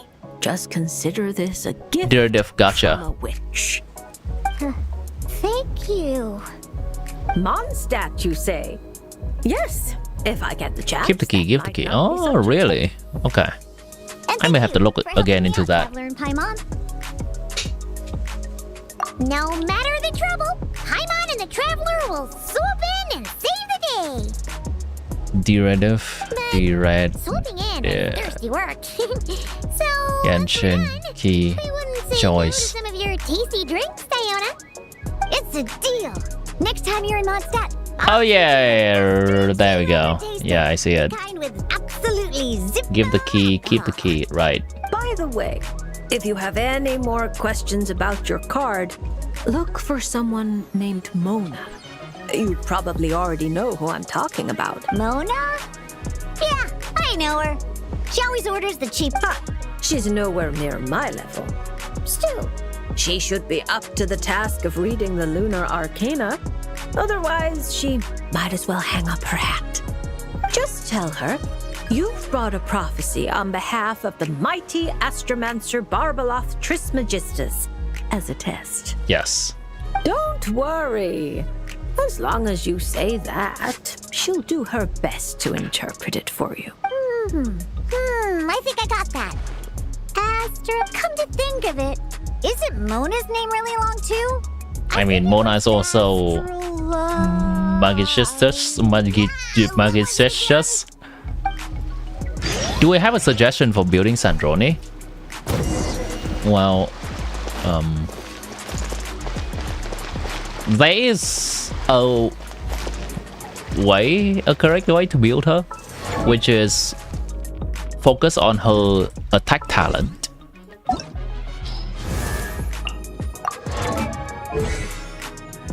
Focus on her attack talent first, then her skill and her burst.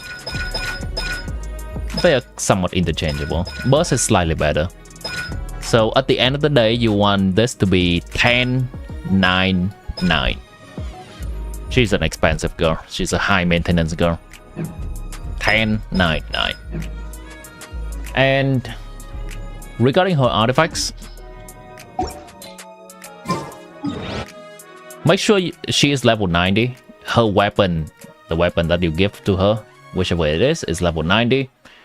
Regarding artifacts, you want to farm this domain in the new Mondstadt area and give her this set. Disenchantment in Deep Shadow.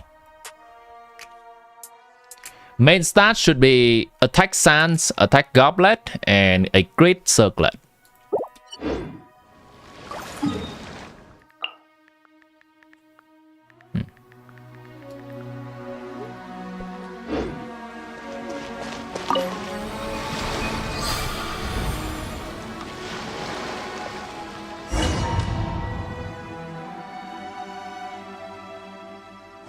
Yeah, brother, what is your talent level? And what is her level? What is her weapon level? Bobby Loki made an upgrade surname so she and Mona wouldn't have the same. Oh, really?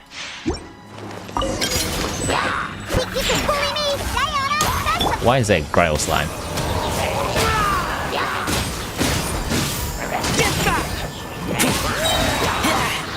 Your chest guard's still the best? I believe ya.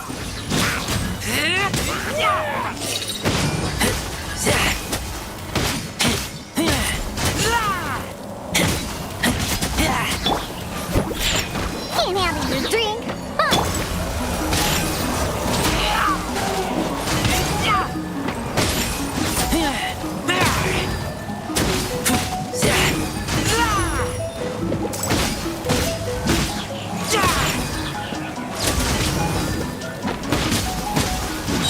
Level 85, 968, 1000 Blazing Sun, very well. That is a good level of investment. Obviously, ideally you want to get to 90, but that sounds like you have good talents. Then, it seems the problem is not there. Do you have a good support for her? And do you have good gameplay? We go from one thing to the next and try to find out the problem.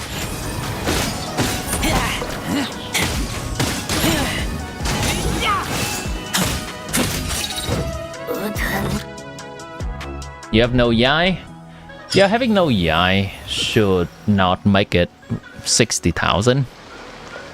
It should not make it 44,000. Having no Yai is around 80,000.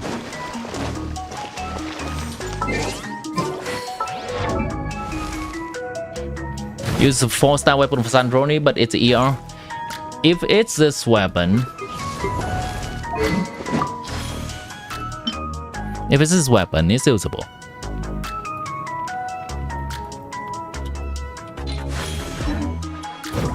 More ER just means you are able to burst with her more often, and her burst is pretty good for damage as well.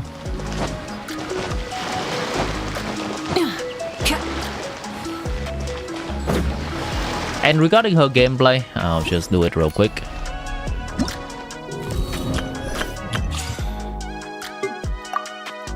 Regarding her gameplay, there is a certain...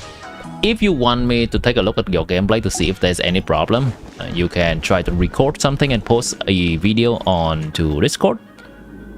Yeah. But generally it should look something like this. Let me get through this real quick.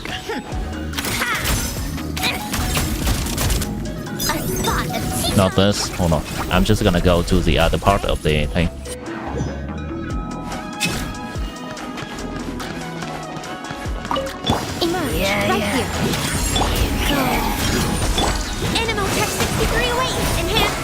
Charge attack. Skill. Charge attack. Skill. Charge attack. Skill burst. What a joke. Right Swap. Emerge. Right here. Absorption test. Charge attack. Let's continue so I can show more. Wait, hold on. That's not it. Show him. Right now. Open box of the Hydrix. Life goes on. Animal test 63 away. Animal. 1, 2, 3. Skill. Charge. 1, 2, 3. Skill. Charge. 1, 2, 3. Skill burst. Test my hypothesis. Right here. That's Right here. the most optimal way of playing her. Stay clear. Once again, last time. 1, 2, 3. Skill. Charge. 1, 2, 3. Skill. Charge. 1, 2, 3. Skill burst. If you do not have your burst ready, you can skip it and just immediately swap to your support and do it over again. That's it. Take a break. How tiresome. What a joke. Right now. Right here. Alright, I'll stop.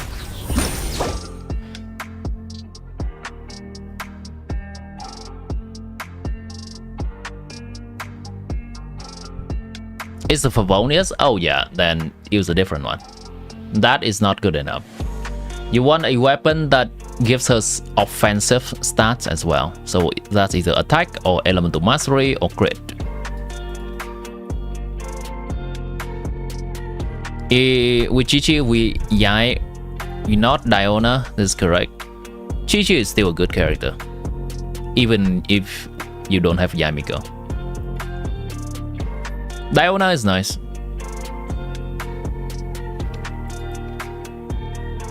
They all provide something. You can use them together too.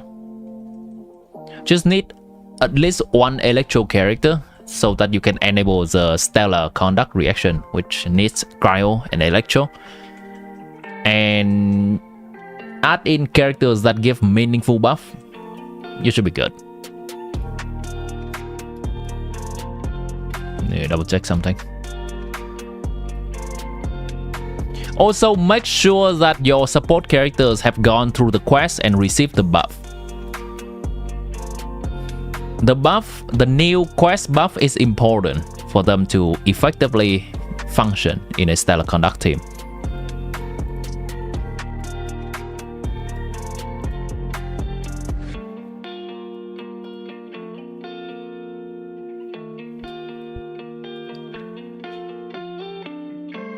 What about Yamiko? You don't have Yamiko either? If you don't have Yamiko, then you don't play Yamiko. It's a damage loss, a significant one, but there's not much you can do about that. Play someone else. Play Beidou C6, play Fischl, play any Electro to enable the reaction.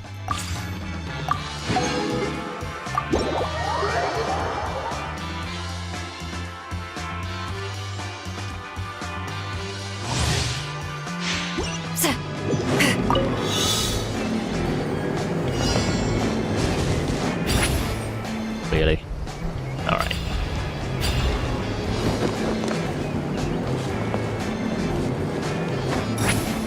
There we go. Aliosa is not available right now. So if you want to make a team right now, Return to the sky. Ideally, you put Beidou in there or Diona in there.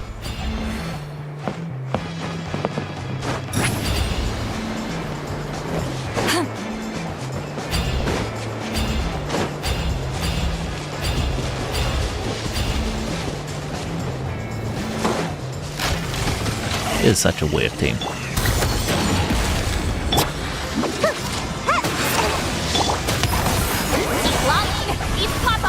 Dodge this. Oh, so sorry. Many happy returns. Where's the enemy?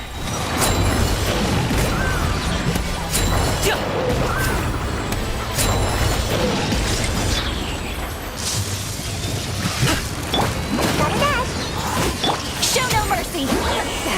Suffer the wrath. Frostbite. Mighty mythical beast.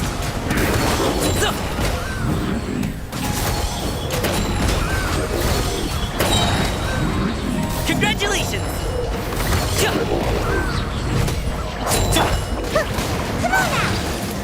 Cool it. Oh, so sorry. Get to work. You two. Time to... Up to it, Matsai.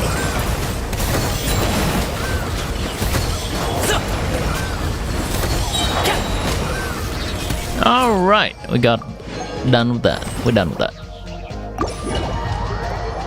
GG at Scovia, yeah. GG at Scovia too.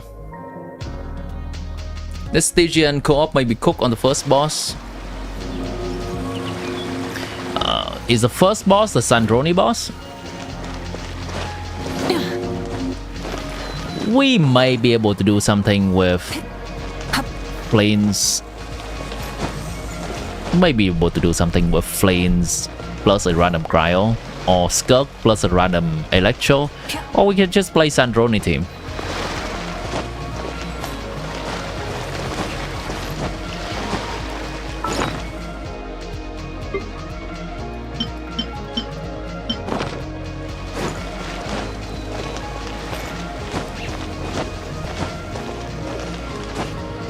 The ball is designed for Sandroni to clear.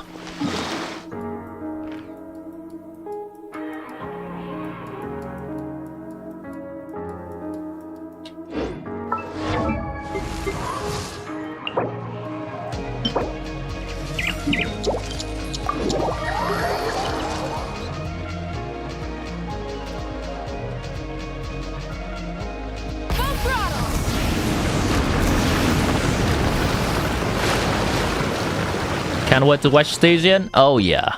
Can't wait to suffer in Stygian.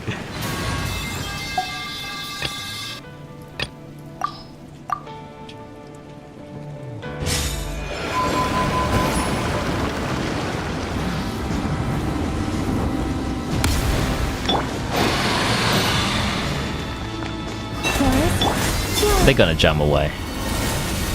A new moon rises. Light and frosting on the hall. Take yourself a move. No more lies. It all falls into place. Can't hide the truth.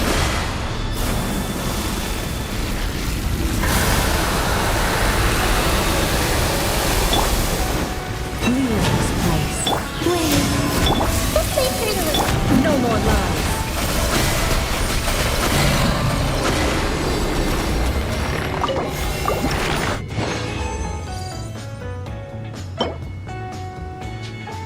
I'll make sure at least Yamiko, my Yamiko is at a decent level before Stygian comes. It's not like I'm gonna use her during Stygian anyway, but maybe. Maybe.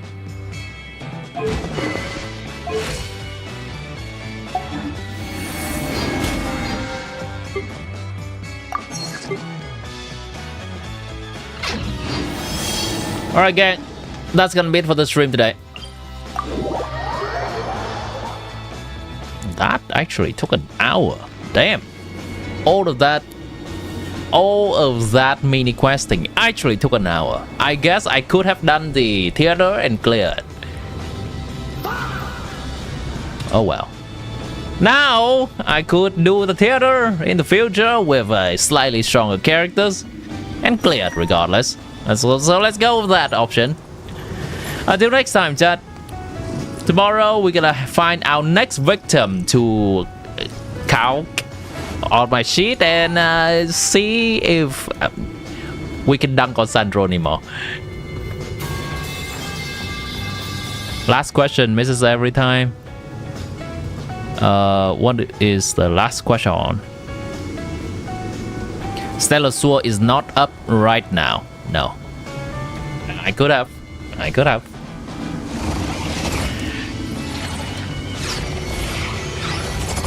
Stellar Sword is not in the game right now. Stellar Sword is only in beta for next patch. So MIZUKI is not doing shit. Till next time, chat. Here's some music. Have a good one.